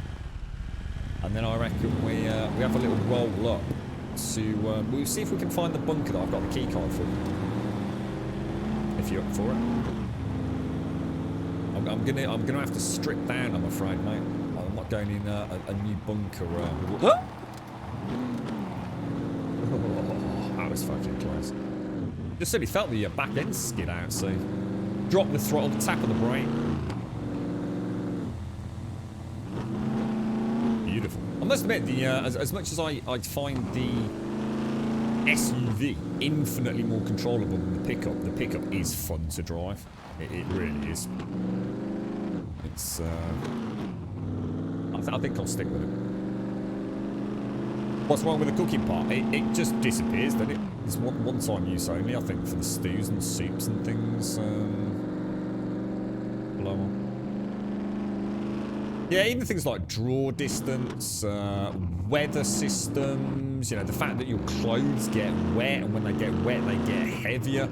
The fact that you can take your clothes off, put them near a fire, and actually watch them dry out. I mean, the amount of things that I could say are amazing, significant, and I mean, to the point of, you know, being ludicrous, outweighs the things that don't work. Like I said, my only fear for the game is that in an attempt to maintain PvP interaction, the PvE won't become the PvE that I'd like to see. But that's not a criticism of the game. You know, you can't expect a game to be the one you want it to be. You know, the developers have to make the game they set out to make.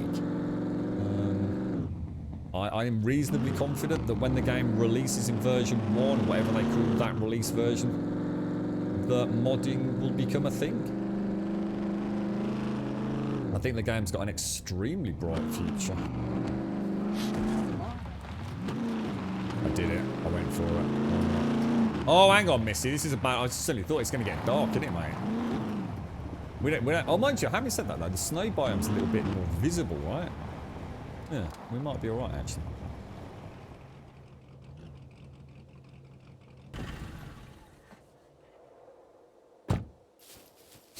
You can... only you can cook properly with the cooking pot. It's the pastry which makes the cake. And does that not destroy the... Does that not destroy it, then?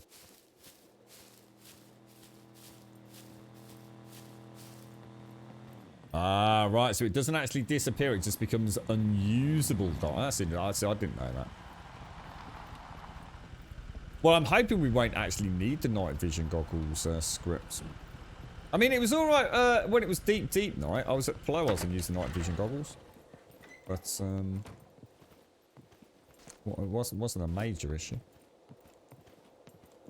But that was dark, wasn't it? I think earlier on in the evening, there was no way I could use night vision goggles when I would normally have been able to. Alright, okay. That was a lot of ammo we brought back, man. That was a lot of ammo. For a little run like that.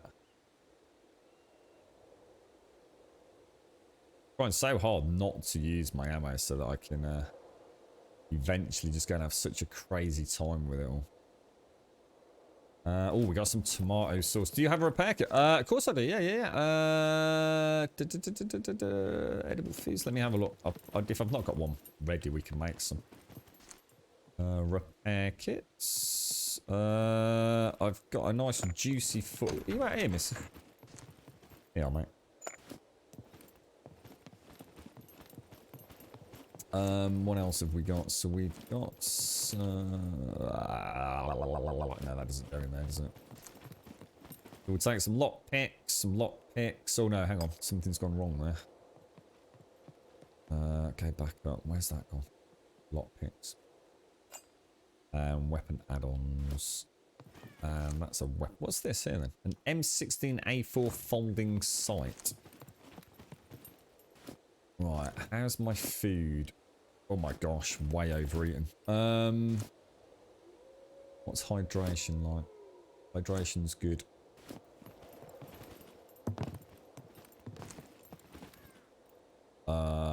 Explosives. And I've got a little spare bum bag for later on. Anything you think that we need to go up there with, Missy? Can't think of anything. Walking. Let's have a look. So we've got arrows. Everything's looking reasonably. What's the leather holster looking like? 96%. 96, 89. Yeah, we're looking. Oh, hang on. I'll tell you what. Let me get the key card.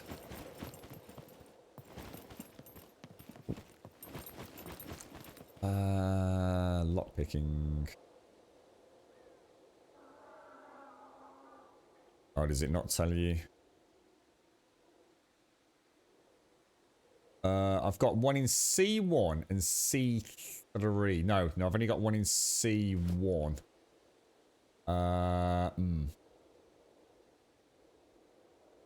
Is there something about gas?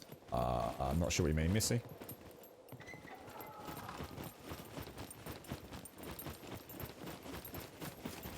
Gas? What, as in, have we got any, or?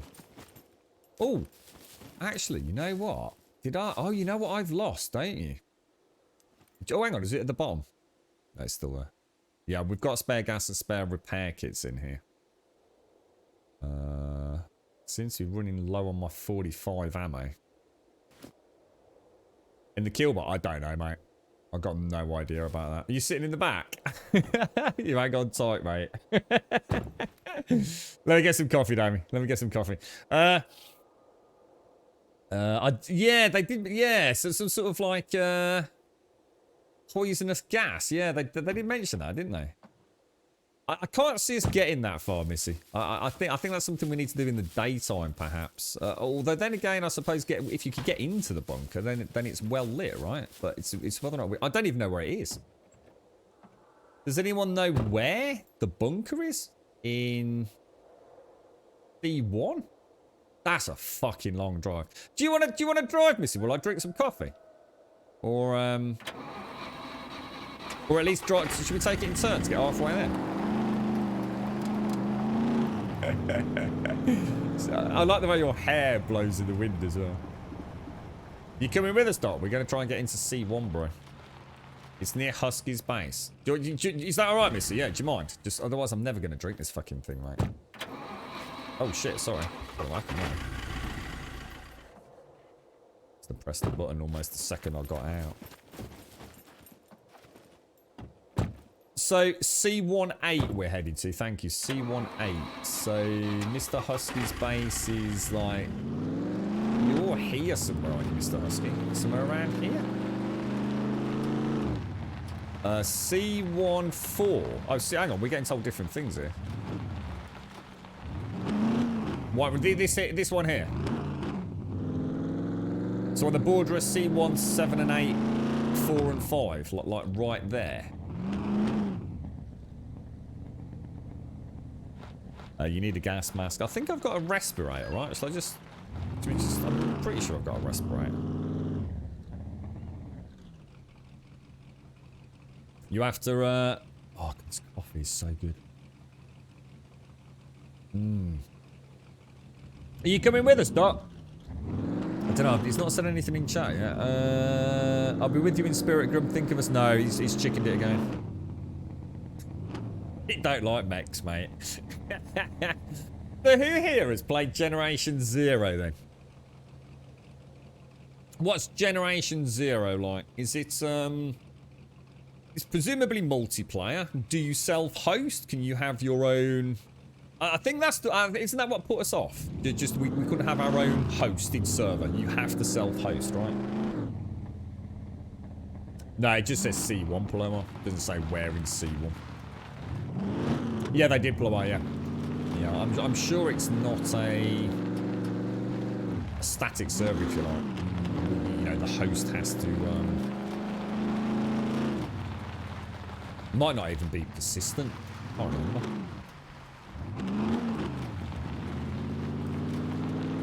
You're right, Danger. How are you doing, sir? How's things?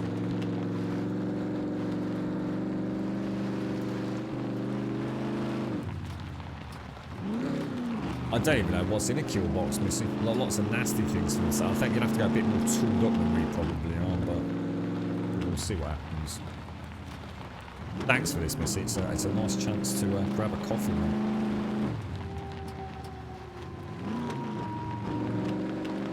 Oh, Mountain Blade Bannerlord. Never played that one, dude. I was close to picking it up. And then I had that horrible fidgety feeling that it was just being played because it was once again, you know, the flavour of the month on Twitch. And I thought I'd wait for the dust to settle and see how people felt, you know. It's amazing how many people say it's the greatest thing since sliced bread, a game that pops up on Twitch. And then 3 weeks later, like, no one's playing it. And I just thought I'd let the dust settle on that. How are you finding it, Danger? Good?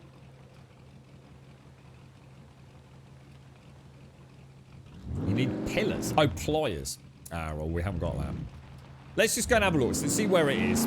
Do some reconnaissance. See if we can find a nice way into it like we did with the Jaboshua bunker. I'll be happy with that. And then we can always come back proper tooled up, can't we? And I guess even if we don't make it in the 72 hours, we can, you know, it's still, you know, I already now know if I get the key card for the Jaboshua bunker, I can definitely go. What's that noise? Well, that's my alarm.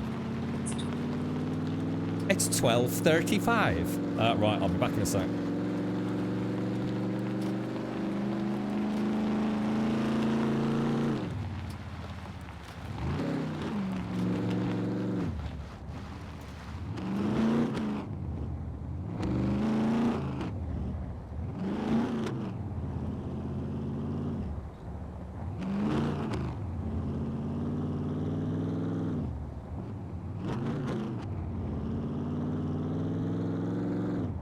Yeah, heating's on. Thank the fucking Lord for that, mate.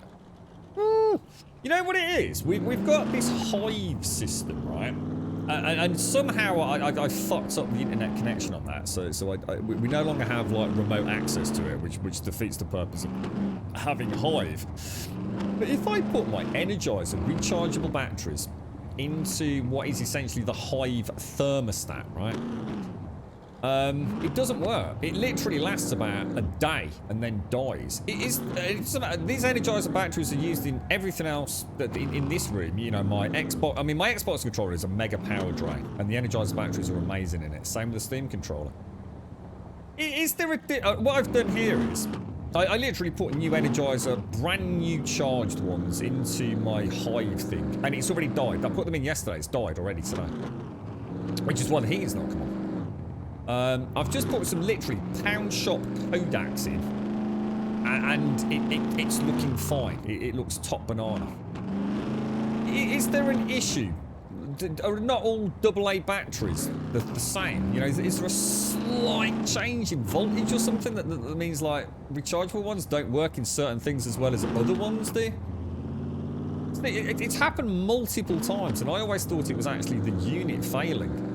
But it already looks, it looks brighter, you know, the liquid sort of crystal display looks much clearer. It looks like it's getting more juice, if that makes sense. Did you think that might be what it is then, Knife? Did you think would this mysterious, like, thing not be unheard of?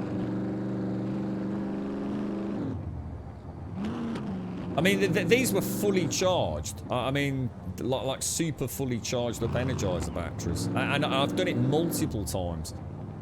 So I used to pop Duracells in there. But I suddenly clicked something when I said the heating wasn't on. I thought, oh, I wouldn't, I thought, oh, I bet I put Energizers in there. So yeah, and it seems to be exactly that. Rechargeables only output 1.2 volts rather than 1.5. Ah, there you go then. I didn't know that, because that thing is literally a Wi-Fi unit, and it can't do the Wi-Fi, can it? That's why. Jesus, thank you, dude. Fucking hell, so I don't need to get it replaced. Yes.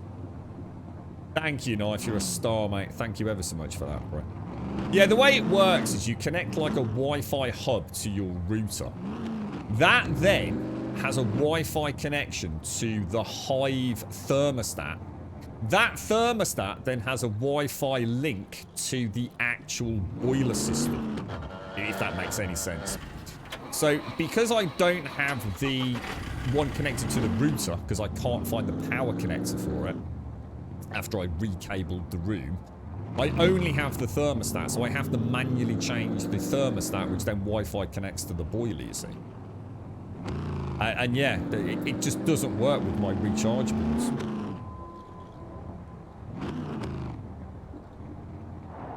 No, the rechargeables are fine. Yeah, they're absolutely fine, Future. In fact, the ones I put in yesterday were brand new ones out of the box, which were also, the other two are actually my Steam controller today. But it's not just a one-time, Future. This has been ongoing for about 6 months. That's why I thought it was on the blink, you see. Because what happens is the Energizers work. They work maybe for a day. But, you know, I remember the first set of Duracells I put in that thing, right? They lasted, like, close to a year. You know what I mean? Now, my Energizers last, like, for 24 hours, and it starts disconnecting. So you set it, everything looks fine, and then you go back to it, and it says RF fail or whatever it is.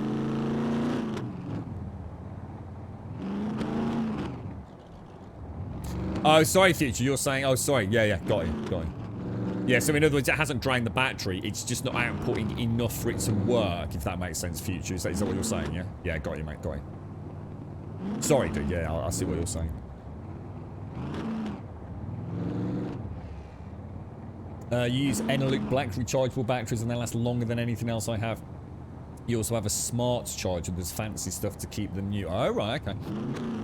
My Energizers have been awesome. Honestly, I've completely revolutionary for me. But for someone that streams 7 hours a day, 7 days a week, and always uses a Steam controller or an Xbox controller, oh, it's been amazing, mate. Honestly, and absolutely, it's just beautiful just knowing I've always got a set of batteries fully charged up. Yeah, got it. Cheers, Future. Cheers, Pillow. Yeah, thanks, guys.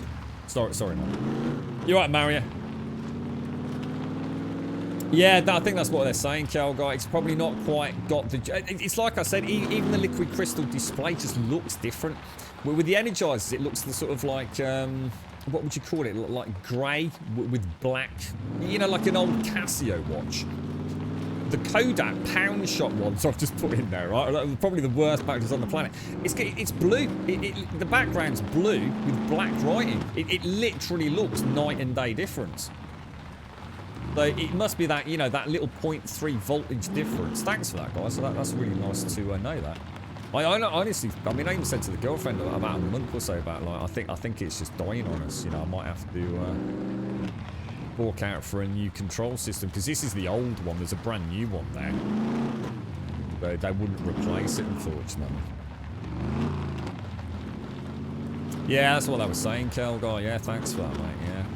So I didn't know about any of this, and that's all news to me. So it's why rechargeables work great in some appliances and not others, yeah.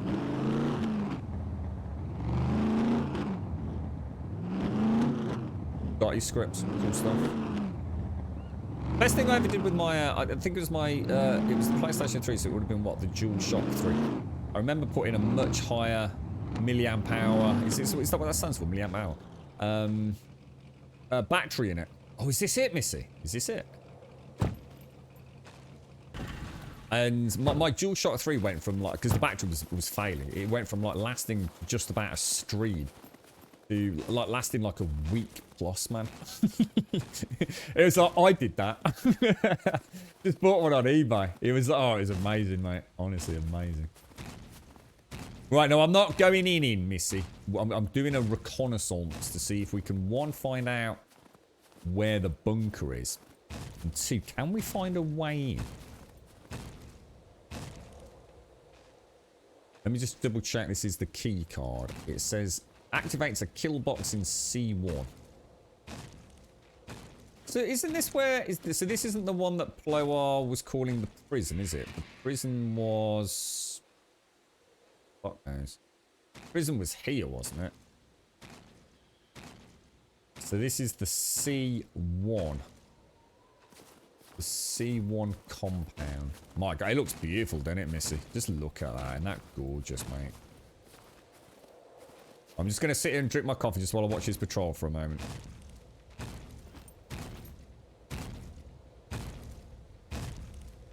Looks like we've got at least two max. I can see another one in the distance. Looks like a nice patrol route. Plenty of bushes on this side. So so this is the gatehouse mech. It looks almost like he's just walking in a big square, doesn't it?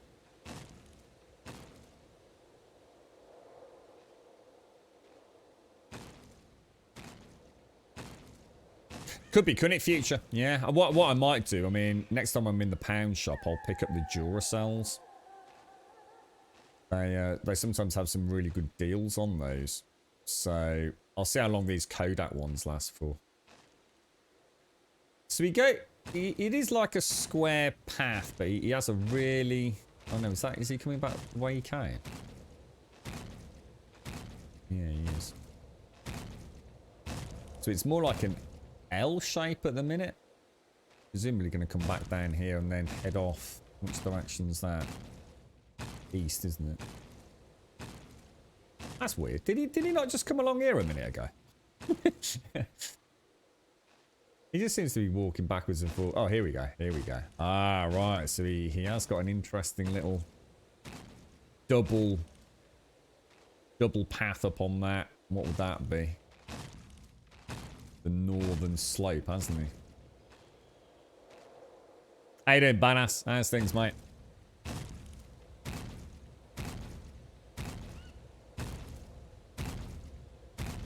Is that so? I mean, that's interesting, knife. I mean, one of the things that I was really surprised by, right? I used to use the Xbox Elite controller, still do, on a daily basis in many times. You know, depending on what game I'm playing, but you use it a lot. And one of the things I was absolutely devastated by with the Xbox Elite was the speed with which it would drain Duracell top quality batteries. You know, the creme de la creme of Duracells. So sometimes, mate, I felt like I got a couple of 3 days use out of a double pack of batteries. Honestly, it was ridiculous, bro. The Energizers last ages in there, mate. Like, absolutely fucking ages. And it's not a case of, like, different games and one's got rumble and one hasn't. I just couldn't believe the night and day difference between the two. So it just goes to show, doesn't it? The right battery for the right job. Interesting stuff. All things are not created as equal as we would, you know, be led to believe at times, right? I'm going to assume he can't see me. So I think that's it there, Missy. I think that's the hangar there, mate. Or the bunker, you know. Just like literally here. I mean, you've got all the fucking time in the world to get in there, haven't you?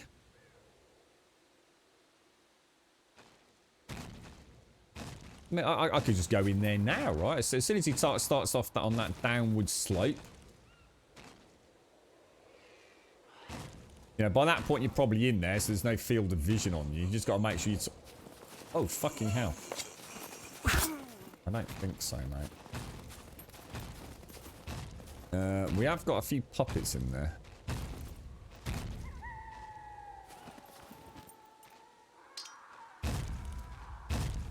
The trick is knowing he does a double path here along this north and easterly. As he goes along there, and then the little bastard comes back. Now, is there a bush you can get into? Can anyone see a bush anywhere? Maybe get to that bush there. Might buy you a few feet. I don't think it's necessary, though. He's going to come back here, though, isn't he, first? Oh, no, he didn't.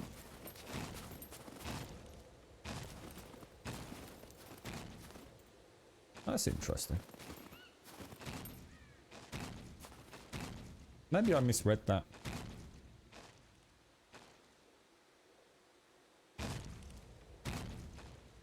Well, the Elite V2 doesn't have the Elite V2 has it's built-in battery, Mario. That's why I'll never touch it.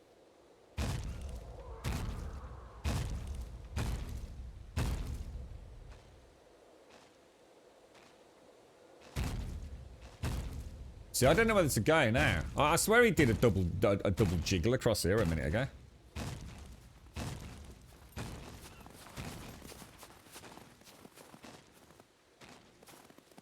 Oh, maybe he didn't then. I swear he went across there and then came back and then went back across. I must have completely misread that. I must have been swigging my coffee and just kind of...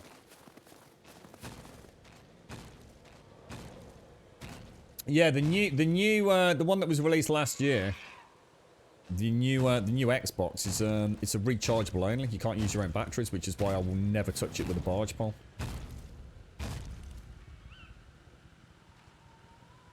Is that you, Missy? I don't know how to go for it, Missy, or not, you know?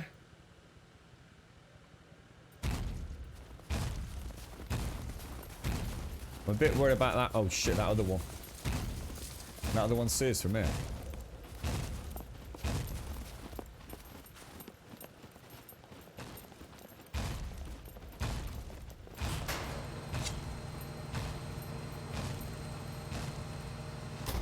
It's okay, mate. I've got the door. Holy shit, we're in. Oh shit, where's my... Oh my god, Missy, I thought I just locked you out there. I really panicked then. Oh no, just close the doors on Missy. Yeah, we definitely got some... I'll go left, you go right.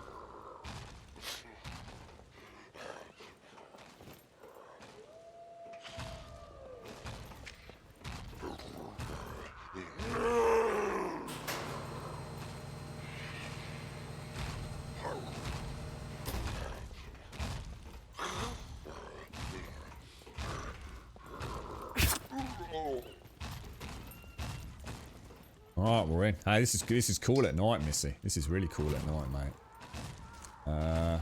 Okay. Start looting. Just start looting anything you can get your hands on.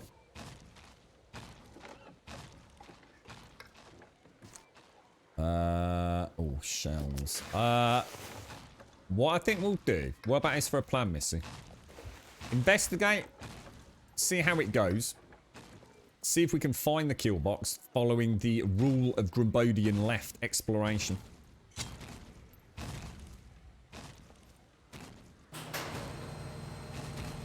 And then consider retreating the loot at this point.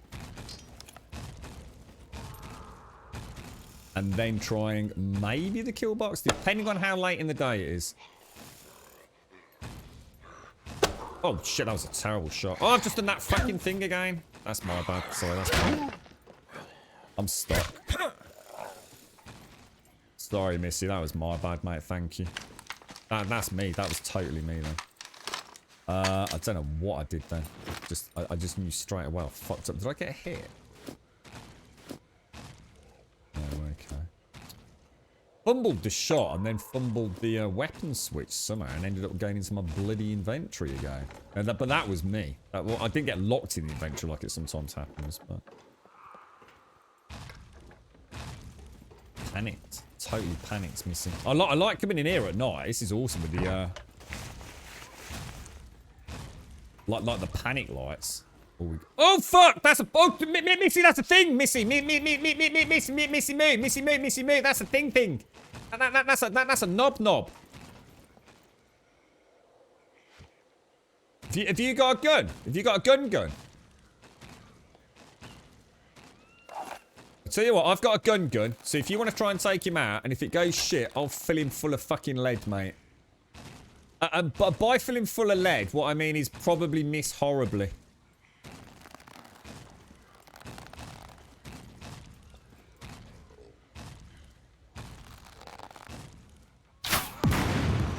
Nice. Now, I'm ready on the door, Missy. I'm ready on the door. Oh, shit! Back up, Missy! Back up! Good one. Good call. Well played, mate. Well played.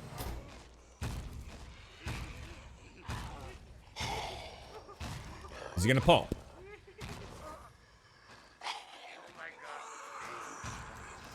Who the fuck said that? Oh, what the fuck?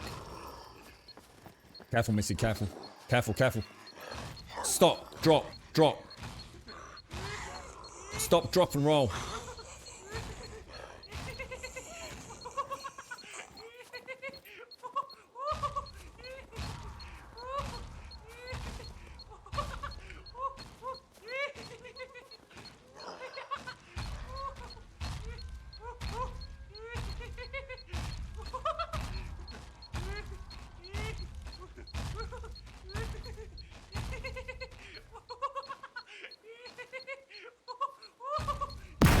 Oh! Fucking hell.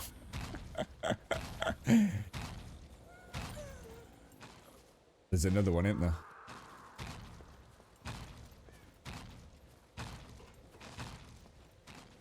You alright, mate? How you doing? Yeah, fucking top banana, Missy. Top banana.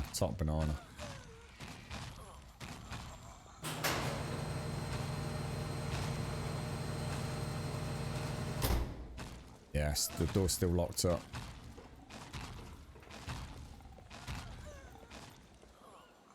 I can hear something at the back. Do you want to open and I'll try and shoot if there is anything?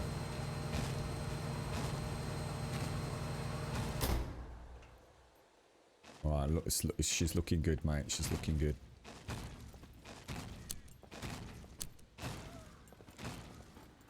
Should we clear the corridor and then come back and loot?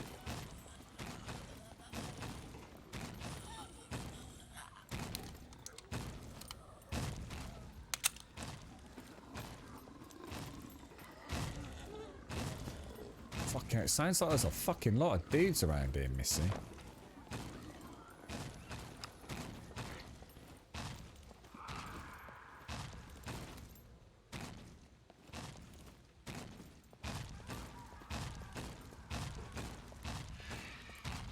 Right, we've got a big corridor left, but it looks clear.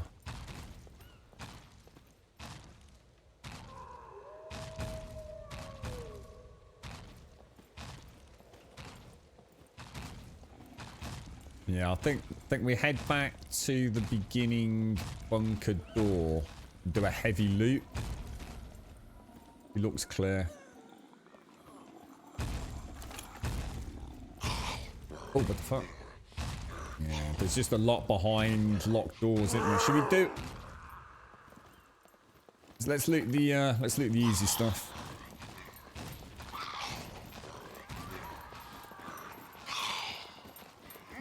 There's a lot of them, isn't there? And of course, these fuckers are all going to respawn at some point. Did we? I think we looted all that, didn't we? That's when we spotted that bloody puppet, wasn't it? The popper puppet. Popper puppet. Did I forget to mute out? What was that, dude? What do you mean? Do you want to take it?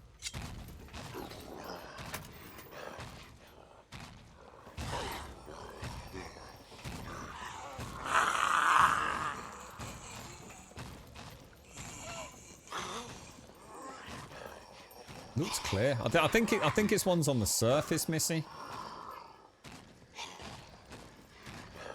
I think. I mean, I wouldn't guarantee that, but. I'm reasonably confident. Reasonably confident.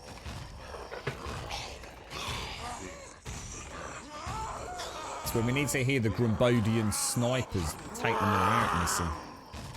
Mr. Husky would have them all put out by now.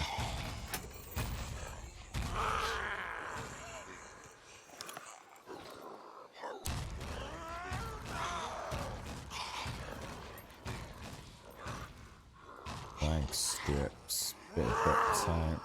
God, that's I don't like that noise, Missy.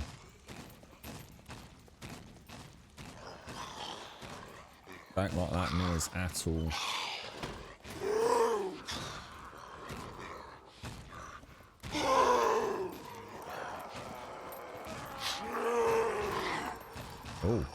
Oh.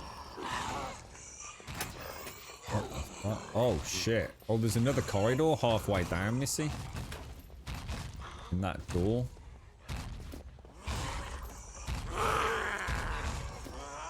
What's that?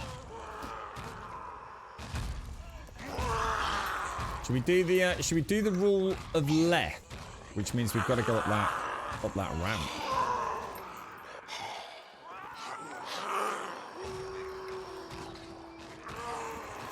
Oh, it's getting quite toasty in here now with the eating off. The girlfriend's going to throw a pissy fit. Oh my god, what the fuck?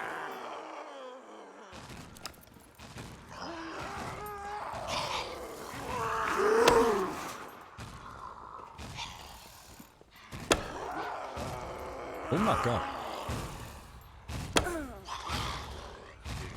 Oh shit.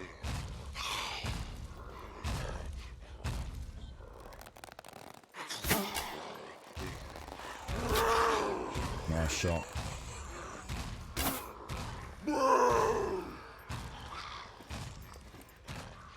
Right, that's the way we're going. Oh, hang on. I need to have a tinkle, Missy. Avert your eyes. I'm just going to go back to the toilet.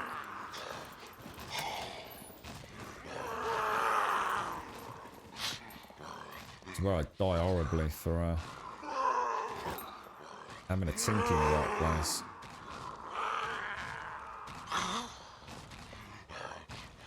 The emergency exit. We've only just got in here, O'Neill.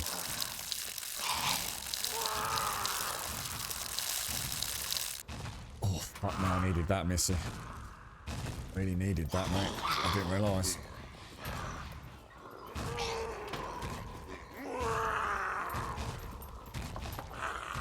Right. Yeah, gonna stick with the rule. Oh, Jesus fuck. Oh my god, that made me jump. I'm going to stick with the rule of left.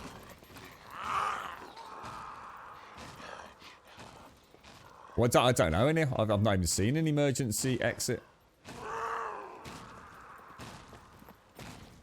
Going to check the end of the corridor, Missy. I'm quite cold in here. I can see my character's breath. It looks clear, but should we just double check? Make sure there's no other.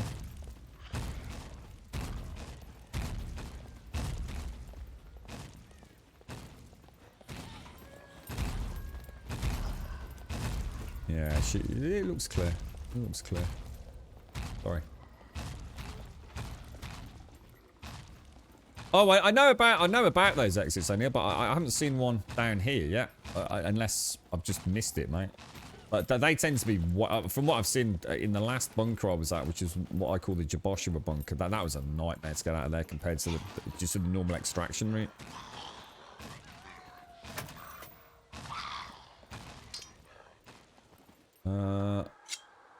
What have we got in here? Yeah, because the problem with those emergency routes is you don't know what you're coming out to. Because you can't see the mech, can you? That's the downside of them. I'm sure once you know the patrols, they offer a nice alternative, but...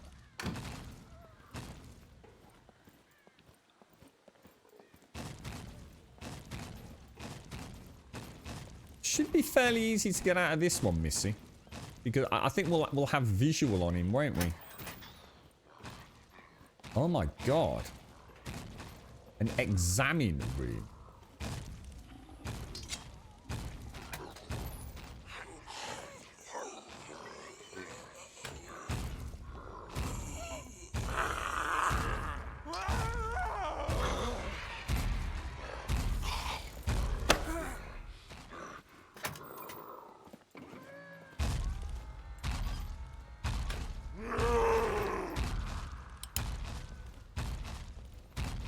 I love this shit.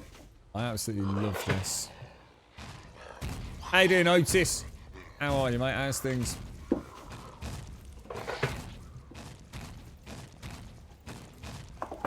Okay, now they sound so close, don't they? Are the cupboards on top separate, or? I don't think so.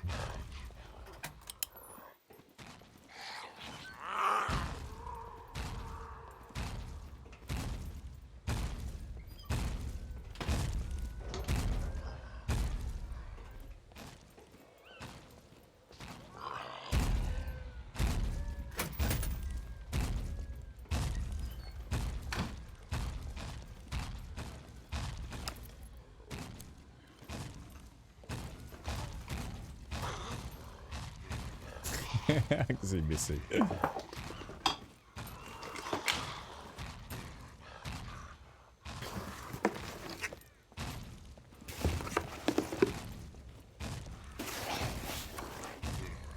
Like I'm listening out, Missy, but oh, I've got that glitch. Look, exactly the same glitch. Look, you loot something, you click it, and then it locks you into first person. Oh, it's driving me fucking mad. Driving me absolutely fucking mad. Doesn't happen all the time.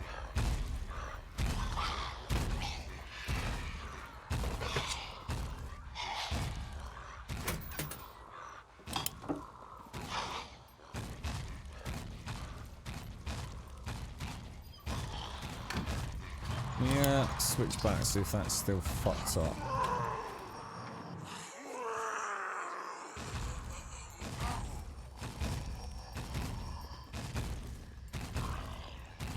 You've been on any adventures in this, Doc?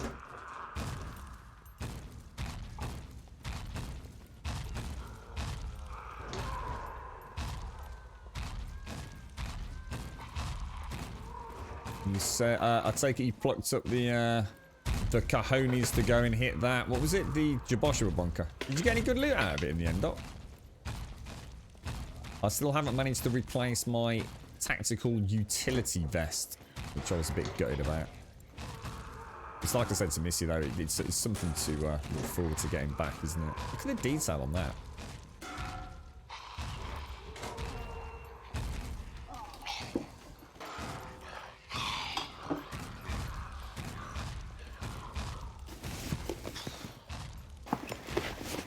Oh my god, are all of those individually searchable? Oh.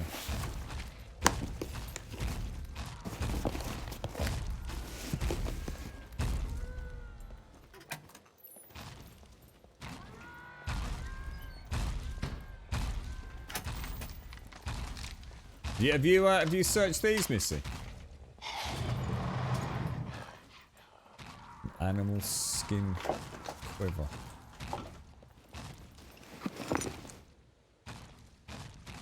I don't think I'll take that.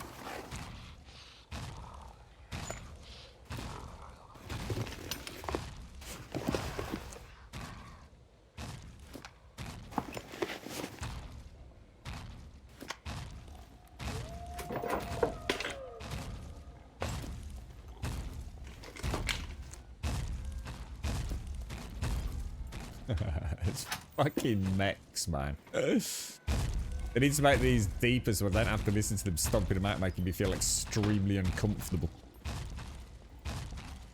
You died en route to Doc's corpse. What did you have an oopsie in there, Doc? Or oh, armories. You got one on the right. Oh, nice, Missy. I'll see you in a minute. Ooh, a UMP 45. Won't say no to that little. Have you got? Do you bring lockpicks, Missy? I've got some if you need some. Have I got another 2? I've got 4 total, so... I wonder how many armories there are in this one.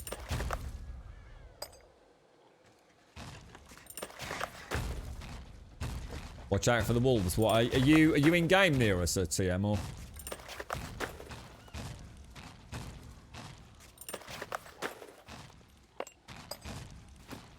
Oh, actually, I'd like to take that, you know. And I'd like to take that, but I will drop if it's not me. Oh shit, it's starting. I'm a bugger for starting the lockpick and forgetting I've started it, you know. That was terrible.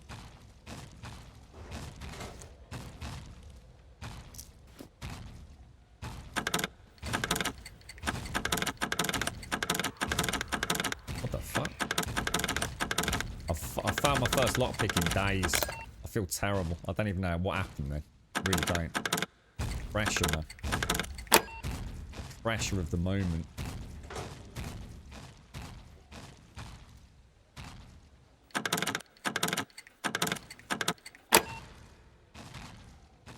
Focus, Rummy. Use the force, bro. I lost the lockpick, didn't I?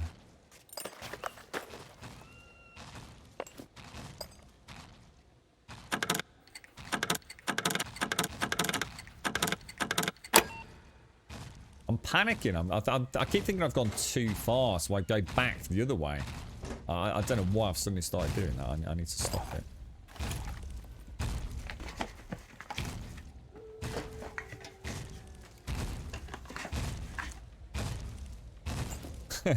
It's been very nice of giving me the screwdrivers to do the lockpicking, isn't it? Well, I got a gun, Missy.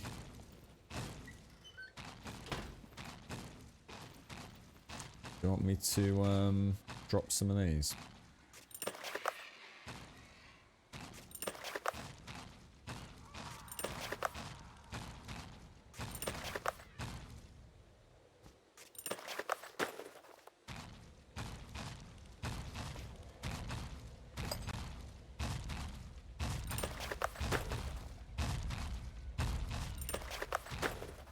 Do you want to do the lock picking, Missy? Or there's a load of lock picking stuff on the floor if you want to do it. You can do it. All right, okay, no worries. I'll pick you. You loot.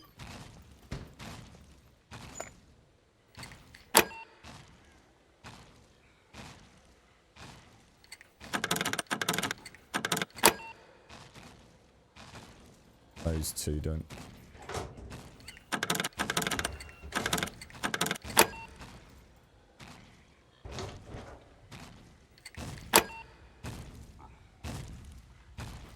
All done, mate. So where were we going? Were we going down? Did we come in? We came in that way, didn't we? Wood crate on top shot. I think I checked that, didn't I? Up there. Yeah, I don't think they're searchable. Well, or if they are, I know I hovered the cursor over. It didn't seem to be that time.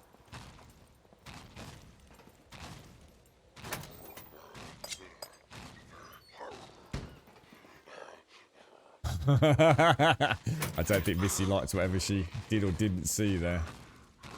My god, this place is huge, isn't it? Keep that open.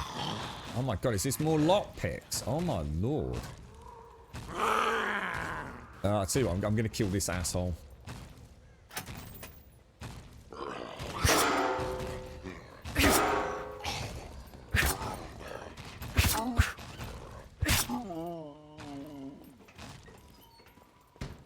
let me get some more lockpicks out. This place is crazy, man. You know we're gonna start having respawns behind us, don't you? Those respawns could be popper poppets.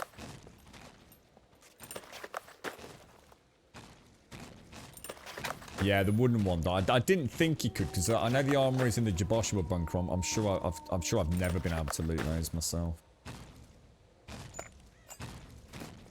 I always check just in case, but.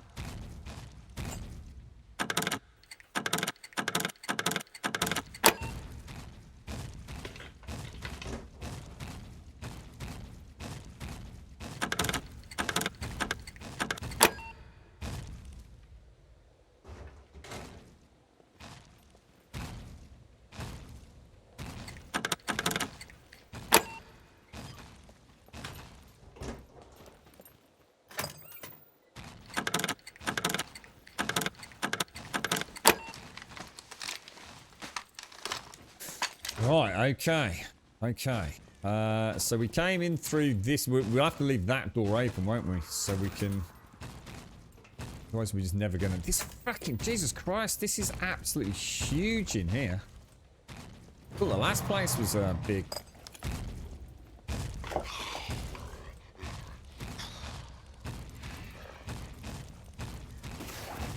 We're gonna need a bigger bag, Missy.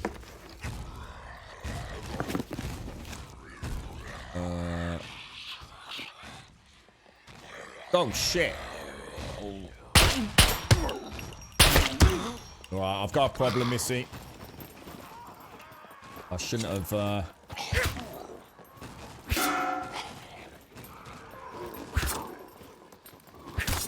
shouldn't have taken the shot. Exactly what I said I've got to stop doing earlier is stop taking shots when you know you're in melee. I've got to stop doing it. It's getting me fucking dead every time. And it of course alerts anyone around you, doesn't it? I'm going to patch my wounds with a proper one, I think. What did we drop to? It's getting lazy. Yeah, I knew he was a military one, and I've got a little block 21. That's a good couple of shots normally, so that was a waste that could cost us on the way out now. See, the problem is I'm so eager to use the guns, but I'm using them in inappropriate situations, you know? I didn't know what was around the corner. I could have alerted a whole bunch of shit. And where do I find the recipe for the skewer stick you need for making a skewer with meat? It's here, Shades. You don't need to find it as such. It's here, look. So in items, no skill skewer. So in the same box as the toolkit. It should be, it's literally visible on the primary screen, Shades. So under tools and weapons, you've got items. So it's items, no skill. 1, 2, 3, 4, 5, 7 across, 3 down, mate.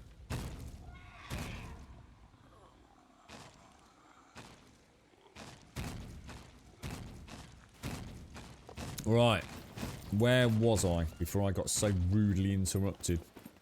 See, I thought I got a really nice angle on him as he came round, so I thought I'll definitely take a shot at him. And then I realised he was he'd got the helmet on. I didn't think he'd got a helmet on when I first saw him. I thought he was one of like the flat cap non-souped up boys.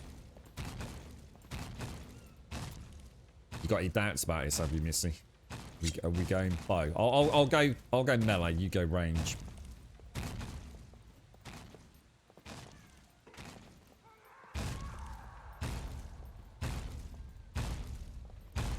Yeah, this is whitelist only, O'Neill. Whitelist password protected.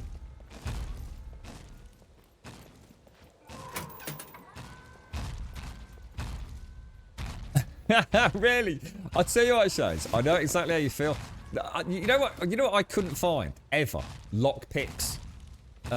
These things. To me, that just never said that is a lockpick. I don't know what I thought that was, like a pen or something. And it was kind of mixed in with like these party materials. I had a real mental block on lockpicks for ages, dude.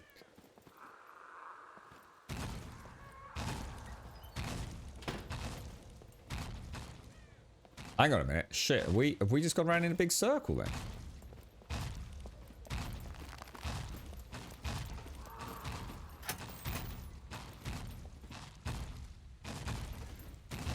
This is... Oh, fuck, I have no idea where we are, mate. I've got no idea where we are, Missy. Like straight up legit. If we've been hugging the left wall, did I take a wrong turn somewhere?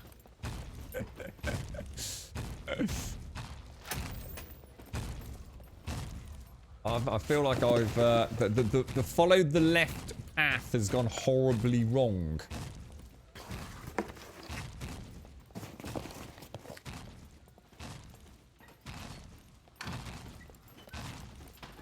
This must be where we can... Did you just hear a popper puppet?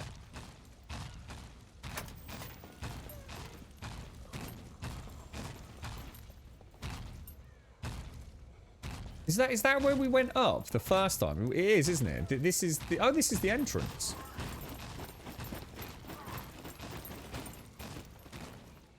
Oh, right, okay. Yeah. So we've kind of gone all the way up and up.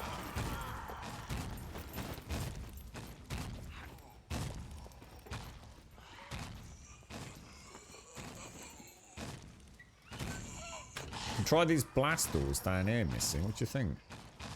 We try down here. How'd you point, by the way?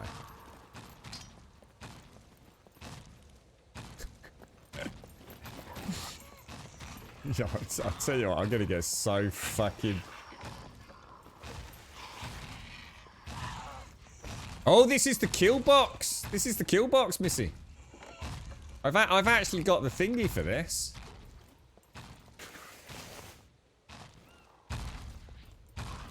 I could actually open that door, but I don't know what happens if I open the door. Should we just do a bit of searching first? Because we have got stuff we haven't looted yet, haven't we?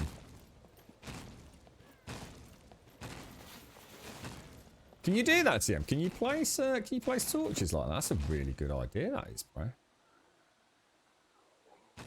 Where are they when they're at home? These things. Craft. Oh, dude, that is clever, mate. That is clever. Like his little waypoint markers, I like it.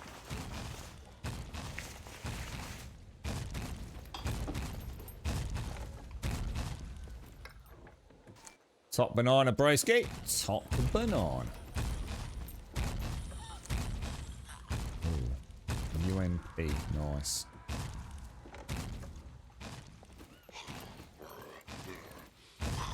So there is another blast door here, Missy. Sounds like there's quite a lot behind it as well.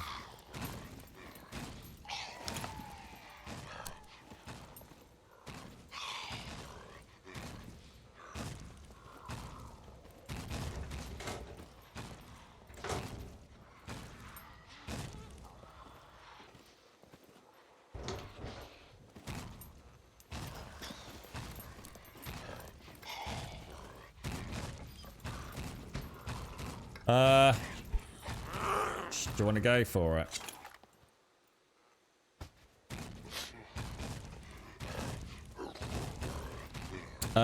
This is the C1 bunker, Black Toxic.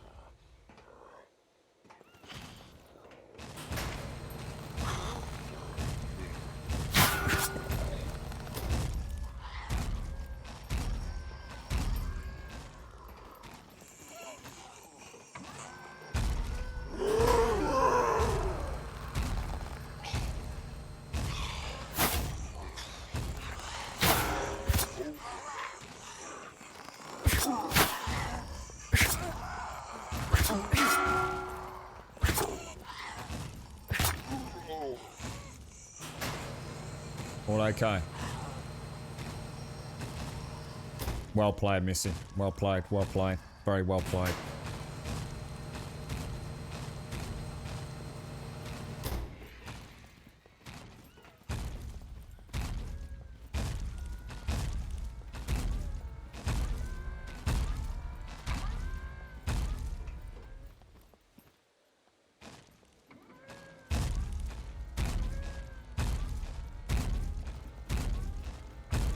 So this is what you were saying, O'Neill, isn't it? This is the emergency exit you were saying.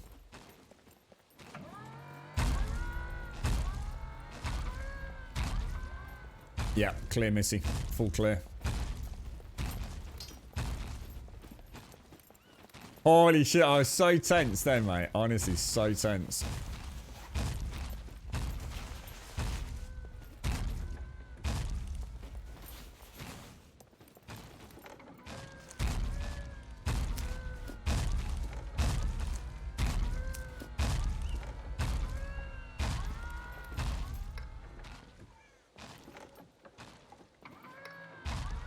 So, what are your thoughts on the kill box, Missy? Do you want to go up there? I went up there once and opened the hatch, but not on this one, though. You can actually clamber up, open the hatch, but I don't think you can stick your head out over the top just to have a sneak peek. I think it's one of those, like, really awkward transitions. You're either on the ladder or you're not on the ladder. You can't just poke your head out.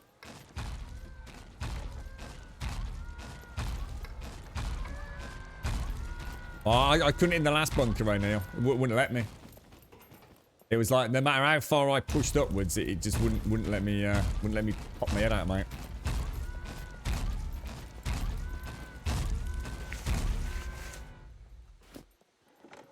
So, we've got the kill box. Now, I don't know whether to go out, drop our loot... Oh, shit.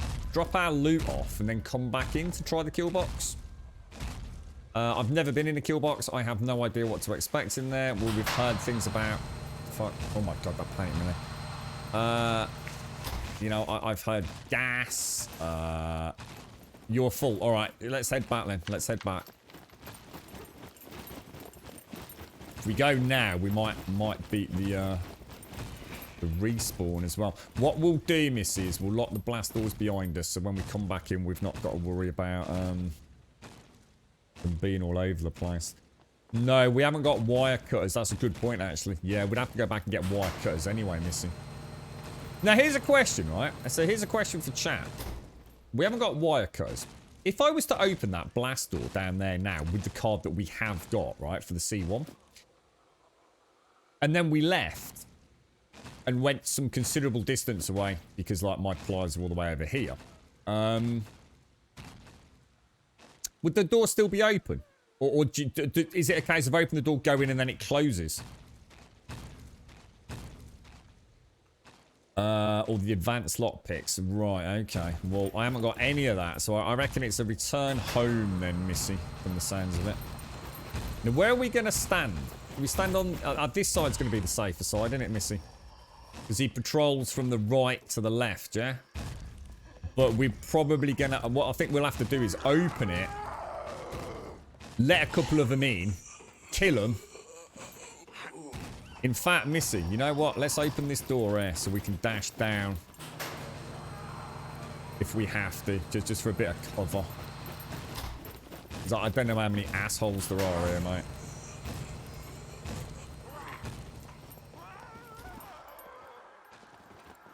Doesn't look like any, to be honest. Careful, he's coming up. Oh, shit, he's right... Oh, fucking hell, he's right on the other fucking side. Oh, fuck, Missy. I fucked it. Don't worry, we're okay, we're okay. Did see me, but... Oh, I don't know, did he see me or did he see someone else? Oh, fuck.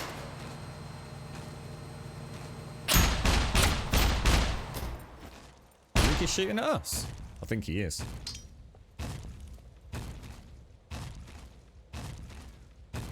Right, we'll just wait. We'll just wait. Sorry, mate. I think when I drag the puppet in.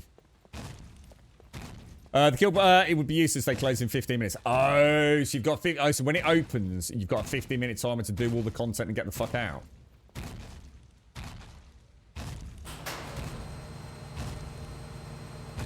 Right, got you.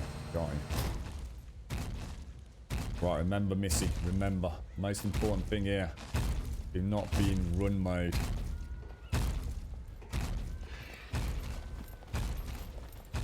Fuck, I can't remember the way out. Remember, don't panic. Oh, fuck, where's the way out, Missy? Remember the big bunker thing. Whew. Go, you're right. Just leg it through. Oh, shit, he might... Oh, fuck, he might be able to get us there.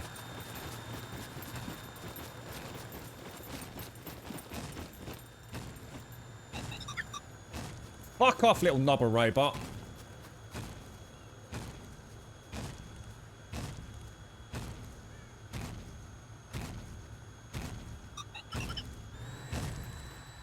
Where do we park the car? Oh, I've just seen it. I've just seen it. It's over there. Look.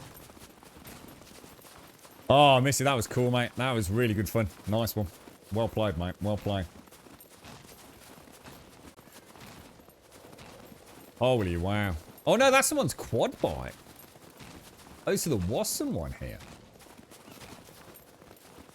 So, in that case, oh, there's that car, look. Is that actually someone's bike, is it? Or... Yeah. Well, it's time to go home, Missy. I because there's no point going, because we haven't got pliers, have we? I can hear wolves. That was freaking cool. That was really cool. Well played, mate. Give you a big thumbs up there, Missy. How do I do that? There you go, look. If you're able to disarm the traps, there will be 3 to 4 types of locks. All the single locks are zappy locks, range from bronze, silver, and gold. The double padlocks, normal locks, no zap. I don't even know what all this means. Just don't even know what it all means. Right, I also have no idea where we are. So if I head straight back down here and hang a right, we should be on our way back, shouldn't we? Were you on standby there, Tia? Nice one, bro.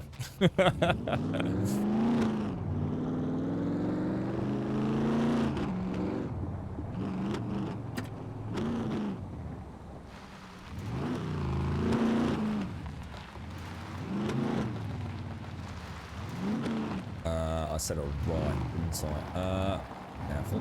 So let me just have a double check where we're going. So we're going to come all the way down here, and then we're going to hang a right when we get at the bottom.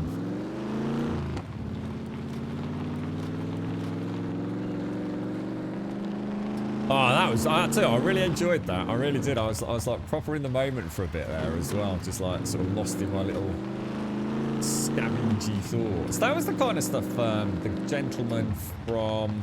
Ooh, what game was it? Miss Survival was adding, wasn't it? Do you remember? When we played Miss Survival, he...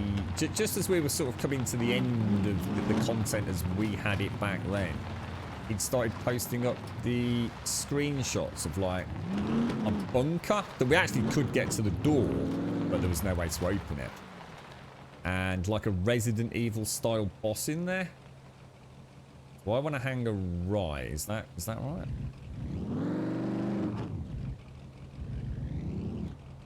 If you can, make the practice lockpicks and bomb disarming items in the crafting stuff. You will see how hard it is in the kill box. I have no idea about any of this, Mr. Husky. I think that's best left till tomorrow. I think it's late. What I'm worried about is Missy or I going down and no one else available to rescue us and us having to log out at 3 o'clock. We will be back tomorrow, 100%. We're going to hit that tomorrow. We've got the key card. Today's plan was to just go and investigate it, so... I don't want to be putting myself or Missy in a position where we're just like, we're rushing it. Making mistakes, because I know I will. If I've got to do a corpse run out in the middle of nowhere.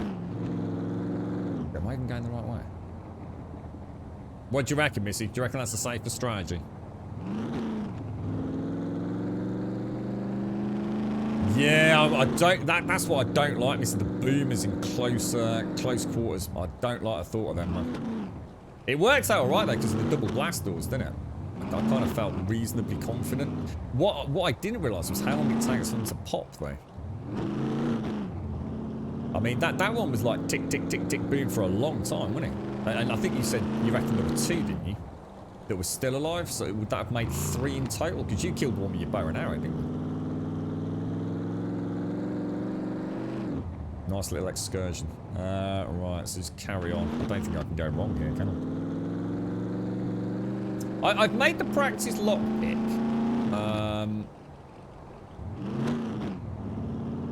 And it's a nightmare, dude.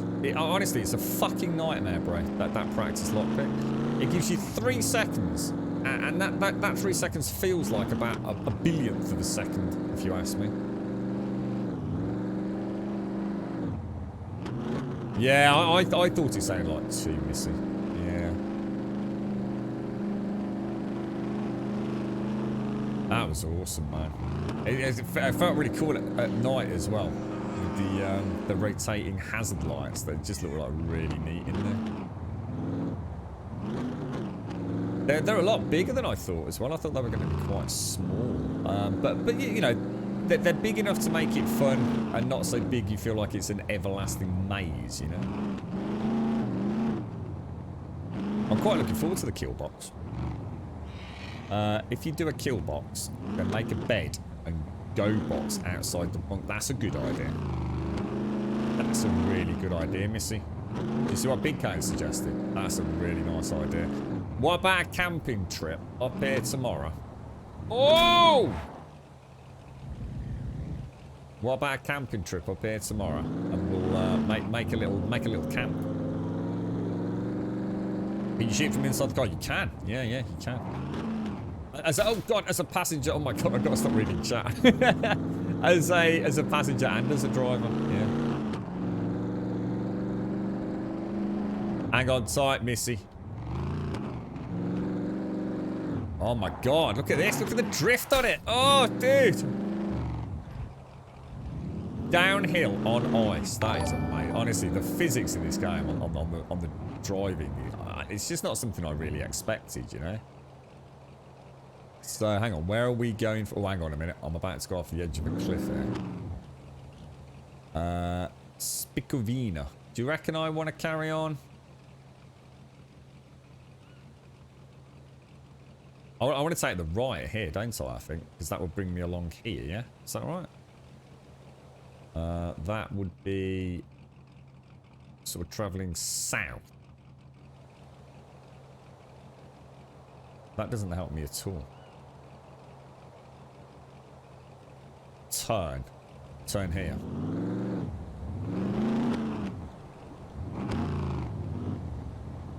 Let's make sure I'm... Yeah, that looks bad, doesn't it? Yeah, go by the castle. Did you figure out you're at Skewer Shades? It's amazing, isn't it, in games like this? It's that one elusive thing. There was something in 7 Days that used to piss me off at no end in the early days. So something that didn't look anything like what it was trying to represent, and it used to annoy the shit out of me.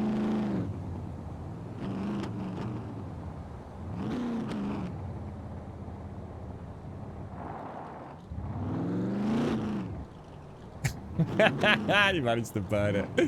I'm one of the things I'm mostly... I mean, you and I have had many conversations, haven't we, Shades, about food in video games. And you, for example, you love cooking a whole myriad, a veritable banquet of different items, don't you? And I've never been too fussed about, you know, whether or not there's 55 different types of sandwich or 2 types of sandwich.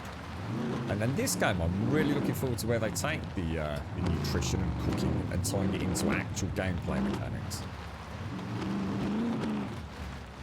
Night down these roads. It's like, honestly, this could almost be a horror game at times, couldn't it? Imagine just going past something just out there. Glow. Oh, Jesus, glowing. Oh, hang on. Where are we going here? If I go right here.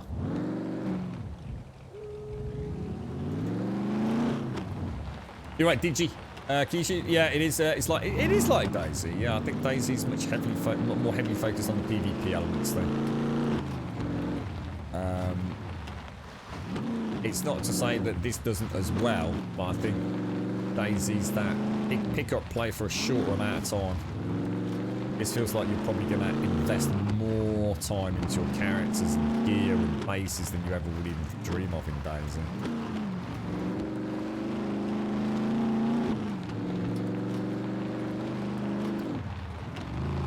Really hard to see. Oh my god, where are we now? Do I carry on? Oh yeah, actually, you know what? I think I know where we are now. Yeah, because that's the castles back up top, isn't it? Yeah, that's the little stop-off point. There's a house on the left, isn't I like driving at night, Missy. This is cool.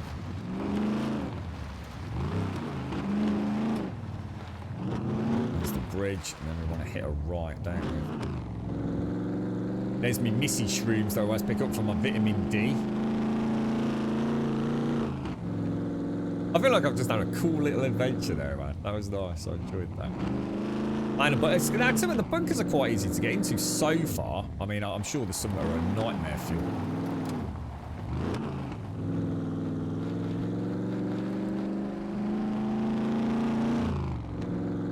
Be nice if they could just change some of the lighting. So these street lamps, it'd be nice if you could actually sort of like see the spotlights down on the ground, right?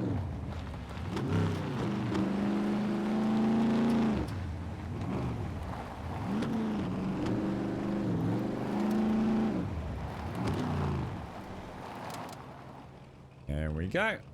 Perfect. Nice one, Missy. Okay. Oh, you got a nice one. Thank you. Skills, mate. Oh.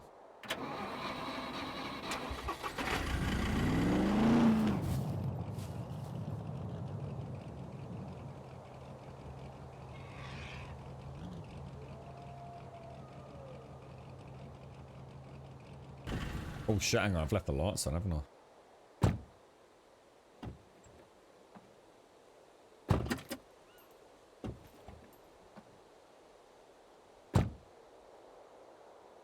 Yeah, but you don't need to, though, Chucker. I think that's one of the issues the game has struggled with some. I mean, what the hell? I think some people. What were you saying, Chucker? It's a high ping, was that? I didn't see high ping. High ping. Oh, look, in this game. What's it about? It's like some days. Like, you don't need to be a nutritionist in this at all. High ping. I don't know if Chica's having a giggle, but yeah, that metabolism stuff. You honestly, mate, you just don't need to pay any attention to it if you don't want to. You're just the basics. Keep your calorie intake up. Keep your hydration up. That's it. Don't worry about anything else. Pop a vitamin once in a while. If you want to play the metabolic game, you can. But you honestly, for all intents and purposes, you can pretty much ignore it.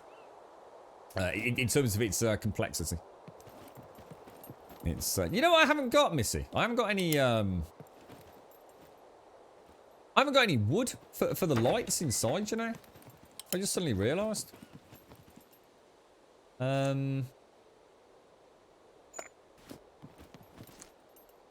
If we drop that down there, that should light the entrance quite nicely, shouldn't it? Yeah, don't worry. I'm going to unpack my bags, Missy. Get some lights up so I can. I might do that back wall, Missy. Get that finished. I think we started that the other day, didn't we? And then I can't remember. I think it probably got a fucking server reset. Yeah, it's really dark at night, Digi. It's really nice as well because it means things like night vision like actually matters, you know. And they are talking about adding in some what is it? Some electrical systems as well. So turn that on. I forgot about you can change the light angles. Actually, I completely forgot about that. You know what I'm going to do? I'm just going to go and get a little bit of wood from outside. I'm going to have to empty my bags first, though, aren't I? Let's do the clothing. Yeah, it's like I say, I've had people say that it's put them off even trying the game, that one screen there. The best way to look at that is to essentially ignore it. It's there if you need it. You know, if there's a problem, this will tell you what you need to know. You know, if you're too hot, you know, you'll start paying attention to your temperature. If you notice that you're running along and your character's like sort of like breathing very deeply, or so, you know, you might see O2 levels drop and your heartbeat, you know, banging out 190 beats per minute. You know, if you feel like you're putting on weight or you want to lose some weight, you can start looking at it. It's obviously got all your RPG mechanics, you know, what your driving skill, archery skills are, but it's one of those things that looks overwhelming, but actually when you're playing the game, it's there for information purposes if you really want to sort of figure out, you know, the really sort of more complicated day-to-day elements of the game. But if you just want to play the game, eat and look at calorie balance, try and keep that, you know, above zero. You know, if you're going to do a lot of lumberjacking and running around with a heavy backpack, eat. You know, if you're sitting at home doing a little bit of light inventory management, you don't need to eat as much. Keep your water up. Carbs, sugar, and sodium. I've kept green, you know, for several in-game days, and it made no difference to my character, really. It really didn't. At this point, don't stress about it. Obviously, the digestion monitor is really important, so you don't accidentally get diarrhea or vomit or anything like that.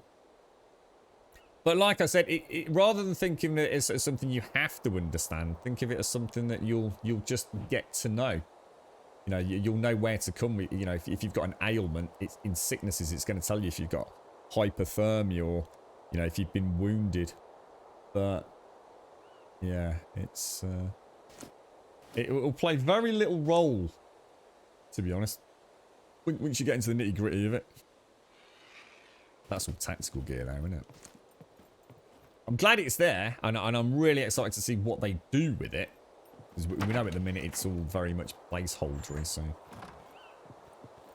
Yeah, that's it, Dot, yeah. They do what you would in normal life. It's like I said many times, I think it's the best analogy I can give. I mean, how many of you actually watch your macronutrients and seriously calorie count in a given day? You don't. Or most people don't. Some of us do. And, you know, does it make that... But, you know, if you're training, you need to. You know, you need to pay more attention to it. But if you're not, you know, eat some beans on toast, eat some cereal in the morning, glass of milk, whatever it is you eat. You're not going to drop dead, are you? And you won't in this game either. Your character gets 3 meals a day and still complains he's hungry, greedy bastard. It depends what you're doing then, North. I mean, what are you eating? I mean, I found one of the best sources of nutrition in this game in terms of pure hardcore calories. Is... What are we going to do here? Let's pop that back up there. In terms of pure hardcore, just get calories down my neck in the shortest amount of time, and taking up very little inventory. You've got MREs and things, but it's the kebabs, the big 5 meat kebabs, that they pack a hugely concentrated number of calories. If you're eating 1 or 2 of those a day, even if you're building, you really shouldn't have an issue. Now, it was suggested to me that you should eat more regularly small meals.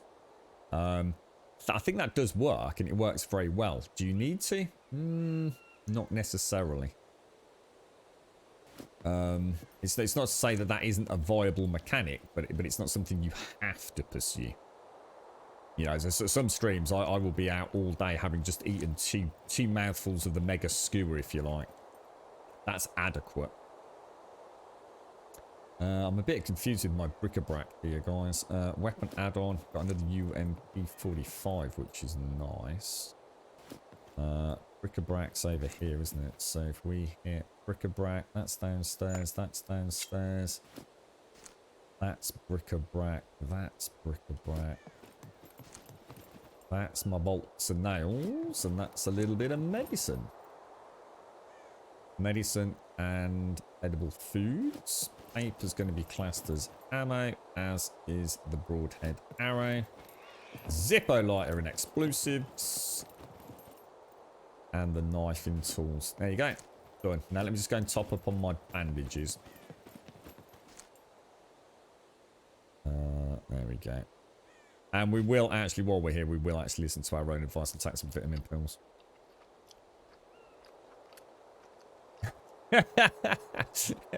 You feel you need a colon. A colon volume indicator on your iPhone, mate. Did you not just, you know, did you have issues with that, do you, in real life, Chica? Did you suddenly, you know, did you have like irritable bowel syndrome or something, mate? You just have to suddenly dash to the toilet, bro. That's gotta be bad IBS, man. So many people seem to suffer from that. I don't know, is that a more, how can I put it, modern day issue, is it? I mean, people seem to get IBS for all sorts of reasons, don't they? Where's my harmonica? There we go. So, let's go and check that wall out then. What, in this? You know what? I've never even seen a seagull, mate. I didn't even know there were seagulls in the game. I thought it was only crows, dude. When hunting, beware bears can and do spawn anywhere. So if attacked by a bear, when you wake up, don't run. Lay down and do not move. Bear should wander away, then run like hell. What is that if you spawn in the same zone as it, Big K? So I haven't spawned. I've always spawned randomly because I've been trying to get my fame points to 1,000. But because of all the resets, I feel like I've got there once maybe, but never quite finished it off. This did you not long, dude, to be honest. Building's actually one of the things I was really surprised at in this game. It's it feels to start, if you're a new player and you start playing this game, building is going to feel like it takes forever. But it's because you probably are not doing it efficiently. There are definitely ways to build and just build huge structures very, very efficiently and very, very quickly, mate. This whole house, which seems to be a ridiculous number of... hang on, I probably shouldn't have done that. Which seems to be a ridiculous number of logs and planks. A couple of 3-4 people came over with a chainsaw, and it was up in like literally minutes as that cabin area there. This is tier 3 walls though, so these do take a while to upgrade and get fully functioning, if you like. So we need, what do we need? So we need nuts, bolts, all the normal stuff. If I can get a crowbar, and let's just drop that. I think I took the one light from outside that I needed, didn't I? Oh no, that's pretty good actually. Let's go and get a crowbar.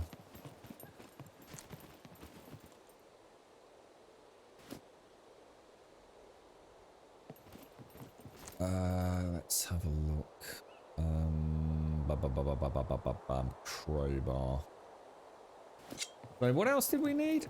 Most of it should be in these boxes down here, shouldn't it? It's all been good today, Silent. Yeah, in fact, flawless victory today. I shouldn't say that out loud because God knows what'll happen, but but yeah, so far so good today, mate. In fact, the stream's been spot on. We've had no drop frames. Nitrado have left us well alone. They sent a letter of apology through yesterday. They gave us 7 days worth of this server as is free. They can't complain too much, Silent Box. Yeah, it's a shame it happened, and I do feel for people that lost a lot, but it happens. We've lost a lot more on 7 days over the years. We've had a couple of catastrophes in that game, but that wasn't the server host. That was the game. Just, you know, back in the day, things just went south for no reason. You know, it was just it was still a very early access game with a lot of problems, wasn't it? You're not a fan of seagulls, are you, Doc? We had a double bin collection today. They better have taken all my freaking recycling. The knobbers.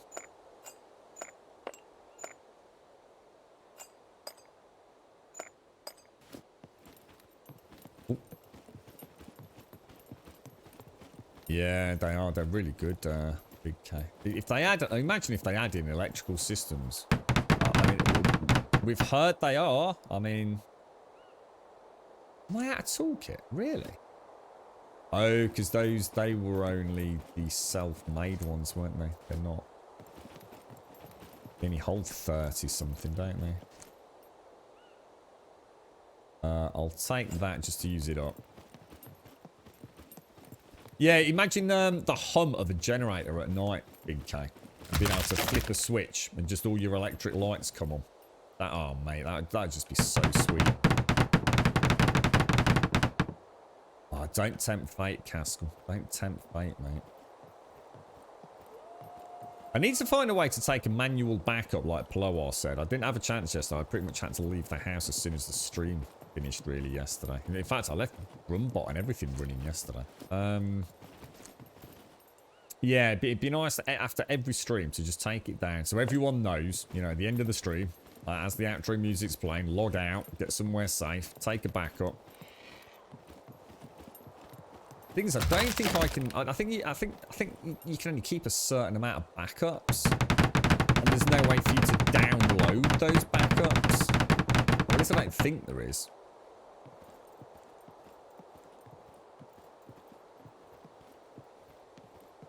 Your 7-year-old is playing Spyro the Reignited Trilogy, and I wanted to show him how the game looked 20 plus years ago when I played it first. His reaction, why do they look like they are made out of cardboard?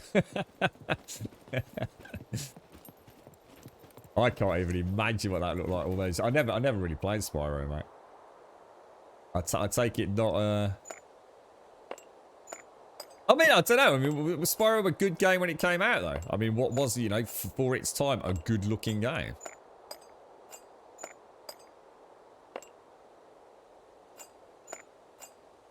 I'm going to assume it's not that bad, right? They've actually showed craftable windmills with electrical sockets sometime. Oh, have you got a link to anything like that, shit? Oh, I'd love to see that, dude. That sounds really cool. So we just need a few... Oh, I'll tell you what, let me just upgrade that next section. Is that already upgraded? Oh, it is. Well, that's my last tier 3 section. Nice.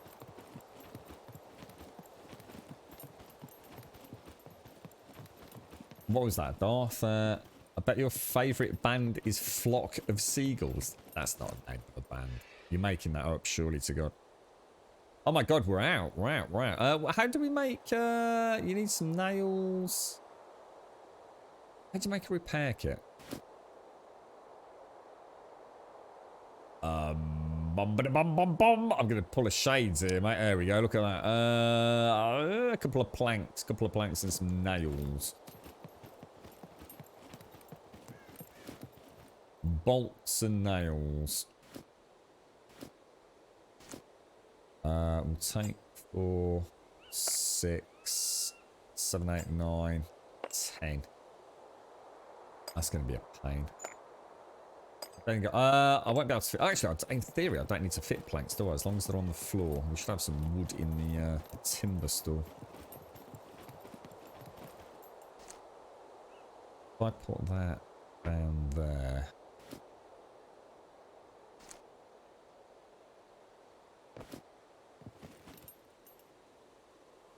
There we go. The Flock of Seagulls were actually an 80s band. No fucking way. For real. They were actually called a Flock of Seagulls. I tell you what, they did have some shit names back in the day, didn't they? A Flock of Seagulls. Were they any good? Full of shades, where I couldn't see the craftable shades. You were looking for the... What's it called? I forgot what you're after now. The skewer. I think the best thing they could add to this game right now, for new players, because getting accustomed to all the different icons early on in the game is a nightmare. It's a little search box in the crafting list. So at the very top of the crafting list here, you can have a little search window, and you could just type in, you know, SK, the skewer, and it would show you a few options, right? I just don't see how they could go wrong by adding that. It would just be a really nice thing to do. What am I short of that, though? What else do I need to make one of them? Oh, planks of wood. Should we make another one? We always need them, don't we?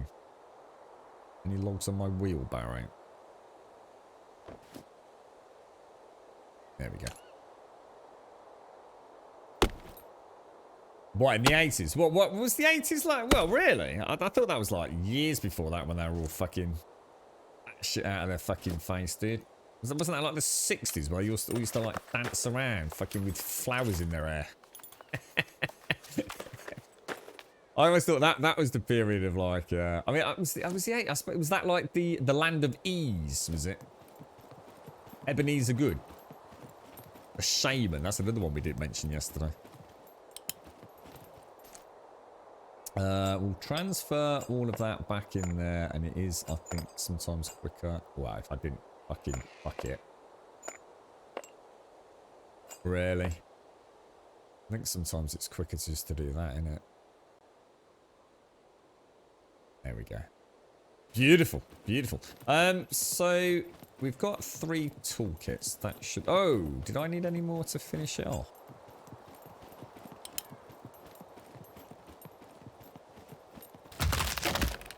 that's it then. That's a full tier 3 base. 100% tier 3. That's kind of cool. In fact, that's super cool. I guess we can start now working on some of the more cosmetic stuff. I'm quite excited to do that. Thought we'd leave that as a treat once the main compound. God, I remember building the first foundations, honestly, guys, and I sat here thinking this is going to take fucking, like, weeks. And it did, because I suppose I was still trying to do a lot of other things, but it's like I said, once you start building, I think the trick is to have a really basic base to start with, and then just keep bringing back all that metal scrap, you know, the wire, especially for the barbed wire. That's a big hurdle to get over, isn't it? There's actually a Dutch band called Der WC Experience, which translates to the toilet experience. That just makes that's slightly scary, mate. it makes me wonder what sort of people are in that band, I tell you. A Flock of Seagulls are an English new wave and synth pop band originally formed in 1979 in Liverpool. Oh, that explains it all, doesn't it? If they're from fucking Scousland, mate. The Dead Trousers. That's not bad. The Dead Trousers. You know, that's all right. The Crashing Carrier Pigeons. That's ridiculous. The Collapsing Newly Built Houses. Oh, Jesus fuck. Are they literally just making them up now? I mean, what...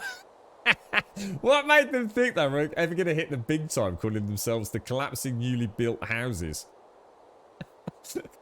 That's ridiculous, bro. Oh my lord. Right, I am going to get a coffee. I'm going to be straight back. I'm going to double check the central heating, make sure that's all working, which I think it is, because it got quite toasty in here a minute ago. And grab a coffee. I'll be straight back. And don't forget, it is Elstoff's birthday. If you're out there, Elstoff, happy birthday, my friend.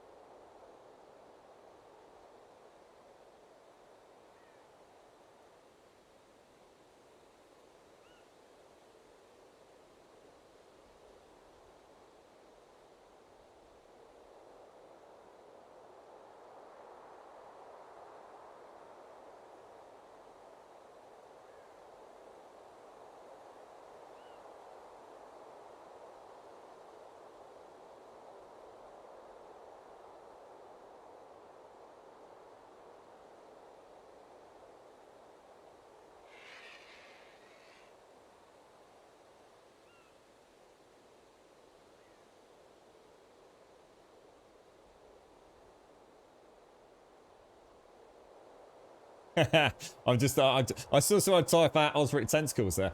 I'm looking forward to see what the discussion's about. Who mentioned Osrics? Osrics are freaking awesome, mate. Group tends to enjoy tunes from Osric tentacles. Yeah, fucking awesome. Osric were fucking great. Fucking phenomenal artwork on their albums as well. I had a really fucking awesome leather jacket. I can't. Was it Pungent Effulgent? Pungent Effulgent? Is that right? Pungent Effulgent? God, that was an awesome freaking. I had that on the back piece of a single cut leather jacket. Oh, the amount of fucking attention that thing got. You could walk into like a gig and people would just fucking catch that at the bar, and it was like, what the fuck, dude? And so one of my friends. It was his brother, his younger brother, who was ever so young. And he was a really talented artist. And he did loads of leather work. It was awesome. See, at least Osric Tentacles, Osric Tentacles is brilliant. You know, that sums up all sorts of... Calling someone a flock of seagulls, I'm sorry, but that's just shit.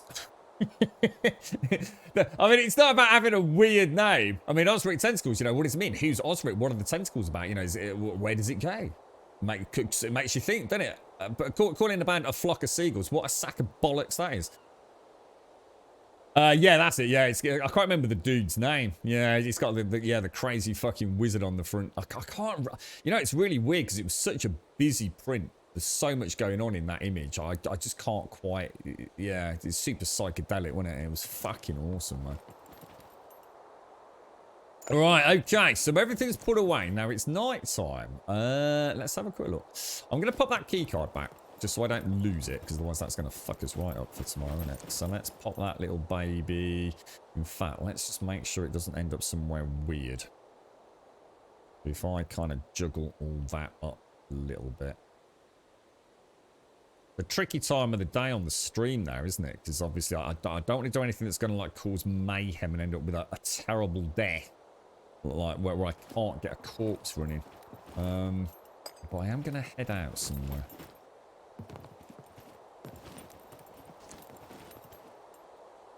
The road. I mean, at least, like, you know, at least Osric Tentacles, at least some fucking thought went into it, right? It's like, what should we call ourselves? As you have a look around the room. Yeti mug. Yeah, Yeti. In fact, Yeti mug's not even bad. It could be like Mouse Mat. I'm going to call ourselves Mouse Mat. Yeah. Fucking hell.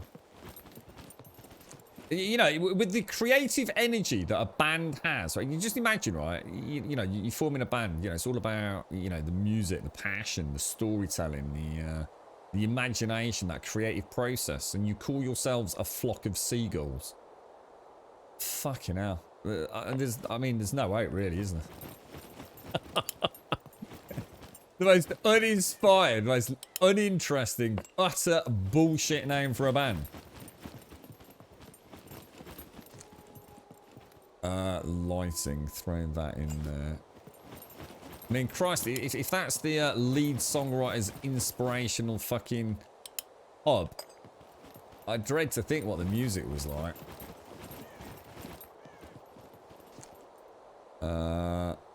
They obviously took themselves very seriously as a creative entity. That's all I can say. They must have really, you know, really fucking thought they were going places. That they had a statement to make in the world of creativity. It must have been brilliant to be around with such inspirational content being manufactured. I'm really glad I wasn't around. Right, Missy, you alright down here, mate? How's things? Are you okay? She's chilling out. Ooh, can I have a packet of crisps, mate? You know I like a cheeky packet of crisps. Ooh.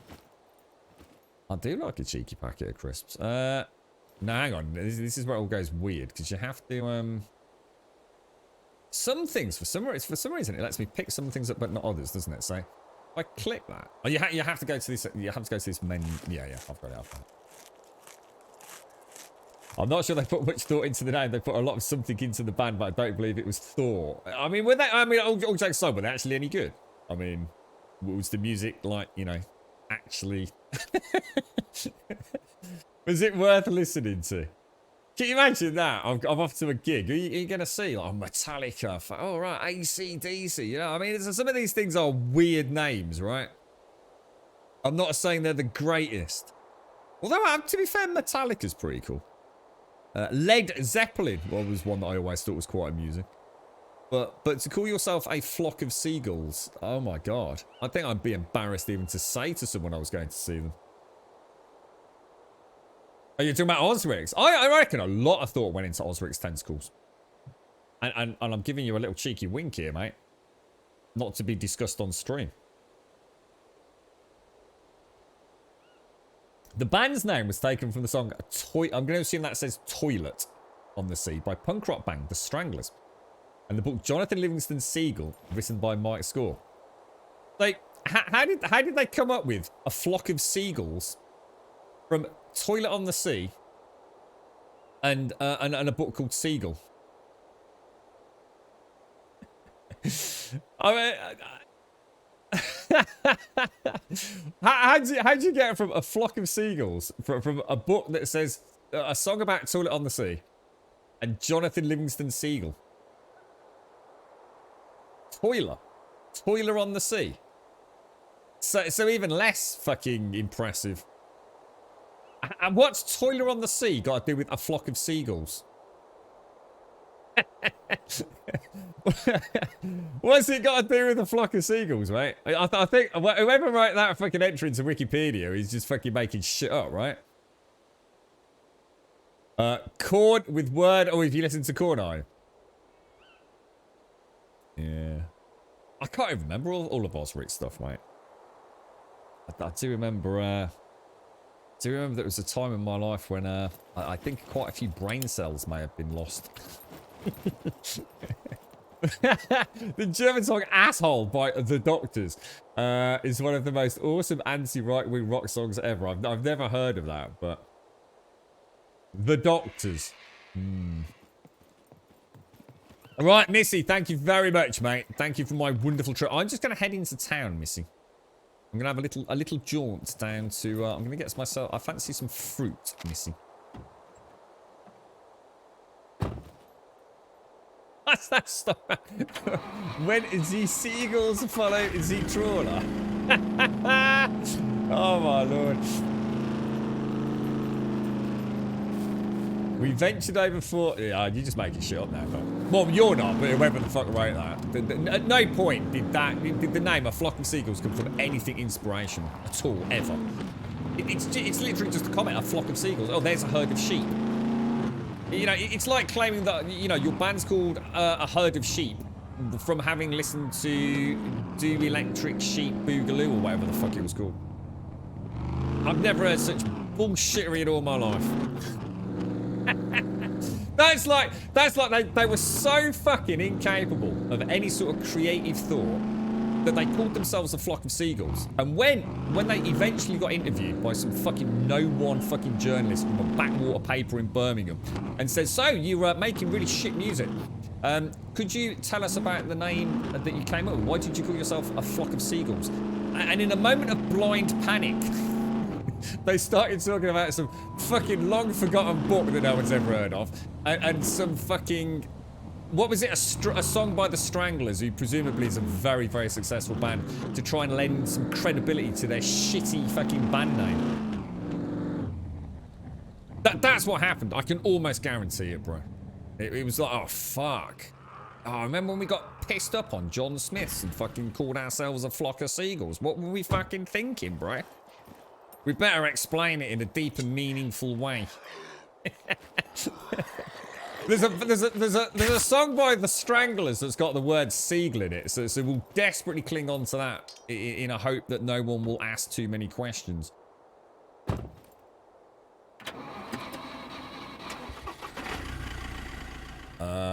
Let's get out of the car.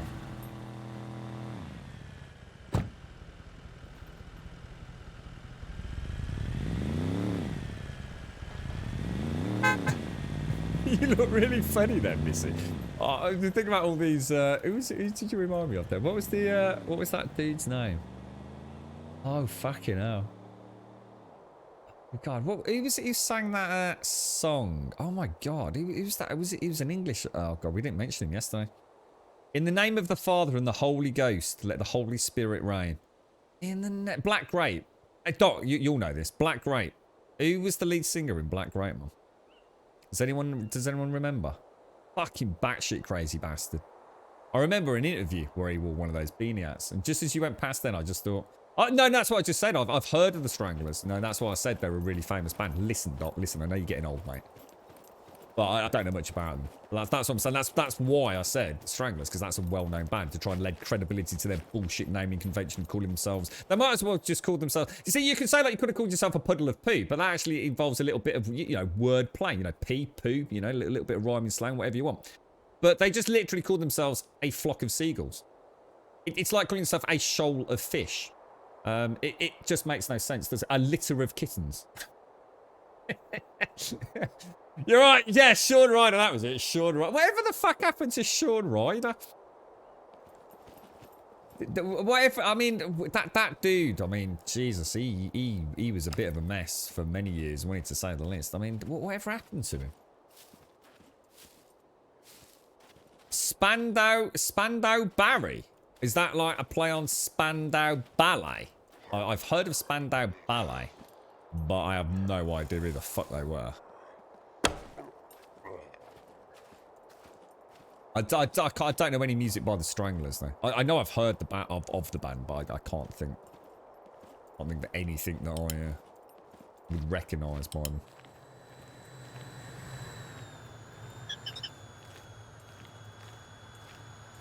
Is he really Dr. Gnosis?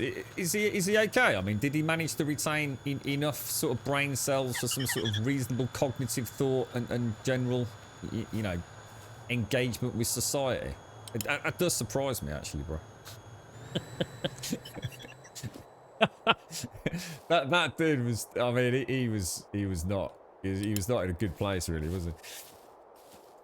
Yeah, I like that. A murder of crows. That's all right, you see. At least you can sort of like think, you know, it gives me a little idea of what they're up to.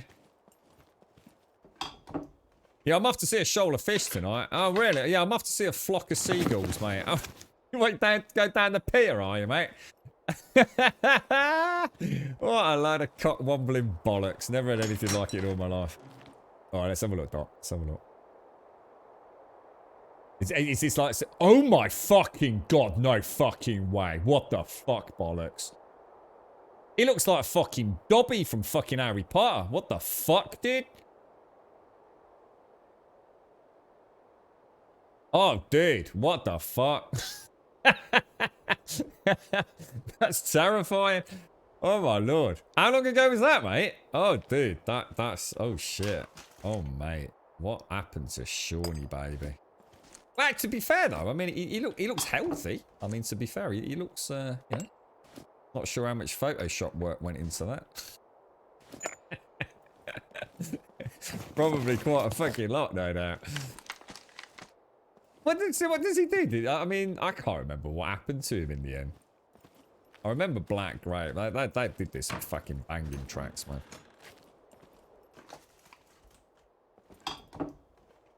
He was a bit of a bothersome young man, wasn't he? Although having said that, I don't think I even knew him as a young man. He's always been old to me, Sean Ryder, to be honest. I don't know how early he started. He and Bez sound like a couple of 8-year-olds in a care home arguing over TV, but considering he should be like he should be like a lobotomy victim on lithium. So what's this goggle box? What's goggle box, man? What's that? Who's Bez? Bez was from... Oh, God, what was he in? Bez. Fucking hell. Bez. Who the hell's Bez, man? That's ringing a proper bell, that is, man. Happy Monday, Sean Riders. Has opened upon his recent cancer scare after he discovered a lump on his testicle. The Manchester singer was told by doctors that it was not cancerous, but he says it has now made him increasingly aware of his own mortality. Oh, fucking hell. About time, Sean. The thing is, it's like we said yesterday, you can't really be a rock and roll star or whatever you want to call yourself. And sort of live that life where you're not burning the candle at both ends. It's just not the way, is it?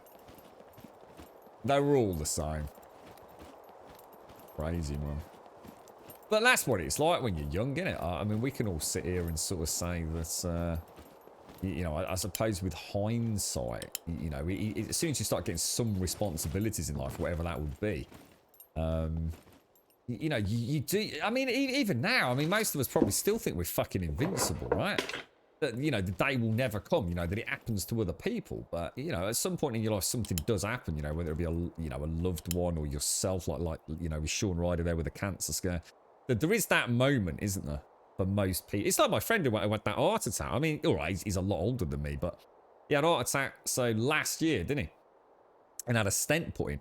And it was like the wake-up call. He was going to change his life. You know, honestly, all these months later, he's got all the medication. He's had the stent in. You know, he started feeling better. And he's back to his old ways. You know, he's back on the pop regularly. You know, I won't say too much. It's not my place. But sometimes you don't listen, do you? Short Rider, not Short Mobster. How you doing, Short? How's things? Bez was the Maracas, guys. So he's yeah. So obviously I'm all part of Happy, but I can't remember him, dude. I can't remember Bez. The name rings a bell, though. Gogglebox is on Channel 4. It's where people have filmed or watch him commenting on TV. There's a celebrity version that Sean Ryder and Bez were on. It's more interesting than it sounds. I think I know what you mean, actually. This is literally... They're literally filmed like a camera in their actual home, in their actual living room, isn't it? They don't go to a studio. It's not like a YouTube, you know, YouTube's React video.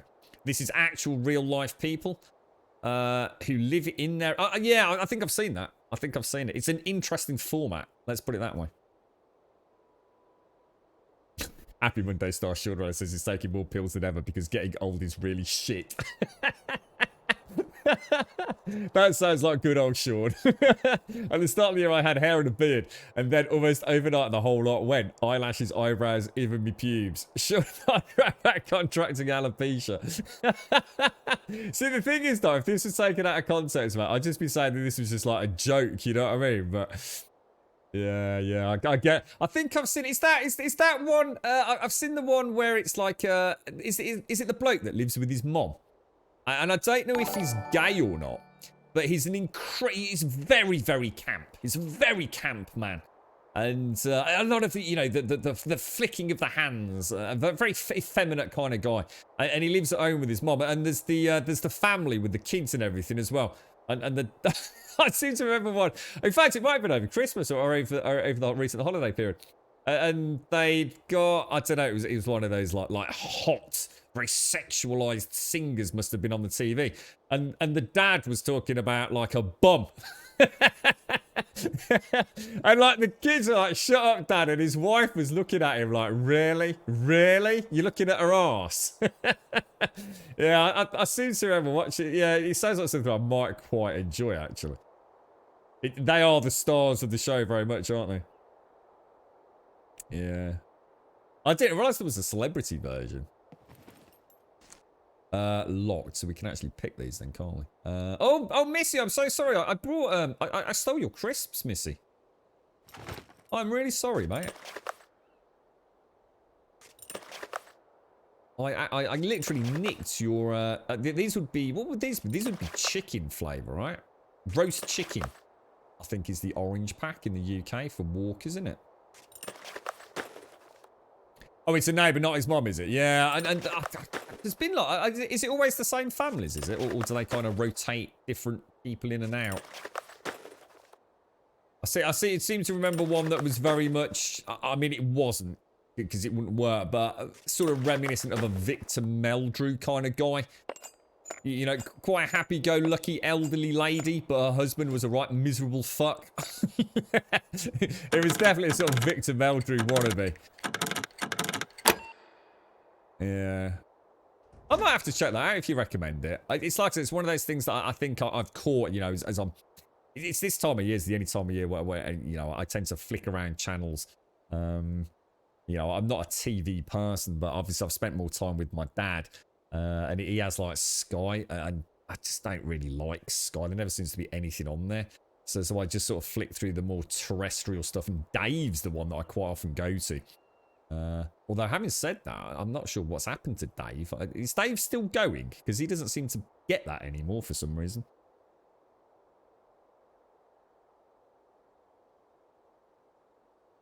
June and Leon, they're both. Oh, what really, Doctor Gnosis? What as in on the? What was it called? The Google box, Goggle box? Is it Goggle box, not Google box?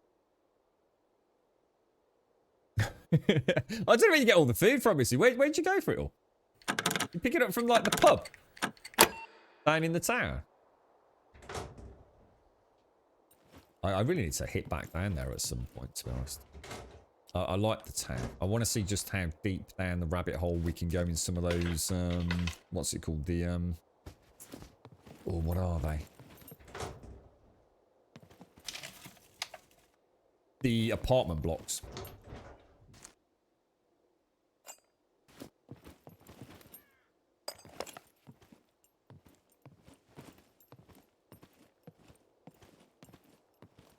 Nice and steady.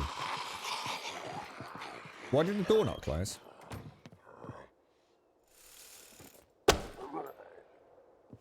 No, my cheeky little zombie friend. Just no.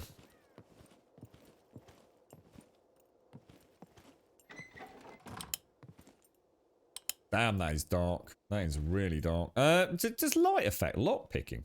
Never thought about that.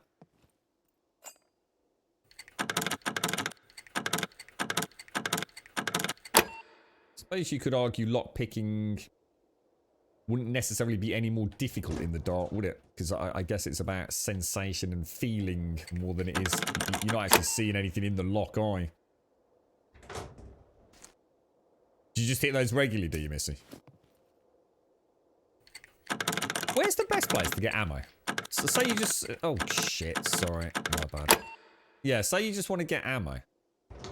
Is it the same places we're hitting? Or is there literally a really good place to get, you know, I don't know, 0.45 ammo? Or is it just a case of keep hitting those mech areas and just hoping for the best? I mean, I know there's the weapon stores in town, but...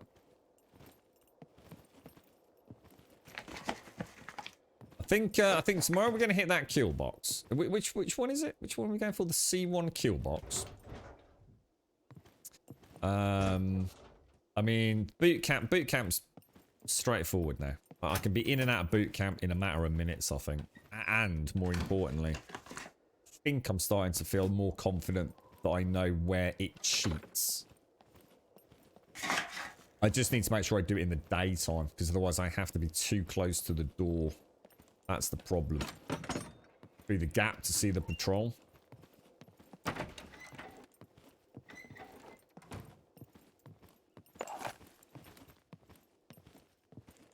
Oh, you're right, sir. Who's this? Milk Daddy. How you doing, mate? Thank you very much for the raid. How's things? How's your fine community getting on, mate? You been playing SCUM, or?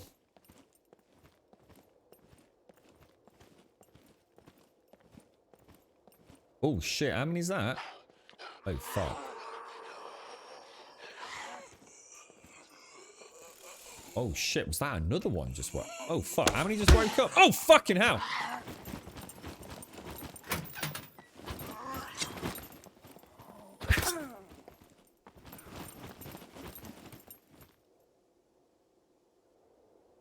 Yeah, this is what Ploar was on about, wasn't it? Where you don't know if you've actually been wounded.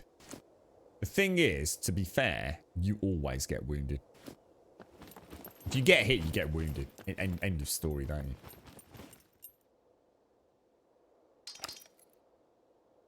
Now, can I shoot through that? That is amazing. That collision detection at that level is just, it's God mode, mate. Absolutely God mode. You really can't argue with that, can you? That's beautiful. You're right, Milk Daddy. Slowly but surely, just started SCUM the day before. Oh, is it your first time playing? Oh, mate. Oh, there's so much to learn, dude. You're going to be gaming Nirvana for weeks, mate, honestly. It really is absolutely incredible. Have you got your own server, or are you just playing on, like, the private ones, dude? Oh, so sorry, the public ones.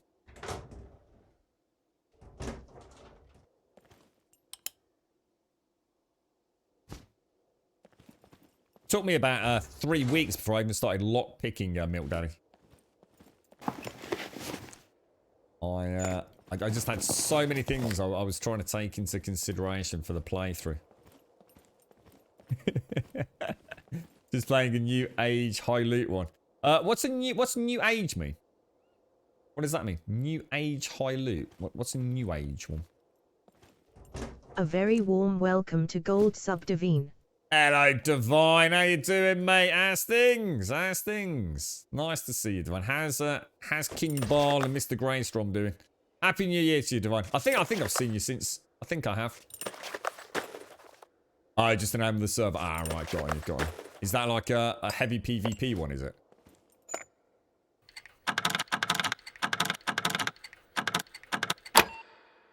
Hey, are you on PvP? How's that working out for you as a streamer, dude? If you're, I can't imagine this game works out too well. See, in things like DayZ, with a little bit of delay and a few other things, you know, I don't know, you know, by the time you're doing a bit of server hopping and all the rest of it, you've probably got half a chance as a streamer, right? I just don't know how that. I just don't see how that translate well to SCUM. I think there's always some asshole out there that just wants to fucking rain on your parade, isn't there? So it's a bit more. How can I put it? DayZ feel. I could be wrong. I mean, feel free to correct me on this, but it feels to me like DayZ lends itself very well to PvP because of. It's kind of just that character, isn't it? And when you die, you know, it's just a case of rebooting up and carrying on, isn't it? Whereas this, there's a lot more going on. You know, the base building, all the luggage and things on the cars. I just, PvP in this is great, but I don't see how it would work with people stream sniping you. There'd just be no getting away from them, would there? Take care, Milk Daddy. Take care. Is anyone here stream this? You like to craft your ammo? I like the big... Yeah, I've not done that yet, Cramlington. I know Fist was saying that if you craft it on the workbenches in the towns, you get higher quality ammo, don't you? Whereas if you craft it on your own, is it called the improvised workbench? It's not as good. It's like 50% quality. My problem is, dude, I can't actually craft it because I still need to get my, I think, engineering up, unless someone can tell me otherwise. Yeah, I just don't see how it would work for this, Mr. Husky. See, DayZ, you're constantly kind of on the prowl, aren't you? And I'm not saying you wouldn't be on this, but, you know, I just don't see how it would... If you knew I was in this town right now, you could spend all day getting here, couldn't you? You know, you could be watching which one I'm looting. I might even be telling you which one I'm going to go and loot. And you're just waiting in the distance with a sniper rifle. I just don't see how you could stream this game PvP. I really don't. I mean, yeah, it would be a nightmare, man.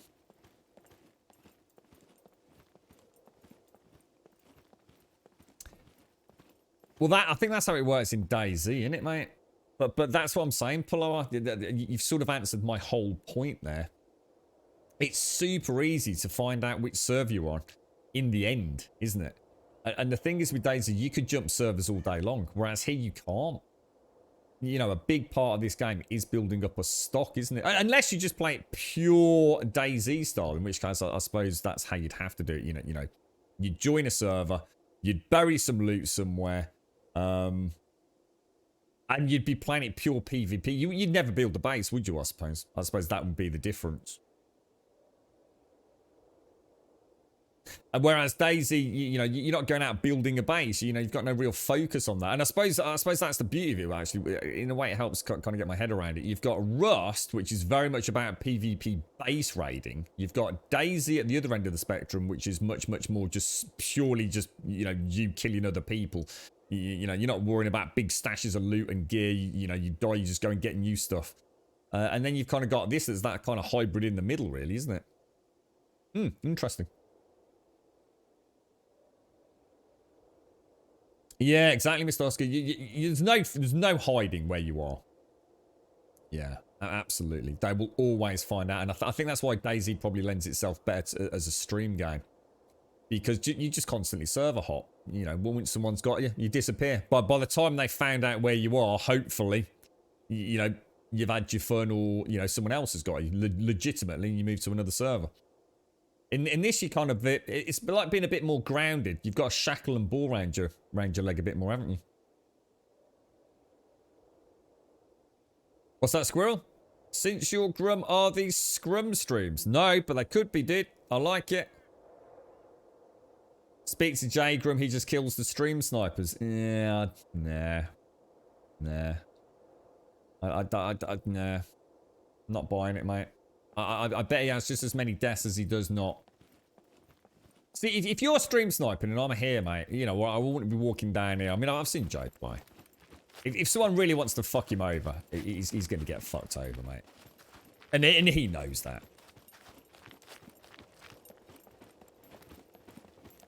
He knows it perfectly well. There's nothing you can do against a stream sniper. If they're any good. I mean, you know, like anything in life, you know, if they're no good at what they're doing, they can't hit shit. But if you know I'm here, in this game, you could literally be... I mean, you can shoot from a kilometre away, mate. You know, the Doc could take me out right now on my way back to my car. Now, obviously, I'm not saying if I was playing on PvP, so I'd be stupid enough to just be walking along the middle of the fucking road. But I don't seem to be able to switch my... Why can I not put my things now?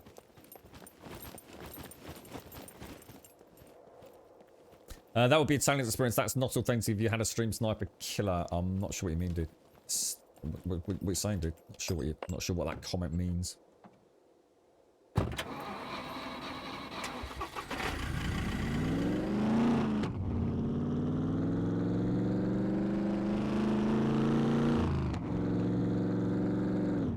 I guess it's just a case of keeping server bouncing, isn't it? To just keep moving around as much as you can. But I mean, my point would be, it's just not that simple, Stockman. It's just not that simple. Because let's just say I built a base here, and you eventually find out what server I'm on. My base is fucked, dude.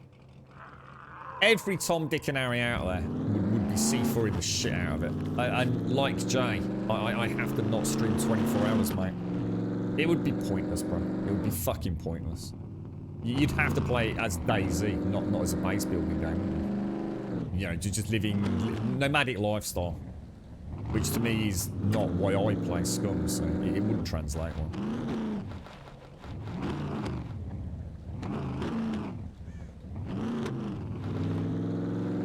Yeah, it'd be pointless, Mr. Hoskin. Well, it wouldn't be pointless. It would be fine if you played SCUM as DayZ. And that's what I'm saying. If you play SCUM as a DayZ style game, you'd have a cracking amount of time with it. But if you wanted to start putting roots down on a community server, you're fucked. You're fucked, dude. Absolutely fucked, mate. And the worst part of it, as a streamer that, you know, wants to come on and enjoy themselves, the chances are you're going to log in and all the hard work from the day before, just gone. You're just up in smoke, mate. It would be impossible. And like I said, unless you play it in a very, very, very different style.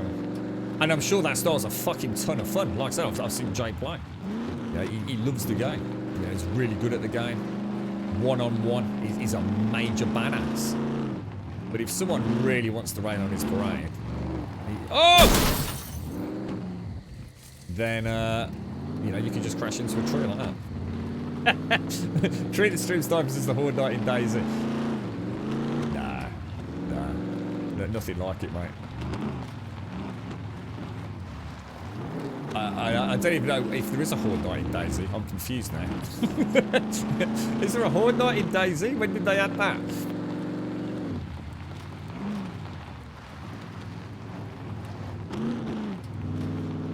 Is there any, do they have any, like, vehicle deformation? You know, when you crash? I know we get smoke and fire and things. That's what I was thinking, Zero. That's what I thought. Unless DayZ has got a Horde Knight, which would be fucking awesome.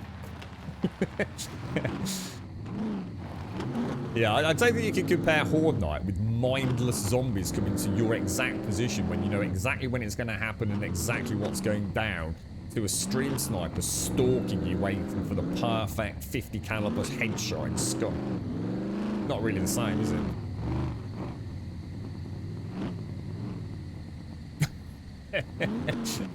You leave my tires alone, Mr. Husky. Oh, that's a tick tick. Oh shit! Oh fucking, he's coming at me. I've made a terrible mistake, haven't I? Right, can he outrun me? Can he outrun me, guys?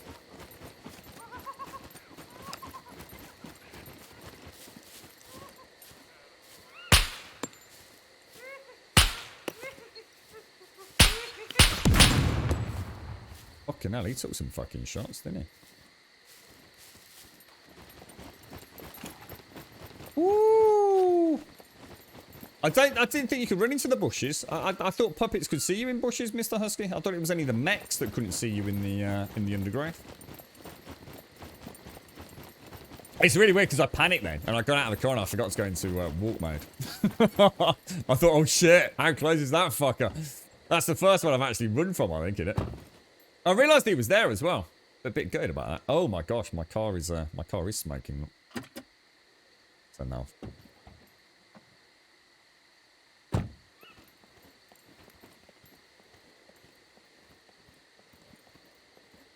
I just want to top her up ready for tomorrow. Yeah, if we were to go to, let's say we're going to do a kill box. So we know we need pliers, we need some lock picks and all that kind of jazz, right? And a respirator, presumably.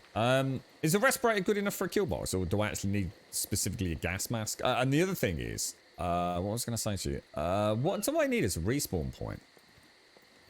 Is it just... It's just a bed, isn't it? Or do you have to build a bivouac, as I'd call it? You know, like the little lean-to bivouac.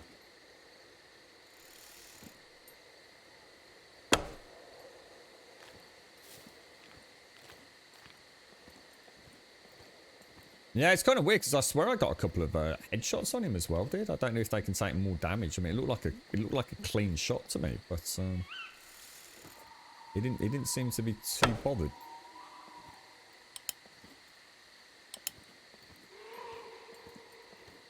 There's another. That's another one, isn't it? Is that another one?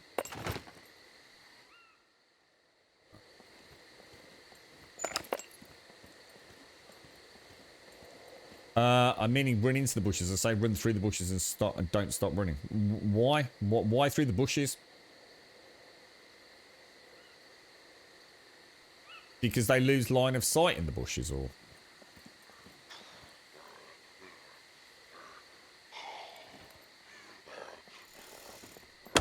Oh, that was fucking close then, bro. Jesus, good lord.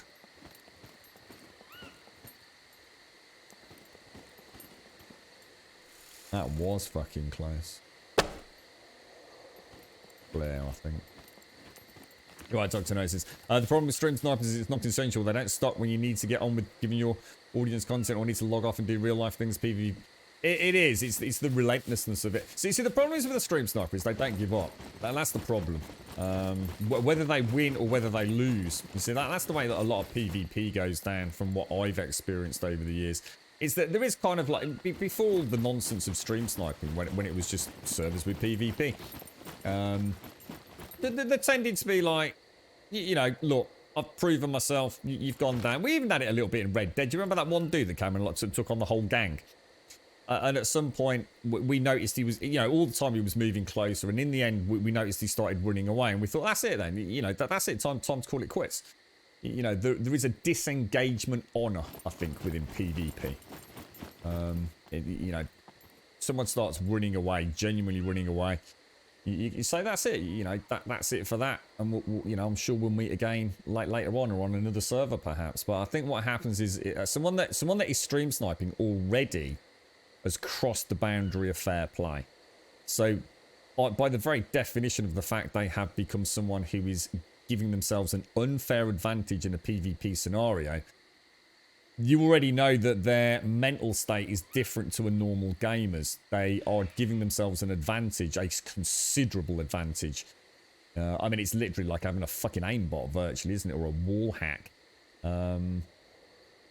The chances are, if you beat them, they won't take it well. You know, you've now beaten them despite the fact that they had the upper hand. So they will be relentless in their pursuit of getting their revenge.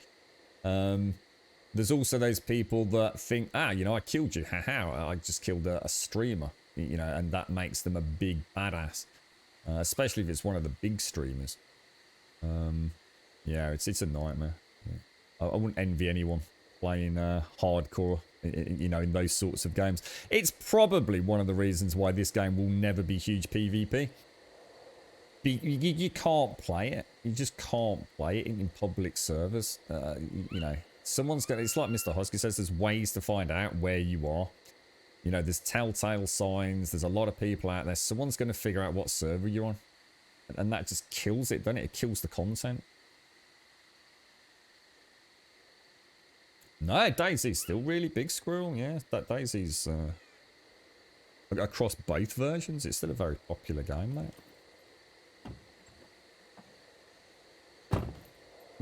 TikTok's about killing. Yeah, it doesn't surprise me. It's like a claim. It's like a badge of honor, isn't it? You know, I mean, imagine, you know, I killed Dr. Disrespect. You can imagine the kids are fucking all over that, aren't they? So, what, really, mate? Did you kill Dr. Disrespect? Man, that's fucking awesome, bruh. Bol tried to run away. I found a wank. A wank in head helps. What the fuck? Hang on, Divine. What's going down here, mate?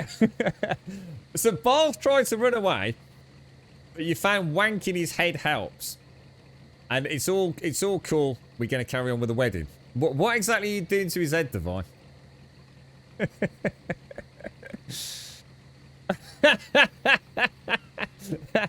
The imagery, Divine. I was thinking both hands out, you know, up and down. Oh, wow. God, blimey. What a loving relationship. You're right, Cerise. God damn it. He's a lucky man, isn't he, Divine? Wanking his head off. God, blimey. So what's going on with the wedding then, Divine? Is that, I mean, yeah, I mean, what's happening with that? I mean, have you got to, have you had to postpone and things, or what, mate?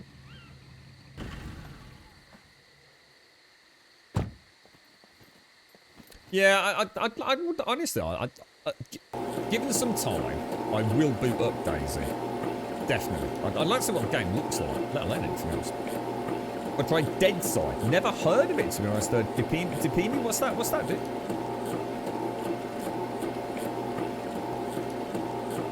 You right, Milk Daddy? FPS Alfred. What's with this dual... they're two very different names. Very interesting selection, Milk Daddy. I was about to say, I'm pretty sure I remember you posting up pictures. So, to be honest, I was thinking this must be like an anniversary, or like I was thinking like, what's they call it when you repeat your vows, Divine? I was thinking maybe there's something going on here that I kind of partially remember. But that, I think I was getting confused with another couple, which I won't mention. Because I know we saw all the pictures of your wedding, didn't we? So what's this about with carrying on with the wedding then? I was thinking maybe, you know, you had such a good time last time, you decided to, what do they call it when you repeat your vows? There's a fancy word for it, isn't there? Or some people have it as like an anniversary, don't they? But they, one wedding wasn't enough. Got to have another one. We had a good shindig last time. I was thinking you might have to cancel with all the COVID things or something like. Was it because Greystrom didn't make a very good bridesmaid? I bet he boffed it, didn't he, mate? Never again. I was going to say, I do seem to remember there's some interesting tales of your your wedding, Divine. But you've had a good time, right? You've had a good time. And let's be honest, man, you look beautiful, mate. You did. You did look beautiful. And to be fair, so did Bar. We won't just pick on him just because he's the bloke. Yeah, I can't remember. It's not vow renewal, but yeah, I mean it is. I mean that's exactly what it is. I thought there was a fancy word for it. This was actually your first attempt at streaming. Really, it'd be interesting to see how you get on with that, Milk Daddy, FPS Alfred. Yeah, you have to, if you ever get a chance, let us know, like, how... See, the thing is, most of us on Twitch are small enough not to get any attention. So the chances are, we'd probably be alright. But there are some much bigger streamers out there. And actually, it's an interesting conversation because we've spent a lot of time since I've been playing this game talking about where Scum fits into the bigger picture. And what Paloar's just said has really made me think. You're okay as long as they don't know what server you're on. But once they know what server you're on, you're fucked. And Scum, unless someone can tell me I'm looking at this wrong, DayZ is about your character and player interaction. And when you die in DayZ, it's not the end of the world. It's like, yeah, you get back up, you go and get some new loot, and you carry on, don't you? And it's that rinse and repeat of building up the gear. But there's no shackle. You are just you. That's all you have to worry about. Whereas in Scum, I think because they've added the building and I mean obviously that DayZ vehicles and things, but the vehicles in this game play such an integral role to it.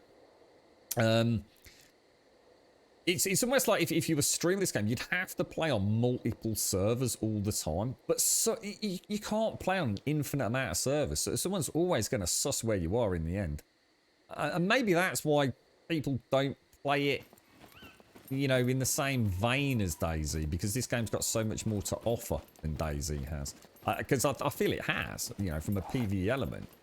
I'm going to be honest, if I wanted to play this sort of game, PvP, I wouldn't play Scum on stream. I'd love to play PvP on this off stream, because I think it would almost enhance the experience. But there's no way I'd be fucking streaming this, mate. Oh, you wouldn't last 30 seconds once they knew where you were. You alright, Bird Kingdom? How you doing, mate? Renewing your vows. Is that what we were looking for? Renewing your vows. Did I not say that? What did I say? That's what I said. Went all the way around, got back to the beginning, I think. It's your mums and stepdads in August, but not sure if it's going... Oh, no, Divine, really?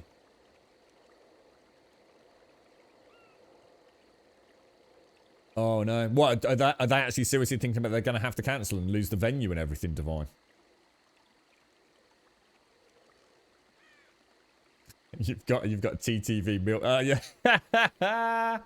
So yeah, there's another thing you see. But for a big streamer, there's no anonymity even on the servers.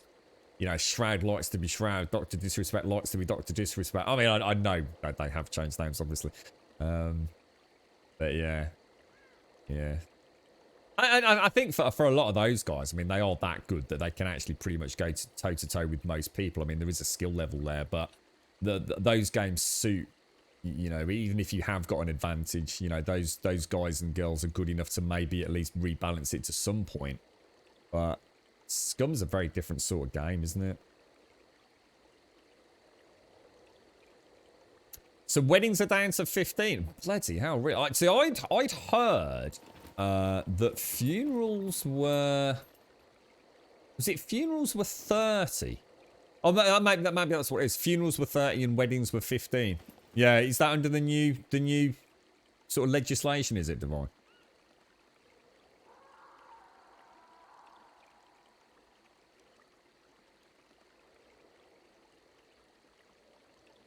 Oh, really? You're getting a bit of server lag. Yeah, are you with Nitrado or G Portal FPS? Do you know who your server host is? During your mixer days... Good old mixer. Brother and I had a troll bother us on a 7 days to die server. He killed me. I stayed in base. Brother found his base, and after the guy logged off, Brother and I completely destroyed his base. We did leave his bed and a sign thanking him for the PvP. He left the server. It's terrible, mate. I mean, you say he was a troll, but did he kill you fair, or was he being a knobber, mate? See, this is the fun part. You see, this is where I think this game has an issue for the PvP, because this game, it's not about PvP. PvP, there's one cardinal rule of PvP. You have to fucking be there. If your character's not there, it's not PvP, is it? And that's where DayZ becomes DayZ, and where in many ways this game and Rust start having problems, and Ark starts having problems. Because it's not about presence, it's about... Fuck. Or rather, sorry, it's not about skill, it's a... Yeah, sorry, I'm getting mixed up. Sorry, I thought he was going to fucking run at me then. It's not about having skill, it's about having presence. 24-hour presence. It's why the alpha tribes in Ark are alpha tribes. It's not because they're necessarily any fucking good. In fact, I can guarantee it's not because they're any fucking good from what I've seen. It's because they maintain pretty much a 24/7 presence on a server. They have people working almost shifts.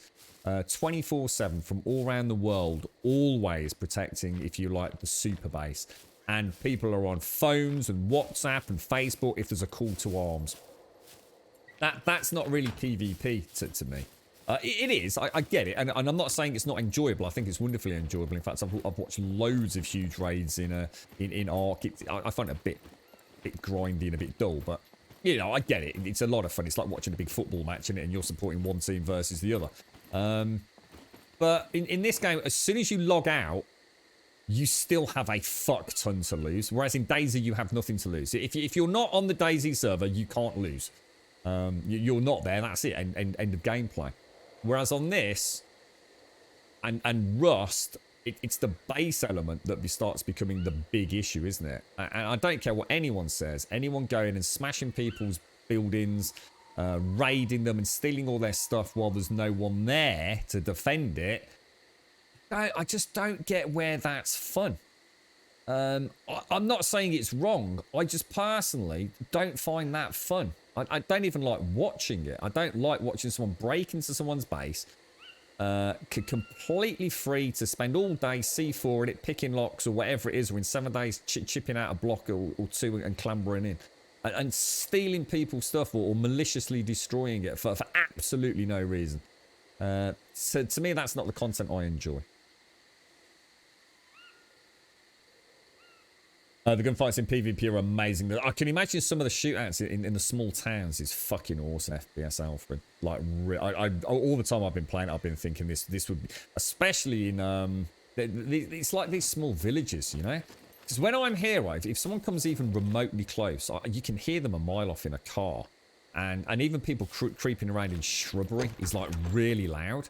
So sometimes you've got a pretty decent heads up that someone's around, right? And yeah, I can imagine the small fire skirmishes are freaking hectic, man.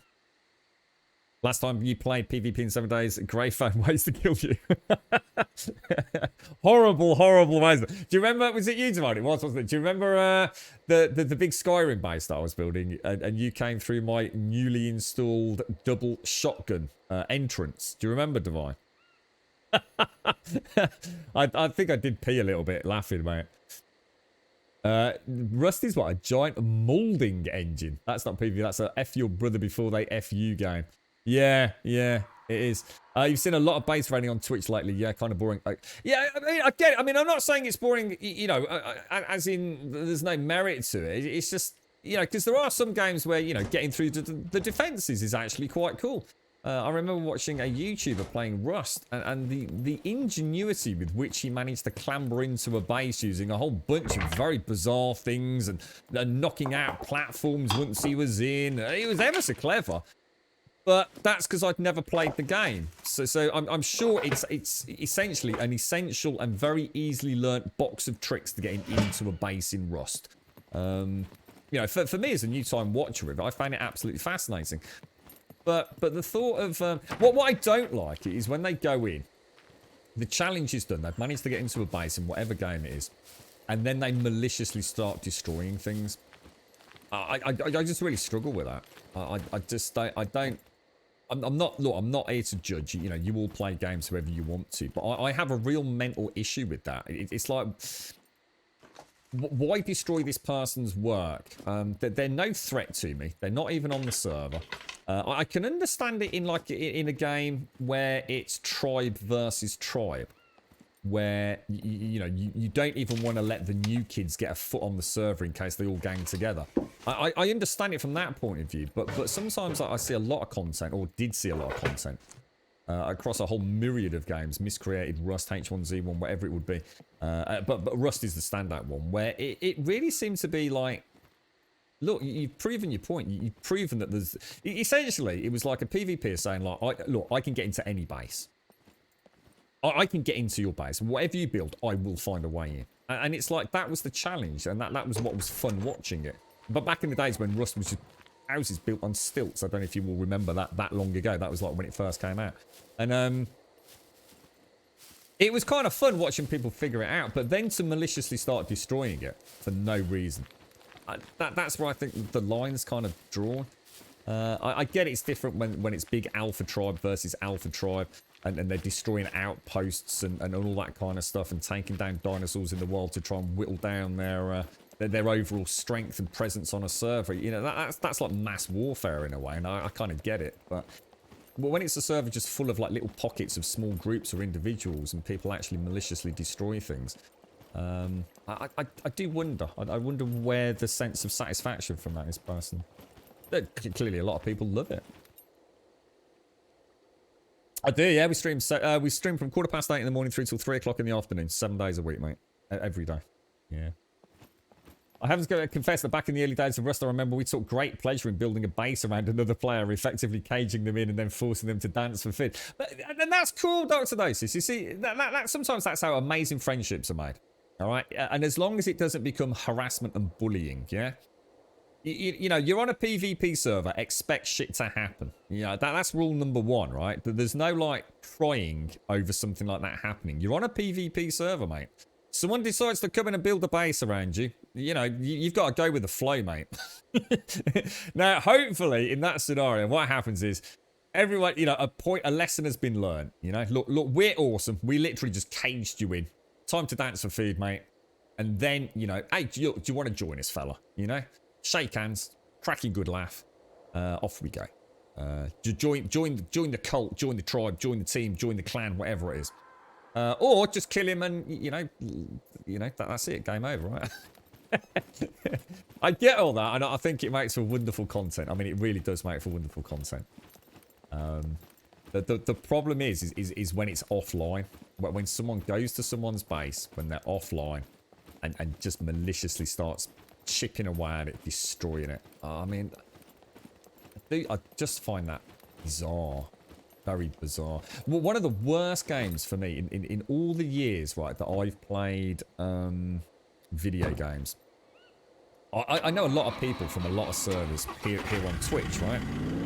A lot of us used to play 7 Days and a whole myriad of other games, server-based. And I really thought I knew a lot of people. Until they played Atlas. I never thought some of the people that I saw play Atlas would be the sort of people that would maliciously fucking destroy other people's property in a game. For no reason than other than to destroy it. They weren't a threat. They weren't online. And they just went around fucking blowing shit up. And I thought, that's mad. It goes to show though. It goes to show. If you lead the horse to water, shit's gonna go down. And I was really surprised by that. I was honestly, look, I didn't think any worse of them. You know, I didn't start judging people. I just thought the people that would be the kind of people saying exactly what I'm saying now about how, like, you know, I wouldn't join a game and just go and blow someone's base up just because I can. And unless it was the kind of server where that's the whole point. Yeah, it's like they got a sniff of some sort of like evil fucking ozone or something. It was like a plague of people just destroying people, shit for the sake of it. And you know what I think it was? I think it's because there wasn't a lot to do back then. I think that was the whole point. There really wasn't much to do in Atlas. So all it was like, fuck, there's a base, let's go and blow it up. It was weird to watch. It was very strange to watch. You'll avoid Rust like the plague. See, the thing is with Rust, though, I said earlier, Darth, we have to be careful that we don't judge games based on that kind of stuff, because there's a big difference between Rust on a public server and Rust on a private server. It's the same with 7 Days. You know, we were talking about people call games toxic and communities toxic. And some communities will be, because you have no way to escape that formats. So say, for example, League of Legends. I have no comment here because I don't play it, but a lot of people have told me League of Legends is a very toxic community. And I must admit, whenever I've watched the League of Legends stream, the chat is genuinely very hostile. If that's what they mean by toxic, then maybe I can understand that. But you can't, you know, I don't truly believe that when people say that Rust is a toxic game, that's right. I don't think Rust itself is a toxic game, because there's nothing to stop you playing on a private server with very good PvP rules, with a community of people that all abide by said rules and a good admin. I'm sure there are many, many wonderful Rust streams where it's all very amicable and fantastic, you know, PvP content, just in the same way that there is in 7 Days, SCUM, and all the others. I'm sure right here, right now, this community could set up a cracking PvP community. Right here, right now in SCUM, if we really wanted to. We could go down the route of individuals, small clans, squads, whatever. Set up zones which are PvP enabled and others that aren't. Set PvP weekends. It can all be done. There is no such thing as a toxic game. Some games lend themselves well to creating a toxic environment if the player base so chooses. But it's ultimately down to the people that play it. You know, all of us right now could go and play any PvP game. Just like we used to. I always sink it down to the bottom line when I used to play Street Fighter with my mate. Or my brothers, or their friends and my friends. And it was just like 1 versus 1 consensual PvP. You know, we fought each other Street Fighter, so sometimes there were rows and punch-ups. It's exactly the same as playing football. You know, but be 1-a-side, 2-a-side, 5-a-side, or a full match, you know. You know, PvP is going to generate that kind of toxicity because tempers are going to flare. But you get the right community around it with the right rule set, and I think you can have a lot of fun in these games. And I think to just say that a particular game is toxic when you have choice. Now, I agree, League of Legends, it's like Call of Duty. I mean, I don't know how Call of Duty works these days with open lobbies. But to me, that's pretty dodgy. I mean, you don't know who you're getting into a chat with, do you? As far as I know, you join a random lobby, and it's team versus team, and there's people on the microphone in lobbies saying horrendous things. And that, to me, I'm sure lends itself to being quite a toxic community at times. But I bet for every toxic example, there's also nice people. You know, I played the PlayStation 3 a lot back in the day, and not a lot of people had microphones on the PlayStation 3. And I met some of the people that I still know to this day from that. You know, wonderful people. You know, you could say that the PlayStation Network's a toxic place, but it's not, is it? You do have choice who you want to play with ultimately. You've heard that the cutesier a game is the more toxic the chat. Who knows, mate? Who knows? Who knows? I mean, the difference between toxic Twitch chat and toxicity in a game as well, let's be honest, right? It's true. It doesn't change the fact that Rust suffers from people being awful most of the time. Yeah, I mean, I've not played it, but it's like I said, though, O'Neill. I think, honestly, mate, and Big K could probably talk for hours about this, couldn't you, Big K? You see, 7 Days has got a wonderful community, right? It really has. It's got a wonderful community around it. And, you know, I'm no longer a part of it since Alpha 17, I think it was, well, when it all started falling apart a little bit. I didn't even use my non-stream account on the forums anymore. It just wasn't worth the headache. Just too many people, just too aggressive and too upset about things that, you know, ultimately were just a video game. But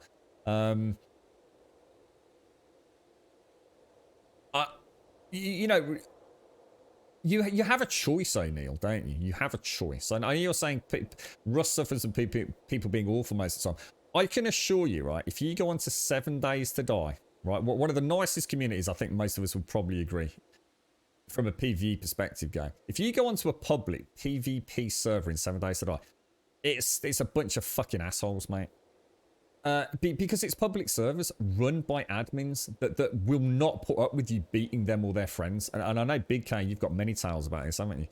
Where Big K's going to be banned from servers and run off servers. Not because he did anything wrong, but because he beat the admins. Because he's very good at the game. So my point, O'Neill, is that you say Rust is awful. But have you ever played Have you ever joined a Rust server through anything other than randomly joining servers? So, for example, if you ever actually gone onto a Discord or gone onto a Twitch channel and tried to get into a community of people that are playing Rust with a set, I guess, code of conduct. Because if you go into the wild, wild west of PvP public servers, I don't think there's a single game out there that anybody in this chat right now could prove to me doesn't have a bunch of wankers playing it. But by its very definition, a public PvP server attracts fucking assholes. So it's like I said, you know, Rust might have a lot of really bad people in it, but that's the content you're choosing to watch. It's like if we were to take SCUM, you know, we were a PvP server right now. If I join this, right, if I started streaming this game tomorrow and I made this server public, anybody can join, yeah? You watch the shit hit the fan. Every fucking asshole, right, that I've ever fucking upset, which is probably quite a lot of people on Twitch, would fucking pop into this game to fucking hunt me down, mate. I would spend more time looking at a black screen than I would fucking walking around in this game. It would be fucking game over, mate. Wankers are an important customer group. Yeah, you're right, guys. How you doing? How's things your end, mate? How's Happy New Year, guys. How are you doing, man? How you doing? Battlefield 4 was awful for power-hungry admins. I once took dog tags from an admin and they got... Yeah, there you go. I mean, Big K's got... I mean, Big K literally went toe-to-toe with admins in 7 days to like beat them and got banned. not because like they went, fucking hell, mate. How did you pull that off, you fucking arsehole? Look, I'm an admin, I can rebuild this in 30 seconds. Oh, no, they weren't having that. It was like, Big K, you a cheating, hacking twat. But he didn't. I know Big K. Big K wouldn't have done that. Big K's the sort of man that will spend... Seriously, if you ever go on a PvP server with Special Big K, who's here in chat, yeah? That man will spend 3 weeks, right? Literally of his real life tunneling, finding a way into your base, mate. He will find a crack in your defenses and he will fucking take you down. That man is highly skilled and highly tunnel visioned when he's decided your numbers up. He has got some really cool tales to tell. You got, yeah, accused of hacking and cheating. I didn't do it. Yeah, exactly. I played 7 days against the other players and I played hundreds. Yeah, you got it. Yeah, Big K will find you, and no matter where you are, he'll start in the the wasteland biome, won't you? Even if it means he has to tunnel for 3 kilometers, he'll get there in the end. The Baked Beans Candad ended up deleting... The Baked Beans Candad? Who the fuck is that? Ended up deleting his Twitter account. On Twitter, the hate just gets exponentially multiplied. I don't know what that's about. Future? Sorry, I don't know who that is, mate. Yeah, Happy New Year, guys. I hope all's well. I hope all's well, mate. I hope the family and the business go well this year, mate. Best of luck to you. Yeah, but it's like we said, BK, it's not a criticism of the game, is it? It's like anything, mate. You know, to take anything you love in your life, you know, so sometimes it does just feel like you've been there, you've done it. It is, you know, gaming is gaming, you know. Ultimately, there's only so many avenues of approach, and, you know, BK, you've got thousands and thousands and thousands of hours in that game.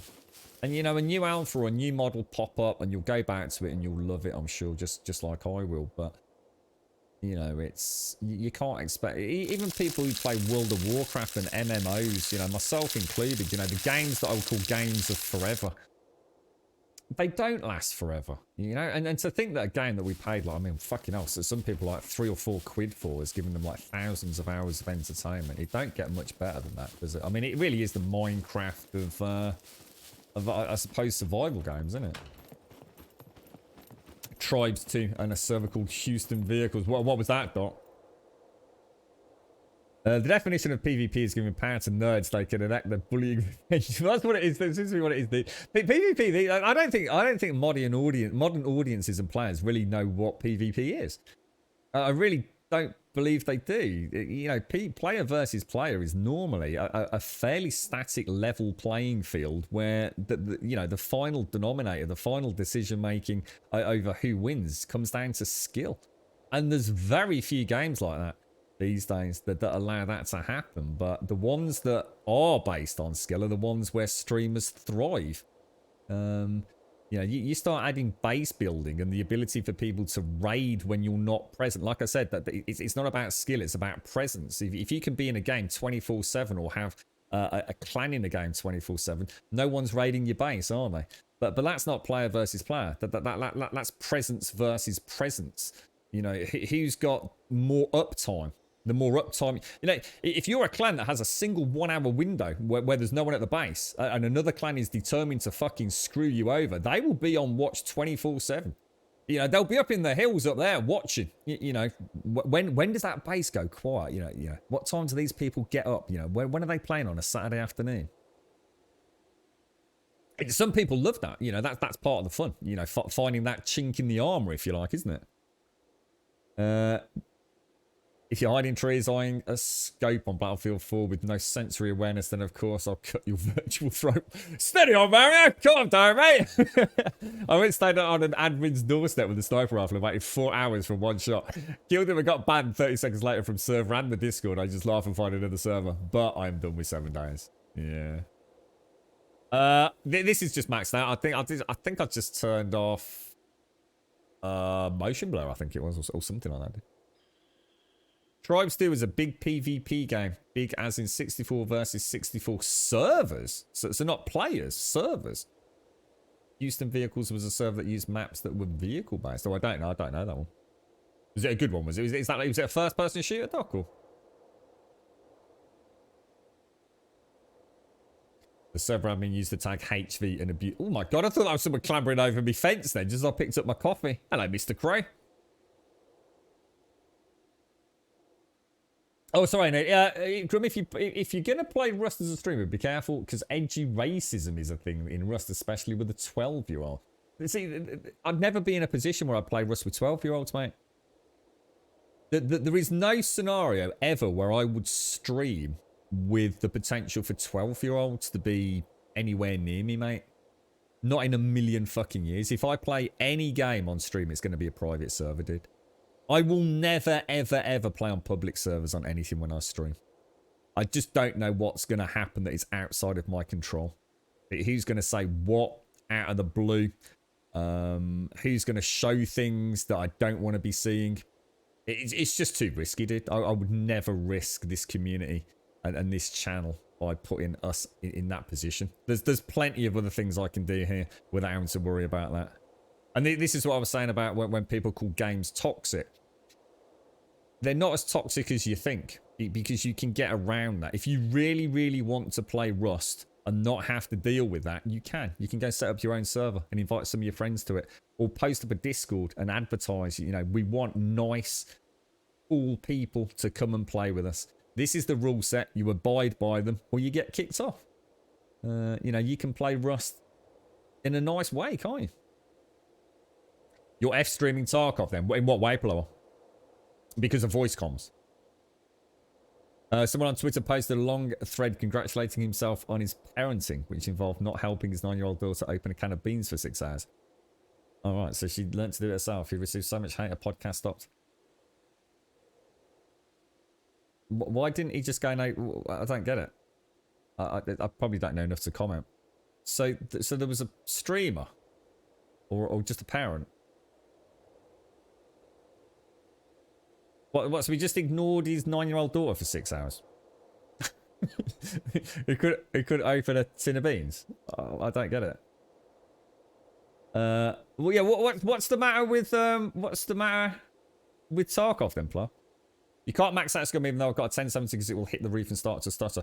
The game does stutter anyway, though, Adrian, in and around towns. I mean, if you're in an area like this, you should see no stutter. It should be completely smooth, 100%. I mean, you know, triple-digit frame rates for reasonable hardware. You know, you might have to turn a few things down. What did you say you've got, mate? A 1060 or a 1070? But when you travel around in a car, I don't know whether it's like, you know, the equivalent of chunks or whether it's like when puppets are spawned in, but you will see like little micro stutter there. You don't really have much choice. Voice comms are only important if you play with the squad, but you play online. Yeah, but I can't hear other randoms though, can I? I'd only be able to hear the people that I'm in a squad with, right, Blah? Yeah, I'm not worried about stream snipes in something like Tarkov because it doesn't really matter. You know, I'm not worried about that, Blah. That's what I was saying. I think games like DayZ, Tarkov, you know, we all know that, you know, you've seen the pop-up screens and the backdrops that all streamers use to hide the server information as they log in. You know, you can play that. Yeah, you're going to have a slightly harder time of it if someone does figure out who you are. But you'll be fine most of the time. But games like this and Ark where you have base building. See, the problem is you're also jeopardizing everybody else on the server. And that's something I've not touched on today. And this is the most important thing for me, which is why I will never play on a public server. Because let's just assume, right, I've upset someone, right? So let's just say we're on this server and I make it public tomorrow and we're all getting on fine. Everyone's having a laugh. It's full PvP. People are going to know I've got friends here. And what happens is I upset someone, you know, or something happens in Twitch chat. That person finds out the server we're on. It's not just me they're now going after. And that's why I would never put this community in that position. Look, if I want to do that, I'm going to have a bad time. I might find it stressful on stream. But look, I can deal with it. You know, it's a fucking video game. I'm not actually getting shot in the head and killed.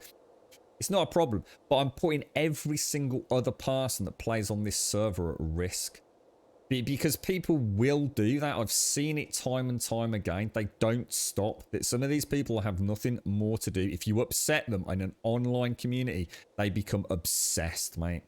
They will go, you know, they'll have seen Missy, you know, on the little adventure today. They'll have seen Mr. Husky rescue us. They'll have seen Paloar. You know, they know what you look like with your bear hat and all that kind of stuff. They'll fucking go for you as well. If I'm not around, they'll be fucking looking for you, mate. It's a big part of what you have to deal with. It really is. There is no VoIP in Tarkov. Thank God that will give me a... Yeah, that's all I'd be worried about, Paloa. It's people saying stupid things, you know, in open world voice chat. The dude... Oh, so that's what happened there. So try and get this in context. So a bloke, whoever, he's got a 9-year-old daughter who wanted to open a tin of beans, and he said, no, I'm not going to help you. You need to figure it out yourself. Is that what happened? Could he not just have shown her? You know, first time round, this is how you use a can opener. I don't know what the long story is. I mean, surely as a parent, your role is to help and guide. I mean. Just leaving her there for 6 hours to try and figure out how to... I mean, she couldn't have done anything. She could have started hitting it with a hammer. She could have started heating it up on a gas hob. She could have put it in the cooker. She could have started stabbing it with a screwdriver. I mean, surely what all you do is... you're right. You know, I don't know, Katie. You're right, little Katie. You want to open a tin of baked beans? I'm your daddy. Yeah, come on, I'll come and show you. Come on, let's go in the kitchen. Right, these are the things you've got to be careful of. You know, so this is a tin opener. Or maybe it's one of these modern tins where you just have the ring pull. And, you know, teach her around not to cut herself and how to do it properly. And then say, yeah, you have a go. Let's have beans on toast together. Would that not be a better way of doing it? I'm not sure there should be any hatred towards this man for deciding to go down a parenting alternative, which was to overcome the horrendous, life-threatening adversity of not being able to open a tin of baked beans by leaving his daughter to do it for 6 hours. What I'm really worried about is the fact it took her 6 hours as a 9-year-old to open a tin of fucking beans. It's really not that hard, is it? Has she never been in the kitchen when mom and dad were opening a fucking tin of beans before? I mean, I'm not being fucking funny, but you know, the ultimate outcome, whatever. I mean, people are fucking idiots, aren't they? People are fucking get on a hate bandwagon over fucking anything, right? He didn't ignore her. He actively told her to analyze the opener and would give her anything. Oh, there you go, then you see. So it was like a little. So there you go. So it was more like. What was that? Richard O'Brien, Crystal Maze. So here's the problem. Here's a tin of beans. How the fuck do you get into it? And here's the tool that, you know, most people would use to get into it. Have a go. I mean, I'm not being funny. 6 hours, you know, watching your daughter for 6 hours struggling. I mean, you know, what was it compartmentalized? Like she had a little go, says, I can't figure it out, Dad. Yeah, fuck, I'm off to watch YouTube. Yeah, you're a dick of a dad. I just wanted beans on toast, Dad. You're such an asshole.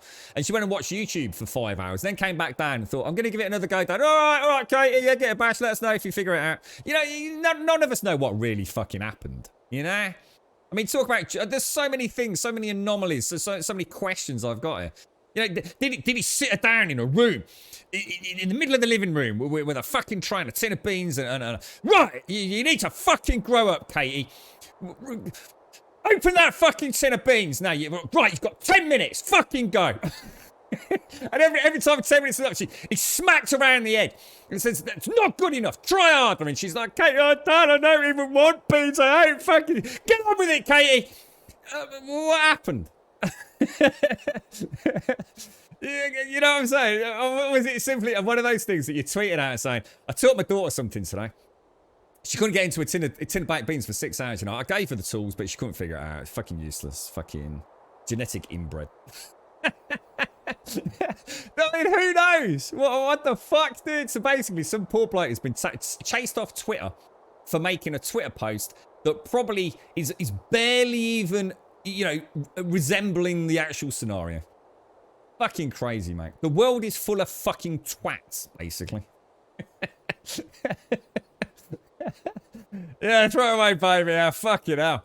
It says, basically, anyone who's got kids, right, get them tonight, right? If they're under the age of fucking 10, sit them down with a tin of baked beans and a fucking can opener. If they can't open it in the first hour, get them out the fucking door, flog them. They ain't worth the fucking hassle, mate.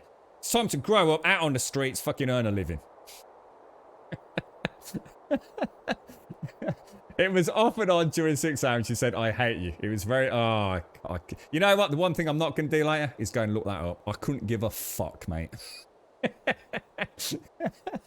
Couldn't give a fuck. Whatever it will be. I'm sure him and his daughter have got a loving relationship. She'll probably never eat beans again, to be fair. He probably has, you know, ruined that beautiful food for her. And let's be honest, we all like beans on toast with a little bit of cheese on top. Maybe a dash of Worcester sauce. Lovely jubbly. I love the fact that my mum sat and watched me put a butter knife in an electric socket. She laughed when it shocked me. And I cried. And she said, gonna do that again. I'd have done it again, mate. I'd have just done it over and over, I think. So, right. This is awesome. I did get a shot from an electric socket once. And it was quite a horrible jolt, to be fair. I was quite young.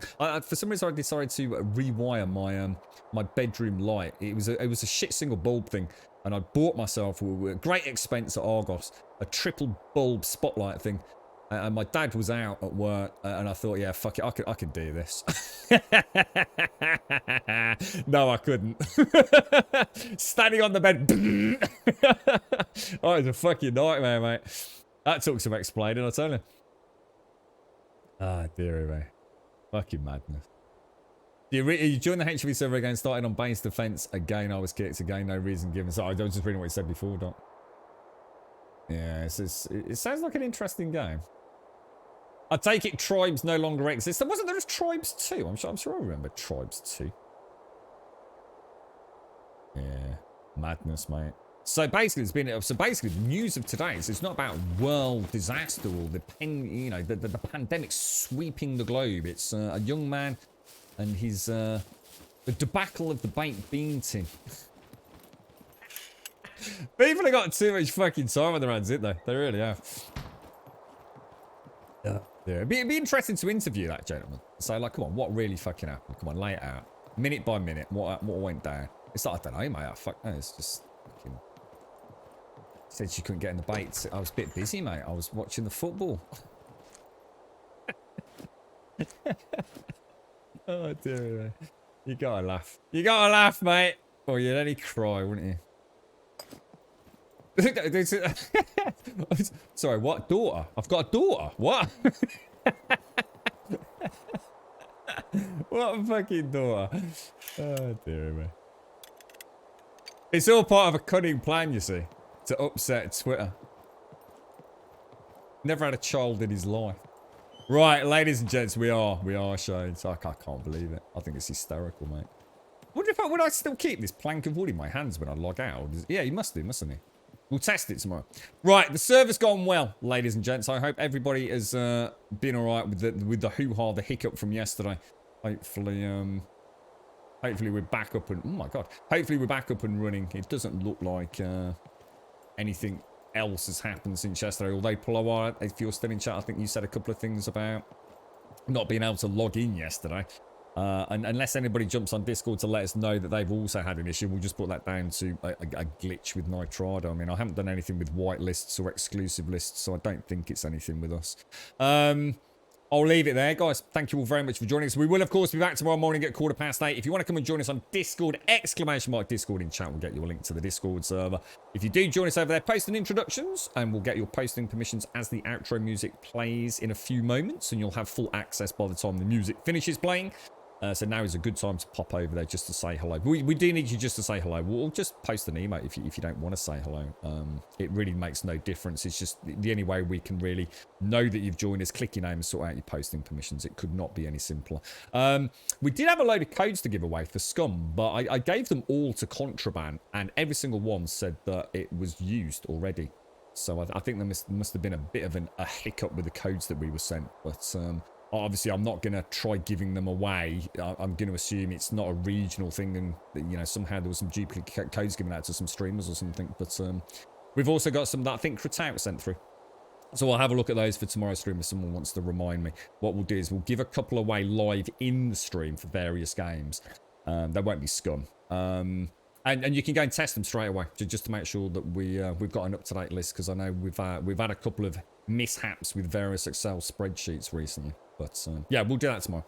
!YouTube will get you a link to the YouTube channel. And if you do join us over there, please do consider dropping us a subscription. We are a long way behind. I lost even more yesterday, which I've had to re-highlight. It's really weird. If I use a VPN, everything looks great. If I log in my normal account, it just looks weird. I don't understand what's happening with Twitch and VOD support. It's I don't get it. I don't know whether it's sort of symptomatic of some of the other issues that we've been having, but I'll keep chipping away at it. Twitter will, of course, get you a link to the Twitter feed. And if you do join us over there, you'll get a little tweet every morning at 8:15, letting you know that we've gone live. We will be back tomorrow at 8:15 with a fresh coffee. So hopefully we'll see some of you then. We normally stream through till 3 o'clock. And it's 3:27 here in the UK as a point of reference. And thank you all. Thank you for a jolly good chinwag. Big shout out to Missy. Thank you for the adventure earlier. We did really well today. I'm super impressed. We did boot camp, we did the police station, we've travelled, we've kept inventory management and food going, we hit the, which one was it? We hit the C1 bunker, which was fucking awesome from going in there, sort of tag teaming it, especially with the popper puppets. That I really enjoyed that, so thanks for that, Missy.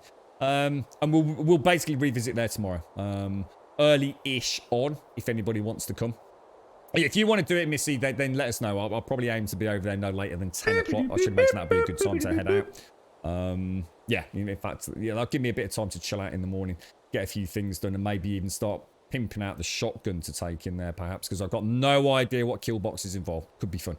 And we also want to get up there and build, like, maybe a bivouac for a respawn point, don't we? Brandy Lynn, thank you very much for the Prime. Thank you for the 2 years, Brandy Lynn. Oh, my God, 2-year sub badge today, mate. Thank you very, very much, my friend. And on that note, thank you all. Thank you for the subs, the resubs, the bits, the follows, the donations, and of course the gifted sub throughout today's stream. Thank you all very, very much. It's been a very enjoyable day. Completely mad. It's completely mad. Now, tomorrow, can someone please remind me? I have to be off at 3 o'clock, all right? So I'm going to mention it tomorrow. At 3 o'clock on the dot, I need to be gone. It's not for anything weird or nefarious. It's just I have got a couple of things I really need to do, and I want to miss some traffic. So if I forget, for the love of God, please someone remind me 3 o'clock is super important. I have a terrible habit of forgetting these super, super, super important finishes because we don't have them that often anymore. Brandy Lynn, thank you for the 2 years. Thank you for the Prime. Thank you all for watching. Stay safe, and I'll see you soon.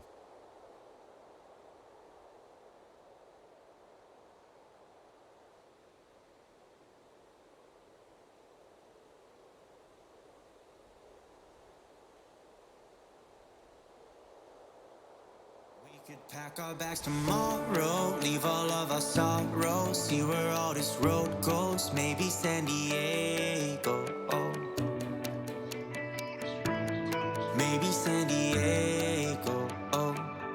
Roll down all our windows, just see where the wind blows, one leg out the window, sit like a flamenco, oh. Sit like a flamenco.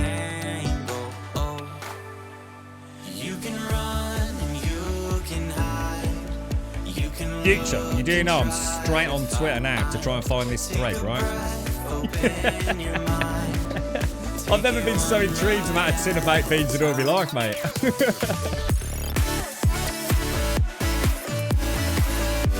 I need to know how the story ends. I need to be there. I need to be part of the evolving shenanigans on Twitter. Take care, badass. Thank you very much, Brandon. Thank you so much for the 2 years. That's a huge amount of support, my friend. Thank you.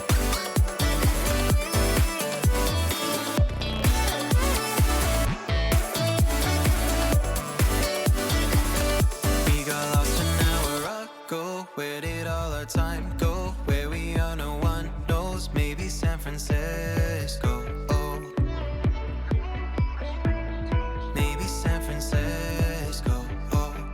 We could roll down all our windows, just see where the wind blows. One leg out the window, sit like a flamingo. Oh.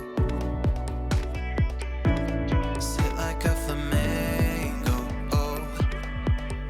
You can run and you can hide. You can look and try to find.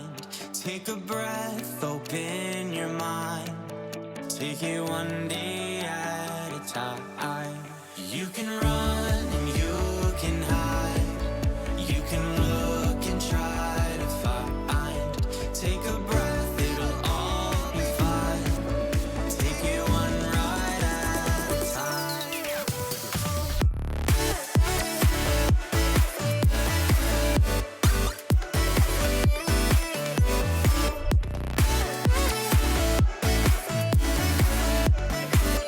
Take it one ride at a time.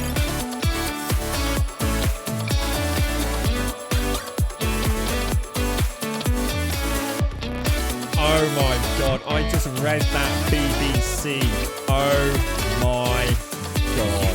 Run and you can hide. The world is fucked. Look and try to find. Take a breath, it'll all be fine. Take it one ride at a time. I mean, he even said, it even sounds funny. Oh, for fuck, give me fucking strength. Stay safe, everyone. Remember, don't be a fucking cockwomble.